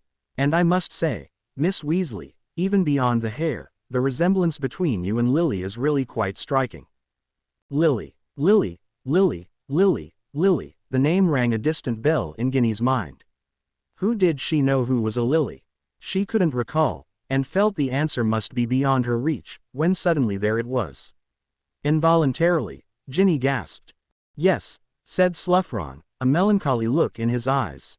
It is a small world, isn't it? You mean Harry's mum, don't you? Ginny asked in a quiet voice, surprised at how taken aback she was by this seemingly meaningless coincidence. I do, confirmed Slughorn. And it is not in appearance alone, this similarity. No, my dear, an old man sees things young eyes cannot, and there is a spirit about you, a spirit and a fire not unlike the one I saw in Lily Evans, from the moment I met her until, he trailed off. Ginny thought she could see a tear forming in his eye, but as soon as she had noticed it, it was gone. But listen to me prattle on, said Slughorn, his voice returning back to the here and now. You'd think I'd drank some of that befuddlement draught myself. One last potion to test you on, Miss Weasley. With that, he pulled out from the cabinet behind his desk a golden cauldron, filled with a soft, creamy, pearl-colored liquid, the steam rising up from it in lazy spirals. As soon as he removed it from the cabinet, the most intoxicating scent filled the air. Ginny breathed deeply. As the fumes wafted around and through her, she was certain she could distinctly and simultaneously make out the scents of the fresh red leather of a brand new quaffle, the cacophony of odors that always seemed to make up her mother's kitchen at the Burrow, and something else. Something she couldn't quite place, something that smelled warm and safe, and seemed to fill her up, almost like music. Miss Weasley. Ginny was startled to find that she had her eyes closed. Quickly opening them, she saw that Slughorn stood before her, a knowing smile on his face. What is that? She asked, near breathless. A Mortentia, replied Slughorn, the strongest love potion in the world. The aroma of its vapors is different for everyone. I wonder, he said, with a twinkle in his eye, what it smelled of to you. Ginny thought. The quaffle and the kitchen were nice enough, certainly, but that third scent was luxuriant. Rapturous. A whole bunch of other words Ginny would never, ever use. But she had no idea what it was. I'm not sure, Ginny admitted. Ah, this happens sometimes, offered Slughorn, back now to being his former, terribly bemused self. If you do ever figure out what it was, please let me know. I would be fascinated to hear it. At that moment, the bell rang. Off with you now, said Slughorn, guiding Ginny to the door. The 6th years will be here momentarily, and you must have class yourself. Go on. Yes, Professor, said Ginny, who had by this point completely forgotten why she had stayed late in class to talk to Slughorn anyway. See you next lesson. Ginny turned and hurried out the door, headed towards Professor McGonagall and Transfiguration, trying to figure out just what that mysterious third smell had been. One class period later, she still had not been able to place it, despite racking her brain throughout the entirety of Transfiguration, prompting Professor McGonagall to scold her for not paying attention. After class, Ginny and Luna headed together to the Great Hall for dinner. Do you think you'll mention it to Harry? Asked Luna after Ginny had told her what Slughorn had said about she and Harry's mother. Ginny shrugged in response. I suppose. I can't see why I wouldn't. Luna shook her head, and looked as concerned as Luna could ever look. I'm not sure if I would, she remarked. It may seem odd to him. The irony of Luna calling anything else odd was not lost on Ginny, and she found it more than a little amusing. In what way would it seem odd? She asked her friend as they entered the hall, a smile on her lips. But Luna only shrugged. You know, just in the usual way things seem odd. I wonder if they'll be serving fish tonight, and with that, Luna wandered off in the direction of the Ravenclaw table, leaving Ginny feeling as if Luna was maybe 2 conversations ahead of her, a not uncommon sensation after an exchange with Luna. Until Luna had asked her why she had stayed behind in potions, she hadn't even thought of Slughorn's comments regarding she and Lily Potter. Actually, so distracted had she been with figuring out what that third aroma in the Amortentia had been. Now that it had returned to mind, she headed over to where Harry sat with Ron and Hermione, huddled together in close conference, as usual. She had every intention of mentioning casually Slughorn's observation to Harry, but as she approached, she realized Hermione did not look happy, and Harry seemed to be annoyed right back. I suppose you think I cheated? He was saying, clearly agitated. Well, it wasn't exactly your own work, was it? Hermione retorted. Ginny wondered what they were talking about. She had never known Harry to be one to cheat. Ron, certainly, but not Harry. He only followed a different set of instructions to ours, Ron was saying. Could have been a catastrophe, couldn't it? But he took a risk and it paid off. Sighing, he continued. Slughorn could have handed me that book, but no, I get the one no one's ever written in. Puked on, by the look of page 52, but. There was suddenly a sinking feeling in the pit of Ginny's stomach. If she understood what she had just heard, hang on, she snapped. Ron and Hermione turned to her, realizing she was there for the first time. Harry, though, sniffed the air once before turning to face her. He could probably smell her stupid perfume. Did I hear right? She continued. You've been taking orders from something someone wrote in a book, Harry. As she spoke, the agitation she was suddenly feeling rose up into her voice and face. She feared for a moment she was overreacting, but Harry seemed to immediately understand exactly what she was concerned about. It's nothing, he tried to reassure her, speaking softly. It's not like, you know, Riddle's diary. It's just an old textbook someone scribbled in. Ginny was not going to let him off that easily. But you're doing what it says. I just tried a few of the tips written in the margins. Honestly, Ginny, there's nothing funny. Ginny's got a point, Hermione chimed in eagerly. We ought to check that there's nothing odd about it. I mean, all these funny instructions, who knows? And with that, she snatched Harry's copy of Advanced Potion Making from his bag. Hey, said Harry indignantly, but Hermione already had her wand out. Specialis Revelio, she said, tapping the book sharply with her wand. Nothing happened. Nothing whatsoever. Finished, grumbled Harry. Or do you want to wait and see if it does a few backflips? It seems all right, Hermione began, although Ginny could tell that she either didn't trust or didn't want to trust the book. I mean, it really does seem to be just a textbook. Good, then I'll have it back. Harry snatched the book from off the table, accidentally knocking it onto the floor in the process. As he bent down to pick it up, Ginny sat down next to him, still lost in her own thoughts. Ron had begun needling Hermione about her thwarted attempt at detecting subterfuge in Harry's textbook, and she had predictably begun lecturing him about academic integrity. Out of the corner of the eye, Ginny could see Harry sitting up straight, peering carefully at the back cover of his textbook. She turned to him suspiciously. "What's there?" she demanded, turning back to him. "Nothing," he replied, seemingly caught off guard, though he recovered quickly. "Ginny, I understand, I really do, but honest, the book is nothing. It's just an old textbook that somebody wrote their notes in." "Let me see," Ginny insisted. "All right, look." Harry pulled out a quill and then flipped open the book.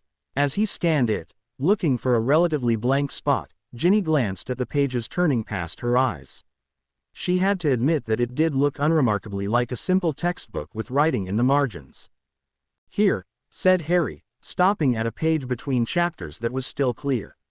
He picked up his quill, and wrote in big, bold letters, "Hello." He turned the book to Ginny. She watched. The word just sat there. It didn't sink into the page, and no invisible voice inside the book wrote back. It was just graffiti in a textbook now. "All right," she said begrudgingly. "But I still don't like it." "Ginny," Harry began earnestly, "if I thought this book was anything more than just a textbook with old notes scribbled in it, I'd already be up in Dumbledore's office with it."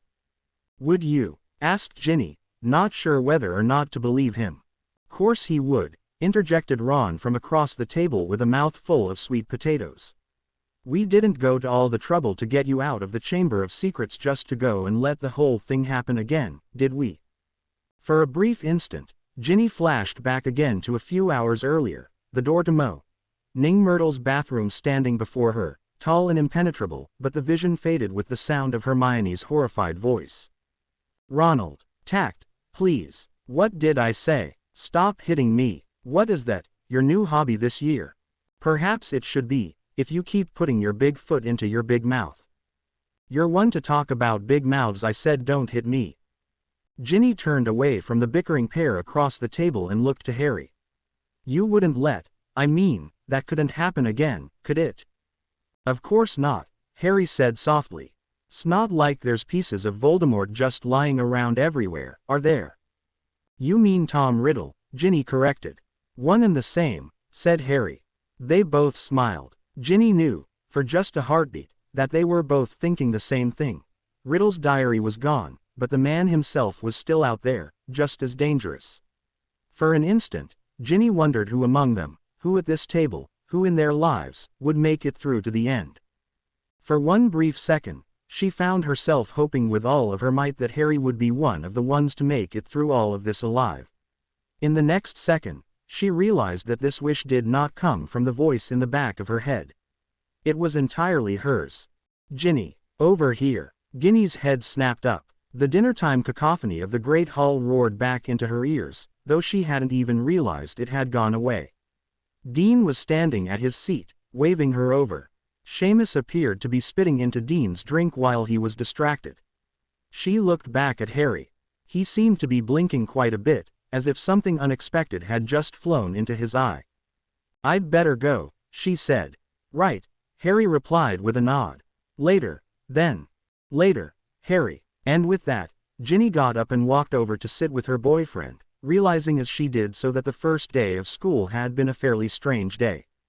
It was the morning of the Gryffindor Quidditch trials, 2 weeks since the start of school, and in this short time Ginny had realized that they weren't just making it up. 5th year was significantly harder than 4th year had been. If she heard the word OWL one more time, she had spent much of her time when not in class studying, and whatever free time she had since then she had dedicated to spending with Dean, trying as hard as she could to make their relationship work.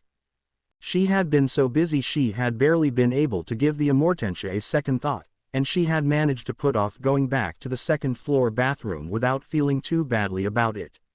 She was thrilled that the trials were finally here, to put it mildly.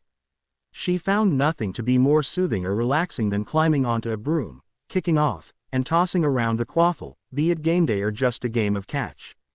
It was safe to say that Demelza did not exactly agree with her. Ginny came down to the common room the morning of the trials to find the younger girl pale and staring into the empty fireplace, clutching her broom. Ginny and Dean managed to drag her down to breakfast, where they sat with Seamus, all 4 of them headed to the pitch for tryouts, Demelza refusing to eat anything. "This is a mistake," she kept repeating. "This is a mistake. I shouldn't be doing this." "Nonsense," tutted Ginny. You're an excellent flyer. Now eat some porridge. Ginny plopped a bowl of porridge in front of her friend, along with the other 6 or 7 items of food she had deposited there. Demelza had done little but nibble on a corner of dry toast. Demelza shook her head. No, I don't think so, Ginny. I'm going back up to the dormitories. Don't be silly, Dean began, then looked questioningly at Ginny. Demelza, Ginny muttered helpfully to him. Her boyfriend was not great with names. Demelza, Dean continued, may as well go out there. You'll regret it if you don't even try. Here, chimed in Seamus, piling some more bacon onto his plate. Absolutely, agreed Ginny, digging into her 3rd helping of eggs. What's the worst that could happen? Gin, where do you put it all? Dean marveled at his girlfriend as she plowed through a typically hearty breakfast. I'm a Weasley, Dean, she explained. We have an extra secret compartment for it. The worst that could happen, Demelza repeated. Let's see, I could not make the team. Sure, that's a risk. I could fall headfirst off of my broomstick onto the pitch. I really doubt I could lose control and fly right into the stands, or into a professor. I could accidentally cut off the legs of a group of first-year tryouts. I could get hit in the face with a bludger and end up hiding myself behind my sweater all year like that Marietta Edgecombe girl. I could. Apparently she had given this some thought. As Demelza rattled off all of the ways this day could be a horrific disaster, Ginny's attention wandered. Chewing idly on a piece of toast, her gaze drifted several yards down the table, where Harry, Ron, and Hermione were talking quietly and conspiratorially, their usual method of conversation. Ron and Harry had received packages by owl post, and it appeared to be their new copies of Advanced Potion Making. Good, I thought Ginny. Now he can get rid of that old talking copy he's been following instruction from.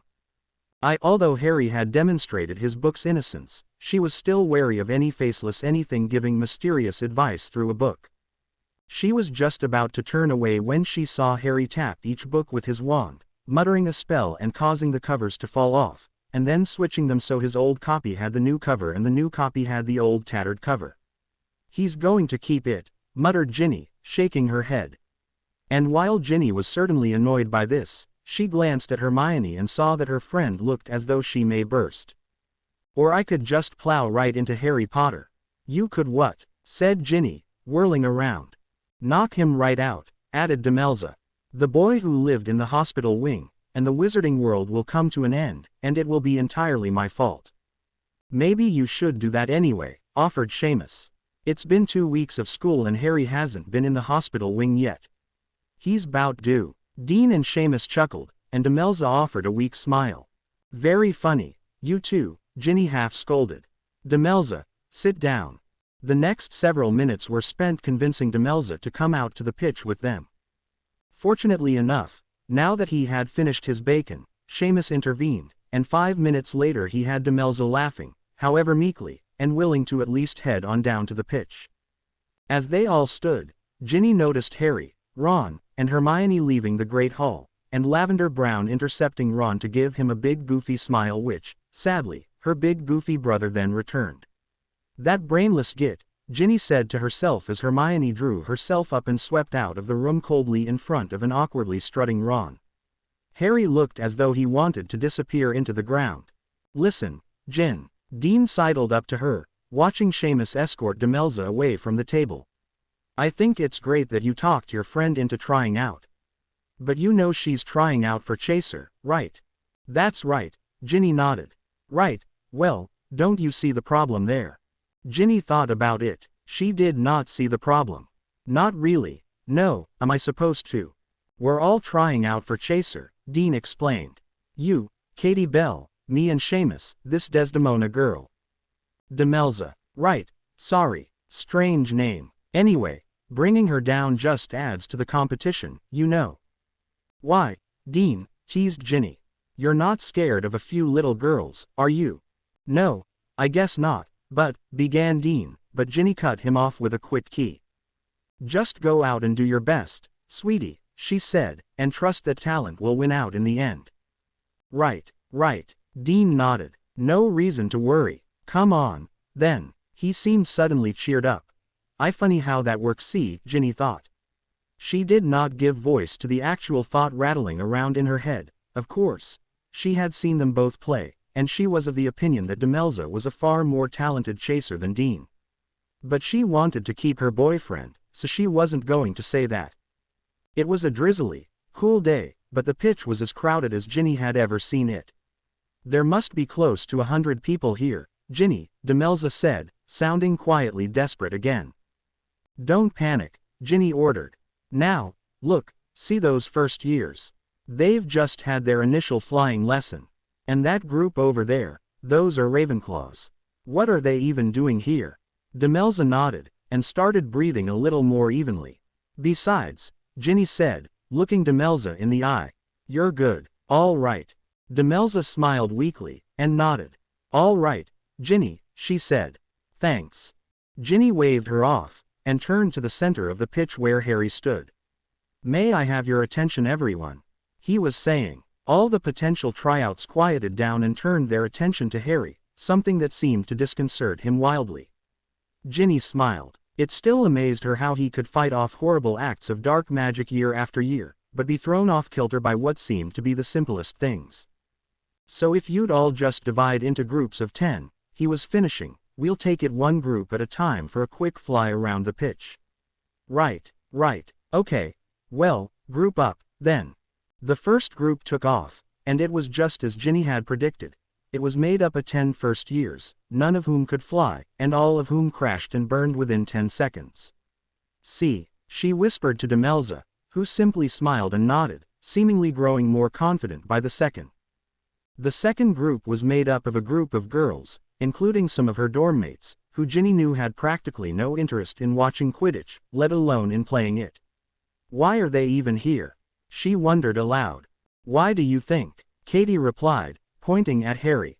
Look at that, chimed in Dean. The price of fame. But he's always been famous, Ginny said. Yeah, but now he's not just famous for being crazy, countered Seamus. He was never crazy, shot back Ginny, looking around for support.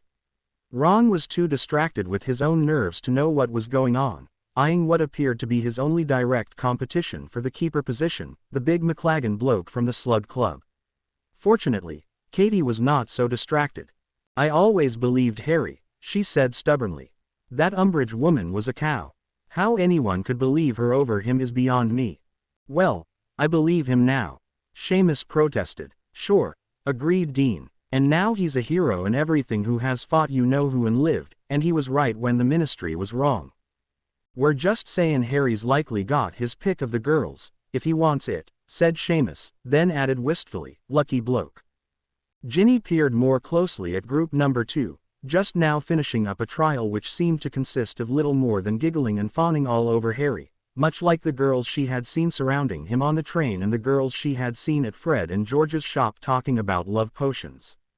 Sure enough, much to Ginny's great annoyance, the group was being led by Romilda Vane. As Harry dispersed them and sent them on their way, Ginny realized that she had been grinding her teeth together painfully.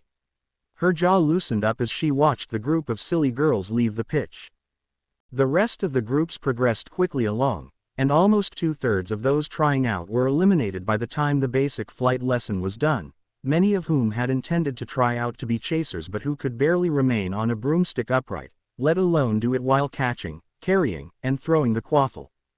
After Harry shouted all the grumbling would-be competitors off the field, he gathered the 5 final chaser candidates together for instruction: Ginny, Katie, Demelza, Dean, and Seamus. Harry tossed a quaffle to Katie. This is a training quaffle, he began. Madam Hooch modified it for me. It has a sort of a bludger's charm placed on it. After you score with it or if it touches the ground, it will fly around the pitch until someone catches it again. It won't run from you like a snitch or dive bomb you like a bludger, but it will test your speed and handling skills to snag it from midair. Okay, Katie, Ginny, and Demelza against Dean and Seamus. I want to see goals and I want to see teamwork. Any questions? He looked around the group. Oh, and just to make it interesting, there will be an actual bludger up there as well. So look out for that. Seamus and Dean looked at each other uneasily. Ginny grinned, and Harry smiled back. All right, Harry said to the final 5. "Let's see what you've all got." With that, he took off on his broom, and the chasers followed, climbing up into the gray and rain. The crowd below was starting to make some noise as the official chaser tryouts got underway. Katie made her way slowly down the pitch, quaffle in hand, keeping an eye on the ominously hovering bludger, while Dean and Seamus circled and plotted an intercept course. Ginny slid over next to Demelza. "Remember, chasers have to work as a unit," she told her. "Katie will need our help." Demelza nodded determinedly. Ginny took off, flying below Katie just as Dean and Seamus both dove in towards the senior member of Gryffindor Quidditch. "Isloppyi," thought Ginny. They are not working as a team. Katie didn't even have to look down. She and Ginny had played and trained together for half the year before. She knew simply to drop the quaffle straight below her and allow Ginny to zip in and snag it. The two boys tried to correct course to intercept the redhead, but she was too quick and was able to fire the red leather ball through the goal hoop as a roar rose up from the crowd. Just as Harry had said, the instant the quaffle passed through the goal it turned on a dime and zipped past them straight up the pitch. Demelza was furthest upfield and turned faster than any of the other flyers. She reached the quaffle with relative ease, tapped it with one hand, juggled it in midair, but then recovered, hugging the ball to her chest and zipping towards the goal. Ginny gasped as the bludger rocketed at Demelza from above, but as though she had eyes in the back of her head, the girl spun into a barrel roll, and the black metal ball shot harmlessly past her. The maneuver threw her off course, however, and Dean and Seamus were able to surround her. She panicked as they closed in, heaving the ball as hard as she could in the air towards no man's land. It seemed certain to fall all the way to the ground until Ginny, diving out of nowhere, one-handed it out of the sky from upside down on her broomstick to the thunderous appreciation of the largish crowd that had by now gathered to watch. She glided on towards the goal hoops, ducking the bludger as it whipped past her hair, and one-armed the ball through for the score. The quaffle again shot around the goal posts and headed upfield, but this time Ginny was ready for it and chasing it. Dean caught the quaffle with two hands and neatly swerved out of Katie's way, but rather than pass it upfield to Seamus hovering next to the goal posts he turned to take it up himself, switching the ball to his right hand to avoid Demelza incoming on his left, but leaving himself wide open for Ginny to come barreling up from below him on his right to snatch the unprotected sphere of red leather from his outstretched arm. Before Dean could react, Ginny had spun around on her broomstick and sent the quaffle soaring downfield, dropping it perfectly into Katie's outstretched hands as she raced down an open field towards the goal for the easy score. The crowd below roared again. To add insult to injury, while Dean's head was turned watching his bad fortune play out downfield, the bludger swung in and clipped his leg. Dean howled in pain, Ginny grimaced and the crowd groaned. That one was going to leave a mark. The girls fell into a productive rhythm and Ginny submerged herself in the focus of the game. Grab, dodge, throw, grab, dodge, throw, grab, dodge, throw. She had lost complete track of the mock score, something she'd never do in a real game, when she felt a tap on her shoulder. Startled, she turned away from the pitch where Dean had just snuck a shot past Katie, to find Harry hovering behind her. He gestured for her to follow him, and she did, indicating to Katie and Demelza that she was going to ground. As she and Harry hit the earth, he turned to her. "Good job, Gin," he said. "That'll be enough. You can watch the rest from the stands." Ginny paled as Harry turned to rise back into the air. "Wait, Harry," she cried. He turned to her, a puzzled expression on his face. "I can do better," she said, panic rising in her chest. "You have to give me another chance. I'm sorry, I promise you, I can do this, I can." Harry looked mystified. "Ginny, what are you talking about?" he asked with amazement. "You're the best one up there by miles. You've scored 17 goals. Nobody else has more than 4. If I keep you up there any longer I'll look like I don't know what I'm doing. Besides, the three of you were cutting Dean and Seamus apart. I have to give them a fair shake." "Wait," Ginny said, the realization dawning on her. "Does this mean?" Harry smiled. "You've made the team," he said. "No contest. Great job, Gin, really." And with that, he zipped back up into the air. In a daze, Only vaguely aware of the big stupid grin on her face, Ginny wandered back towards the stands. As she passed Ron, he gave her a green-faced grin and a thumbs up, and as she approached the assembled crowd she received a rousing hand for her performance, Hermione sitting in the first row smiling and clapping harder than anybody. Blushing fiercely and grinning just as hard, she found Colin and Dennis Creevey, sitting with Natalie MacDonald, Neville, and Luna. That small group gave her a personal standing ovation, except for Luna, who seemed intent on catching something small, fast, and invisible that was flying around Neville's head, and Ginny sat down to watch the rest of the tryouts. Things were not going so well for the boys. Katie and Demelza had formed a natural partnership. The older and stronger girl teamed up with the younger, faster one. It didn't help that Dean and Seamus seemed just as intent on arguing with each other as they were on attempting flashy and high-risk one-man dashes to the goal, which failed as often as they succeeded. Neville leaned over to Ginny, trying to ignore Luna peering thoughtfully into his ear. "If things keeps up like this, Harry's going to have to put Katie and Demelza on the team, isn't he?" he asked. Ginny nodded. "Katie belongs on the team," she said. "And Demelza's earning her spot as we speak." "She certainly is," piped up Natalie, who then stood up and shouted, "Go get him, Demelza," at the top of her tiny lungs. "Oh," said Luna, disappointedly sitting back from Neville. "You frightened them away." She then looked to the pitch and asked, "Have the tryouts started?" "Lovely. Ginny, Katie, and Demelza will win, I think." "You should have told Harry that a week ago," offered Ginny. "Would have saved him some trouble." "See," Luna said to nobody in particular, pointing at Ginny. "That's one." Finally, the moment of truth came. Harry brought the rest of the competitors down to earth, and even from a distance it was easy to see what the results were. Demelza and Katie jumped into the air and hugged each other, while Dean and Seamus trudged off of the field, heads hanging. "I'd better go down there," said Ginny to her friends, and she hurried down the stands to the field just in time to catch Dean and Seamus, headed to the locker room. "Dean," she called out, running up to him. "I'm sorry, Dean, Seamus." Seamus smiled weakly and shrugged, then continued on his way. Dean, on the other hand, didn't look at her. "Don't worry about it," he said. "No big deal." "You're sure you're all right?" she asked. "I'm fine," he answered, barely glancing at her. "Just got a bit of a headache. I think I'm going to go upstairs." "Oh, all right." Ginny watched as Dean walked on past her, after Seamus, and into the locker room. She stood for a moment, the first twitches of annoyance flickering at her mood, but she tried to tell herself that he must be upset and she should just let him cool off. She turned and hurried back out to the pitch. The beater tryout moved fairly quickly, with Richie Coote and Jimmy Peakes, 2 third years, winning the job adequately if not handily. The chasers were then back up in the air, ready to test the keepers. None of the first 5 applicants were able to save any of Ginny's shots on goal. For that matter, none of them were able to save more than 2 apiece. "We're done if these are the best keepers Gryffindor has to offer," Katie groused to Ginny and Demelza as they floated high in the air over the pitch.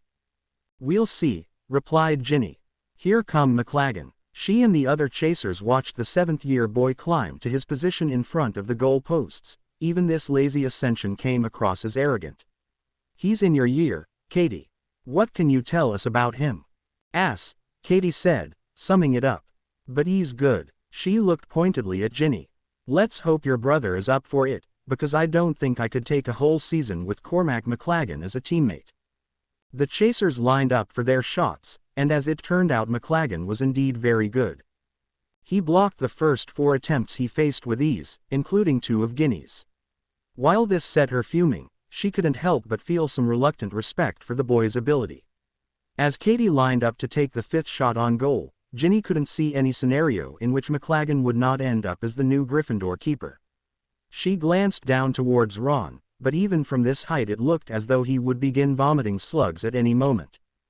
Katie raced towards goal, cut left, cut right, and then quick launched a shot across her body to McLaggen's right, and he inexplicably broke left, allowing the quaffle to get through with ease. He descended back to earth, red-faced and fuming, with all of the pitch jeering him good-naturedly. He, however, did not seem to be in on the joke. "That was odd," said Katie, gliding back to Ginny and Demelza. He's an absolute pig, but he doesn't seem the type to make that sort of mistake." "What does it mean?" asked Demelza. "It means that if Ron makes all of his saves, he's in," Ginny answered. She looked down below to see her brother mounting his broomstick. As he did, she heard a voice ring out from the stands, "Good luck." A tittering laugh rippled through the crowd. "Who was that?" asked Demelza.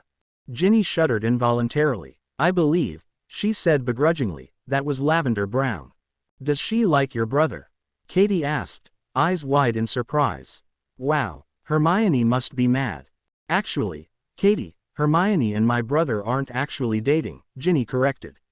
Then she took a pause, and added, "But yes, she's most likely furious." By this point, Ron had flown himself up to the goalposts shakily, still looking a bit green around the gills. He blocked Demelza's first shot, a tricky little backspin lob, by the skin of his teeth, and then caught Katie's more straightforward rocket with his face as much as with his hands. Ginny, still fuming that she had been blocked twice by McLaggen, came in hard on her brother, trying to dicky him up and then flipping upside down and shooting for the lower hoop, but he was not fooled and deflected her attempt with his fingertips. Ginny was both furious and impressed that Ron had managed to block one of her best moves. After managing to stop the first 3 shots taken against him, Ron handled the last 2 from Demelza and Katie with relative ease, putting him at 5 for 5 and handing him the keeper job, no contest. He raised his arms jubilantly and lowered himself to the earth while the gathered crowd engaged in a rousing chorus of, "Weasley is our king." "Good job, Ron," Ginny said, hugging her brother as the whole team gathered around to congratulate one another. "No thanks to you," Ron said with a grin. "What was that upside-down nonsense? You trying to keep me off the team? You didn't think I was going to make it easy for you, did you?" His little sister grinned back. "That's never been in my job description." "What's up with McLaggen?" Katie asked, looking a few yards away where Harry was being set upon by the rejected keeper. The rest of the team quickly moved to back Harry up, with Ginny, Ron, and Katie in the lead. "No," Harry was saying. "You've had your go. You saved 4. Ron saved 5. Ron's keeper. He won it fair and square. Get out of my way." McLaggen looked for a moment as though he might punch Harry. Ginny reached for her wand, but as she did apparently the larger boy thought better of it, as the Gryffindor Quidditch team, of which he was not a part, was standing behind Harry, and Ron, Katie, and Ginny clearly had his back. Beaten but not happy about it, McLaggen turned and stormed off, and Harry turned the other way to face the team. "Well done," he began happily. "You flew really well." "You did brilliantly, Ron," exclaimed Hermione this time, running across the field and interrupting Harry to give Ron a quick hug. Katie nudged Ginny, and pointed across the field to where a downtrodden Lavender was walking off the pitch arm in arm with Parvati. Harry finally got the team's attention, and first practice was set for the following week. After another round of whooping, the newly installed members of Gryffindor Quidditch agreed to go freshen up and then reconvene in the Great Hall for a celebratory late lunch early dinner. As the team walked off together, laughing and singing, Ginny noticed Ron and Hermione walking off together towards the grounds, and Harry turning to catch up. "Harry," she called, and he looked back to her. "Want to join us?" she asked. "Won't be the same without the captain." "Sorry, Ginny," Harry said apologetically. "We want to go down and see Hagrid. Next time." "Say, I'm sorry about Dean. If we could have had a 4th chaser, it would have been him." "That's nice of you, Harry," Ginny said, smiling. "He'll be all right, though. He and Seamus just went inside before to lick their wounds. I'll head in and cheer him up." Harry's eyebrows shot up. "Oh," he said uncomfortably, sure. You should do that." It took her a moment to realize what he was thinking, but when she did, she laughed. "Not like that, Harry," she cried, shoving Harry playfully. "Just what kind of girl do you think I am?" "Sorry," Harry said, blushing. "Sorry. I didn't, sorry." "Right," Ginny replied, still smiling. "Don't worry about it. See you later. And tell Hagrid I said hi." She walked off, a smile still on her face, and a pleasantly warm sensation lingering in her hand where she had shoved Harry. Although dinner with her new teammates became a riotous good time, Ginny occasionally took a glance around the Gryffindor table and around the hall, but there was still no sign of Dean. When the party eventually moved up to the common room, Ginny was surprised to find Seamus there, playing a game of chess with Neville. "Seamus," she said, approaching him, "have you seen Dean?" "Ah, up in the dorm, I think," Seamus replied, focusing on where best to instruct his bishop. "Sulkin' around, most likely. Congrats on making the team, Gin. Forgot to say it before." Ginny thanked him and rejoined the team. She did not like the direction this was moving in. Finally, as the end of dinner rolled around, Dean descended from the dormitories. "Congratulations, everyone," he said, crossing over to the team. "Better luck next year for me, EH. Turning to Seamus, he said, "Want to go grab some dinner, mate?" "Busy," muttered Seamus, trying to figure out where his king could hide to avoid Neville's night. "Neville?" Dean asked, but Neville shook his head, glancing quickly in Ginny's direction. Dean turned towards her as well. "Gin," he asked, "you want to go get some food?" Ginny was speechless for a moment. She almost couldn't figure out if she had just cause to be offended, but either way she most certainly was. "Are you perhaps going to congratulate me on making the team?" she asked coldly. "I just did," Dean stiffly replied. "You congratulated the team, but you didn't quite congratulate me, did you?" She looked around at the team for confirmation, but they were all suddenly very interested in just about anything else. "All right, I'm sorry," Dean replied. "Congratulations. I'm starving. I'm going downstairs." With that, he turned and headed out the portrait hole. Ginny blinked once, blinked twice, and then jumped to her feet, hurrying after him. Out in the corridor, she caught up to him. "That's it," she demanded. "That's all you have to say? You've been off sulking all day." "Look," Dean said, gritting his teeth. "I apologize. I'm sorry. I'll get over it by tomorrow, I will. I'm just annoyed right now." "Oh, you're annoyed," she shot back. "Yeah, a bit," he replied, his own voice raising up itself. "That friend you brought down, the one who made the team. Demelza, what about her?" "Well, if you didn't bring her down, I probably would have made the team." "Oh, so now it's my fault you didn't make the team. Just fly better next time. I'm better than Seamus, which when you consider I grew up Muggle, is a pretty damn sight respectable, you know." "Harry grew up Muggle, too," Ginny coolly countered, "and he's better than both of you."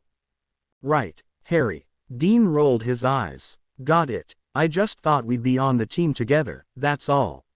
I thought that would be nice." To that, Ginny had no response. She was still angry, but he was right, she supposed. It would have been nice. "Right, well," Dean offered, but at the moment there seemed to be nothing more to say. "I'll be over it tomorrow." And then he was gone. Ginny stood by herself in the corridor, still fuming, her earlier happiness and euphoria over the events of the day draining away. Truth told, beneath her annoyance, she was starting to feel some pangs of guilt. She had spent the day laughing and celebrating, completely oblivious to the fact that her boyfriend was so upset. "It's not like I knew where he was to go comfort him or anything," she muttered to herself. "And it's not my fault Demelza is better than him." Still, she could not fight down those feelings of guilt completely, which in turn annoyed her even more. She returned to the common room to find that the team had dispersed, the row between Dean and effectively dousing the celebratory atmosphere. Demelza waved her over from in front of the fire, and Ginny waved back, but instead retreated to the back of the room to sit by a window, alone with her thoughts. She had been sitting for just a few minutes when she felt something nibbling on her ankle. Bending over, she picked up Arnold, snuffling around at her feet. "You find your way out again?" she asked. Her pet pygmy Puff, she had found, had a knack for breaking out of his locked cage. Happy for the loyal company and trying to ignore the fact that Arnold reminded her of Dean, Ginny stared out the window, absent-mindedly tickling Arnold's chin and letting him run up and down her arm. She wasn't sure how long she had been sitting there, but without warning she came down with the overwhelming sense that she was being watched. Turning back to the room, she saw that at some point Harry, Ron, and Hermione had returned, and they were sitting together in silence, her pig-headed brother staring at Lavender Brown, and Harry staring at her. She waved at him with a half-smile, and then returned her attention to Arnold. Eventually, the sounds of an argument carried across the room to her. Glancing over to them, she saw Ron get out of his chair and stomp his way up to the dormitory as Demelza crossed over to Harry, handing him a small slip of paper. What on earth could Ron be so upset about? Ginny wondered. He made the team. Harry and Hermione crossed the room towards her. What's Ron's problem? She asked. Slughorn's party, grumbled Harry. Does he honestly think we want to go? Oh, you were invited, too? Ginny asked. He caught me this morning. Are you going? Can't, said Harry, holding up the slip of paper Demelza had given him. Detention with Snape, first of the year, really looking forward to it. I'll bet, Ginny smiled. How about you, Hermione? I wasn't going to, in order to spare Ron's feelings, but seems to be no point to that anymore, is there? Hermione huffed. I'll go if you go, Ginny. I've got nothing better to do, Ginny shrugged. Well, you two have fun, said Harry. Come to think of it, I might actually prefer Snape's detention to another meeting of the Slug Club. Really? Ginny asked. Probably not, he admitted, and headed off to the dungeons. My brother's a charmer, isn't he?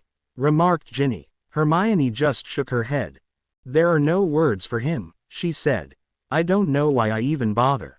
If he knew what I did for him today, but then she abruptly stopped. What did you do for him today? Ginny asked, but Hermione just shook her head. Ginny allowed her gaze to wander across the common room, where Cormac McLaggen was trying to get into the boys' dormitory but kept walking into the wall next to the door, until Neville and Colin Creevey jumped up and guided him through. That's odd, Ginny mused. He looks almost. With a gasp, she turned to Hermione. You didn't, she exclaimed. Didn't what? Came Hermione's evasive reply. You didn't confund McLaggen, did you? Ginny asked. When Hermione's only response was to look away guiltily, Ginny gasped. You did. All right, so what? Hermione hissed. You wanted that lout on the team. Besides, you should have heard the things he was saying about you and Ron. What was he saying? Ginny asked eagerly. Some of it I simply will not repeat, Hermione sniffed. As for the rest of it, well, he was implying that neither of you were very good at the game, and the only reason you made the team is because you were friends with Harry. Is that all? Ginny asked, disappointed. What a shame. If a bloke is going to be that unlikable, you'd at least hope he could be creative about it. Hermione cast a wary eye on Ginny. You're not going to tell Ron, are you? Ginny shrugged. Probably not, she replied. Though he'd probably take it for a bit of laugh. He will do nothing of the sort, shot back the older girl. It will destroy his confidence all over again, and then the Quidditch team would be in trouble, wouldn't it? All right, Hermione, soothed Ginny, but Hermione was running away with it now. And if you do tell him, she added, then I will tell him I saw you and Dean snogging as if your lives depended on it last night in the common room after he had gone up to bed. Ginny blushed. It hadn't been quite so scandalous, actually. Dean had simply caught her unawares right before Hermione walked through the portrait hole from the library. Still, she'd rather not have that particular chat with Ron. You don't have to threaten me, she mumbled. I said I wouldn't tell him. Don't tell Dean, either, Hermione added. Ginny snorted. Actually, I don't think Dean and I are speaking at the moment. Hermione whirled to look at her, surprised. Why not? What happened? Asked the elder girl, leaning in. He's a sore loser, too, Ginny griped while watching Arnold scramble up her arm to perch on her shoulder. Just like Michael Corner. I swear, I think I should only date boys who are better Quidditch players than I. The moment the words were out of her mouth, she realized what she had said. With a slight groan she glanced at Hermione, whose grin was all the evidence needed to prove she had caught it, too. Don't you start, Hermione, Ginny warned. I didn't mean it like that.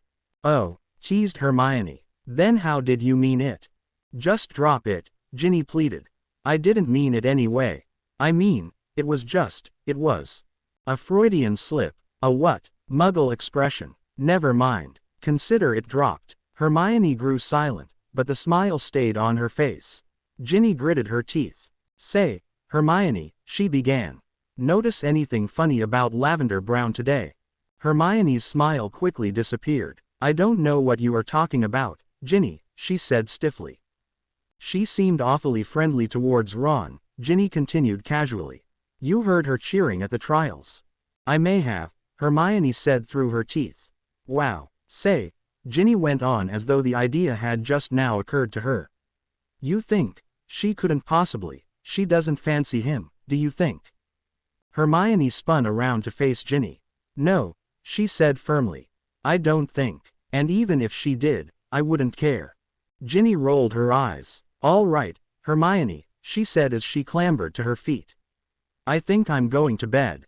Hermione looked confused. What about Slughorn's party? She asked. I've lost the stomach for it, and there's no use just hanging around here, Ginny replied. I've been to Egypt, Hermione, so I already know what denial looks like. With that, Ginny headed towards the door to the girls' dormitory. She was almost certain she heard Hermione mutter something as she left that involved the words, kettle, cauldron, and black, but she couldn't be sure. It was the same general nightmare she had been having, on and off, for the better part of 4 years. She found herself lying again in the Chamber of Secrets, trying frantically to erase all that she had written in Tom Riddle's diary, his cold, handsome laughter echoing off of the high ceilings, his clouded features swirling around her, staying just out of focus and view. He's not coming, foolish girl. Riddle shrieked. Not this time. You are alone. You are unloved. You are trapped and will not be saved. I will return, and I will kill them all, and it will be all your fault. She could hear the basilisk slithering across the floor towards her although she could not see it. She felt its hissing breath against her neck as she erased, the words popping back into existence as soon as she removed them. Yes, the nightmare hadn't changed much over the years. Except this time, there was one difference. This time as she frantically erased and Riddle laughed and the basilisk drew near and her panic grew, she happened to look up. And there, just yards away, was Dumbledore's Phoenix, Fawkes, sitting still and watching her. Fawkes, her dream self pleaded. Help me, please. I have to know. Help me. Fawkes made no move or sound. Ginny was about to cry out to him again when she noticed a single tear that had formed in his eye. Entranced, she watched as the tear balled up, slowly rolled down his long golden beak, reached the tip, and then dropped to the floor. The instant the teardrop splashed against the cold ground of the Chamber of Secrets, Fawkes burst into flames, consumed, a raging inferno that quickly spread around her, threatening to burn the chamber and all within it to ash. And yet, stubbornly, the diary in front of her remained untouched. Ginny woke with a start. She was tangled in her sheets and dripping in sweat, as she usually was after a nightmare. She sat in the stillness of the fifth-year Gryffindor girls' dormitory, her breath raspy and drawn behind her canopy. Eventually her heart slowed down and resumed its normal pace. Listening, she heard no indication that any of her roommates had woken, thankfully. She had once made the mistake of telling them in her second year what her then nightly nightmares were about. They hadn't spoken to her for weeks afterwards, until the dreams had somewhat subsided. Actually, come to think of it, she hadn't particularly missed their conversation. The details of the nightmare were fading quickly, as they often did, but the one new feature stayed with her longer than the others, puzzling her. The image of Fawkes, watching her and crying a single tear, as she demanded the bird impart upon her some knowledge. Fawkes, she thought to herself. That's new. She was wide awake now. Sleep was not going to be happening now, at least, not anytime soon. She silently opened her bed's canopy and glanced at the ancient clock on the wall. 3:30 in the morning. Quietly stepping into her slippers and pulling on her dressing robe, she headed for the door. She needed to clear her head. She made her way through the common room and out the portrait hole, into the darkened hallways of Hogwarts. She fleetingly wished for an invisibility cloak, but pushed the thought aside. She insulted herself if she thought for even a moment she couldn't go wherever she wanted in the halls of the castle, whenever she wanted. After all, she had managed well enough when under Riddle's control. She shuddered and pushed that thought out of her head. No ruminating on that, thank you very much. She instead thought about what a big day she had planned, and what a bad idea it would be to not be well rested for it. She pushed that thought aside as well. Sleep, she knew from experience, was not currently an option. She padded down the halls, into the darkness, no particular destination in mind. Later that day she would be going out on a date, her first proper date with Dean, or at least as proper a date as one could have while a student at Hogwarts. It was the day of the first Hogsmeade trip, and Dean had insisted on planning the day's activities. She had felt somewhat obligated to allow it. Dean had, after all, kept good on his word. The day after the Quidditch trials he was all smiles and politeness, and he had not let that up over the rest of September and beyond. It was now the middle of October and Ginny had to admit that if one wanted to draw up a diagram of what the model boyfriend was, Dean had been it for the past month. Somewhat amazingly to herself, however, she had found that while it was pleasant to be fawned over by her boyfriend for a few days, there were times now when she was ready to strangle him. But how could she possibly tell him to stop doing things like standing whenever she reached the Gryffindor table in the Great Hall, or helping her through the portrait hole at Gryffindor Tower? She was reconfirming her own strongly held suspicion that she was indeed the world's worst girlfriend. What girl would not want her boyfriend to always behave like the ideal gentleman? Ginny Weasley, apparently, that's who. Clearly, she thought to herself, and for not the first time, there is something terribly wrong with me. She stifled a yawn. It was far too early to be up, especially considering the late afternoon into early evening Quidditch practice that Harry had scheduled to, again, coincide with one of Slughorn's parties. He did it, Ginny knew, to give himself an easy way out of attending, but it did have the secondary effect of placating Ron's ego. It also gave Ron a chance to talk about Hermione under the guise of taking the mickey out of her when, in truth, he simply liked to talk about Hermione. What do you suppose Hermione's doing now? Ron had badgered Harry for the 12th time, as the three of them were locking up the equipment. I haven't the slightest, Ron, Harry had replied with exasperation. I'm sure she's having a good time. Ha, Ron laughed. You think she's having a better time with Zabini or McLaggen? That had been an opportunity Ginny found she could not pass up. You know, Ron, I've noticed that Hermione and Cormac have been talking quite a bit in the hallways and the common room. Have you noticed that? Do you think something might be going on with them? This had shut Ron up, and he had quickly turned and hurried back towards the castle. Harry had then asked Ginny, do you really think Hermione and McLaggen are getting involved? Doubtful, had been Ginny's response. What on earth would Hermione have to talk about with that dunderhead? She would just as soon date you. I think you may be trying to insult me, Harry had answered with a grin. Oh, no, was Ginny's mock protest. I am most definitely, without question, trying to insult you. No, maybe, about it. The rest of the evening had been spent with Ron, Harry, and Dean on the couches in the common room, waiting for Hermione to return. Ginny smiled, recalling the look on her brother's face when she did so, escorted through the portrait by none other than Cormac McLaggen. Serves him right, she thought to herself, smiling at the memory. But then her smile froze, and she did as well. So caught up had she been in her thoughts about Hogsmeade and Dean and Quidditch practice. And Harry, she had been so caught up she hadn't paid attention to where she was walking until just this moment, when she realized she was standing directly in front of Ning Myrtle's bathroom, in which lay, of course, the hidden entrance to the underground catacombs she had dreamed of just a short while ago. A sudden chill passed over her. Her legs began to shake and her breath began to come in short gasps. She sank to the floor, the overwhelming feeling of being here in the middle of the night as the rest of the school slept that rushed over her was both alien and familiar. Riddle's diary had guided her here at this hour on many an occasion, but back then she hadn't been in control of herself, not really.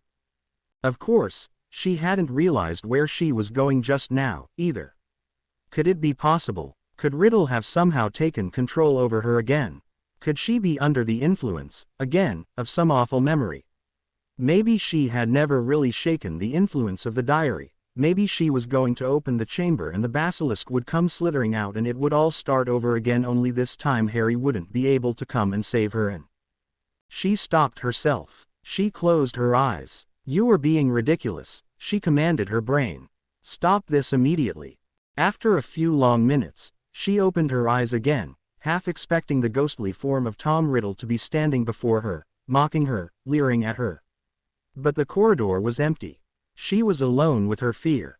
This was only the second time she had managed to bring herself here this year. She had sworn that she would enter the bathroom again on her first day back to school, but hadn't been able to force herself through the door then. Now, she realized with disappointment, she had avoided making a return trip for one reason or another, when the true reason was that she was still scared. So why tonight? Why had her unconscious brain brought her here tonight? She had had that nightmare many times before in the school. Why, tonight, was she drawn back to the scene of the crime, so to speak? Did the addition of Fawkes have something to do with it? Taking a deep breath, she thought back with some difficulty to that day in the chamber. It was all so fuzzy, she didn't remember anything, really, until after it was over. There was Harry standing over her, holding the sword of Gryffindor in one hand and the diary in his other. She remembered crying, she remembered doing lots of crying, and it always mortified her to no end to think of it now. She remembered crying as Harry put down his sword and helped her to her feet, crying as she grasped his arm for support, burying her tear-streaked face into his robes. She remembered being too embarrassed and scared to look at Harry as he guided her towards the chamber's entrance, picking up the sword and the sorting hat along the way. She remembered Fawkes leading the way out, back to Ron and Lockhart, and up the secret passage back into Myrtle's bathroom, and then out here, into this very corridor. She shook her head. She saw no reason why she should have carried herself back here tonight. If she had dreamed of the sword of Gryffindor or the sorting hat, would she have ended up here as well? But she hadn't, had she? She had instead dreamed of Fawkes. For some reason. Ginny sat where she was, staring at the door, losing track of time, racking her brain and trying to determine some reason as to why she would have felt the need to make it all the way back to here on this particular evening after having that particular nightmare. Just when she was on the verge of giving up entirely and heading back to her dorm to try and catch at least another hour or so of sleep. Good evening, Miss Weasley. If it had been physically possible to jump out of one's skin, she would have. She spun around to see who had snuck up on her, a part of her, the part reaching for a wand that she had left in her dormitory, utterly convinced that it was going to be Tom Riddle. It was, in fact, Tom Riddle's worst nightmare. I'm terribly sorry. I seem to have startled you, said Albus Dumbledore, a kindly twinkle in his eye. Perhaps it was my usage of the term, good evening, when I should very clearly be saying, good morning, and a sensationally early one it is, at that. Ginny nodded slowly, her wits returning to her. I'm sorry, Professor, she stammered, the part of her brain that had been trained by Fred and George suddenly realizing that the school headmaster had caught her out of bed well beyond curfew. I was sleepwalking, and she stopped. Dumbledore's friendly smile had been replaced with a slightly sterner version. Miss Weasley, he intoned, perhaps when you are as advanced in years as I, you will realize that it is no difficult trick to tell a well-spun lie from the honest truth. That being said, and at this his demeanor returned to its usual warmth, rest assured that I am far less likely to punish a student for being out of bed at this unusual hour than is Mr. Filch, particularly when that student undoubtedly has a perfectly good reason for being about. May I? It took Ginny a moment to realize he was indicating the floor, as though being invited to sit there would be of the greatest honor. Yes, of course, she replied. Dumbledore smiled, and lowered himself to sit next to her. As he did so, she caught a glimpse of that which was often hidden beneath his sleeve, and that which had become the talk of the school from the first day of term. His right hand, withered and blackened, looking near dead. Seeing it so closely caused her to shudder just a bit, but in a flash again it was gone, hidden with a flick of the wrist underneath the headmaster's robes. Traveling robes, she realized. Going somewhere this morning, Professor? Ginny asked. Ever astute and observant, aren't you, Miss Weasley? Dumbledore said with a chuckle. I have business that is taking me away from the castle today, it is true. But that is not the question of the moment. Ginny looked away. She could guess what the question of the moment was. I almost hesitate to ask, Miss Weasley, but what brings you here this morning? For a moment Ginny considered lying to him, but then figured there was no point to it. He was Albus Dumbledore, after all. If he wanted the truth from her badly enough, he'd probably figure out some way of getting it. I had a nightmare, she admitted. I took a walk to clear my head, and without realizing it, I found myself here. Dumbledore nodded. It had been my understanding, he said with an air of concern, that your nightmares had stopped. Ginny shrugged. They have, for the most part, she admitted. Last time I had them was last year, when my dad was attacked by that snake. I had to explain to Harry what it was like to be possessed by Tom Riddle. She glanced at Dumbledore, but he gave no indication that she should use a different name, and explaining it to him sort of made me remember it and relive it, some nights. Understandable, Dumbledore nodded. Only this one was different, Ginny pressed on. Your phoenix was there, Fawkes. That is his name, yes. I shall be sure to remember you to him. Thanks, Professor, Ginny said with a smirk. She could recognize and appreciate the playfully mocking tone hidden in his voice, having often used it herself. She continued, anyway, I was in the chamber, and Riddle was there, and the basilisk, as always, but Fawkes was also there, just watching, and then he cried a tear and burst into flames, and I woke up. Dumbledore nodded gravely. Was that all? He asked. Ginny scrunched up her brow, trying to remember. As time slipped away, so were the details of the dream. No, she finally replied. I asked him to tell me something. I told him I needed to know something. She looked up at Dumbledore. Sir, what could that possibly mean? Dumbledore was silent for a moment, and then spoke. I am not so gifted in the fine art of divination, I'm afraid. In my experience, however, I have found that oftentimes, no matter how disturbing or prescient it may seem, a dream is just a dream. Nothing more. Ginny nodded, but Dumbledore, perhaps sensing her dissatisfaction, went on. Although if you find that answer to be lacking, there is always another option. What's that, Professor? You could ask Fawkes what it is he needs to tell you. Ginny smiled, and glancing up she could see the twinkle in Dumbledore's eye. I do have an in with him, you know. I'm sure I could arrange something. I'll keep that in mind, Professor, Ginny said with a smile. They fell into silence again. Ginny stared at the door to Ning Myrtle's bathroom, her mind returning to the dream, trying to unravel its significance, if any. Just when she had almost forgotten Dumbledore was beside her, he spoke again. You have nothing further to fear from this doorway, Miss Weasley, he said quietly. I am quite certain that the Chamber of Secrets has already given up all of its secrets. I know, Professor, Ginny sighed. But, she stopped. There was more. She just couldn't put her finger on what that more was. Yes, she thought about it, long and hard. She had been drawn here, whether she liked to admit it or not, drawn back to this corridor on so many occasions, often for no more reason than to pass by this doorway. Now, for the first time, she was being asked to place that drawing power into words, to explain it, and she found that she didn't know how. There's something here, she finally said. I don't know what it is. I don't know if it's important to anyone but me. But there's something here, some answer that I'm looking for. She looked up at the headmaster, half expecting a patronizing gaze. She did not receive one. Are you certain? Was instead all Dumbledore asked. Pretty certain, Ginny replied.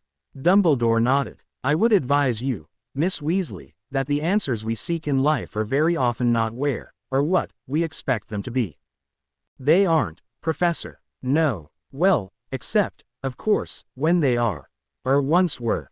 I don't understand. Perhaps the answers you seek were once in the chamber, but have since moved on. But that's the part that doesn't make any sense, Ginny retorted, her frustration starting to build.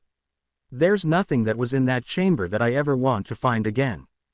Ah, Dumbledore replied, and are you certain of that as well? I'm positively certain, exclaimed Ginny. 100% certain. Absolutely, definitely certain. She closed her eyes, counted to 10, and after a moment continued on more quietly. There's nothing good down there, Professor. There never was. All that's left in the Chamber of Secrets are bad memories. That's what's so stupid about this. That's what I don't understand. There's nothing I want through that door, but I keep coming back here. There's nothing in there that can hurt me, but I'm too scared to go in. Sometimes I come here, like tonight, and I don't really know why, and I feel like I must be losing my mind." Dumbledore seemed to seriously entertain this possibility, but then shook his head slowly. "I don't think that to be the case, Miss Weasley. You were held in the power of a memory, as it were. A memory Tom Riddle trapped in his diary. You now have nothing left from that experience but your own memories of it, memories of what must have been a terrible ordeal for you, one that few others can truly comprehend. It is not at all surprising to me that you are both drawn to and repelled by the remnants of those memories." Dumbledore turned from the door and looked down at her over the rims of his half-moon spectacles. "If I may say, Miss Weasley, your plight is not so uncommon, nor should you be so hard on yourself for it. After all, your own worst memories are the one enemy that you can never outrun." Ginny shook her head ruefully. "Yes, well, with all due respect, Professor, I still feel frustrated and just stupid. Because the reality is that you can't get hurt by a memory." Out of the corner of her eye, she could have sworn she saw Professor Dumbledore flex his blackened hand under the sleeve of his robe. "You would be surprised," he answered her with a soft smile. For a moment they sat together, lost in their individual thoughts. Then, Professor Dumbledore rose. "I believe we have both spent enough time here, lost in memory," he said, offering Ginny his hand, his left hand, she noted. "I must be off, and as for you and your search for answers, always a noble search, if any answers are to come to you here, Miss Weasley, they may not arrive before this day truly begins. It is after 6 in the morning, after all." Ginny was stunned. She had not realized so much time had passed. "Yes," chuckled Dumbledore, "I am sure you have things to do today." "It is Hogsmeade Day, I believe." "It is," she replied, stifling a yawn. As always, she could see she was going to regret not going back to sleep after her nightmare, now faded into a distant, fuzzy memory. "Before we part, Miss Weasley, there is a small favor I would like to ask of you, if I may be so bold." "Oh, of course, sir," Ginny answered, surprised. Dumbledore smiled, and then withdrew from the folds of his robe again with his left hand, a small piece of rolled-up parchment, tied loosely with a silver string. "If you could pass this on to Mr. Potter when you see him," he asked. "I'm afraid I simply won't have the time to find him myself. It seems I am destined to be late." Now, don't fret," he said, cutting off her apologies for keeping him. "It is not your fault in the slightest. It is my own. Remember, late can mean a great many things. Will you give Harry the parchment?" Ginny nodded. "Of course, sir. Thank you, Miss Weasley." He handed her the parchment, but did not let go immediately.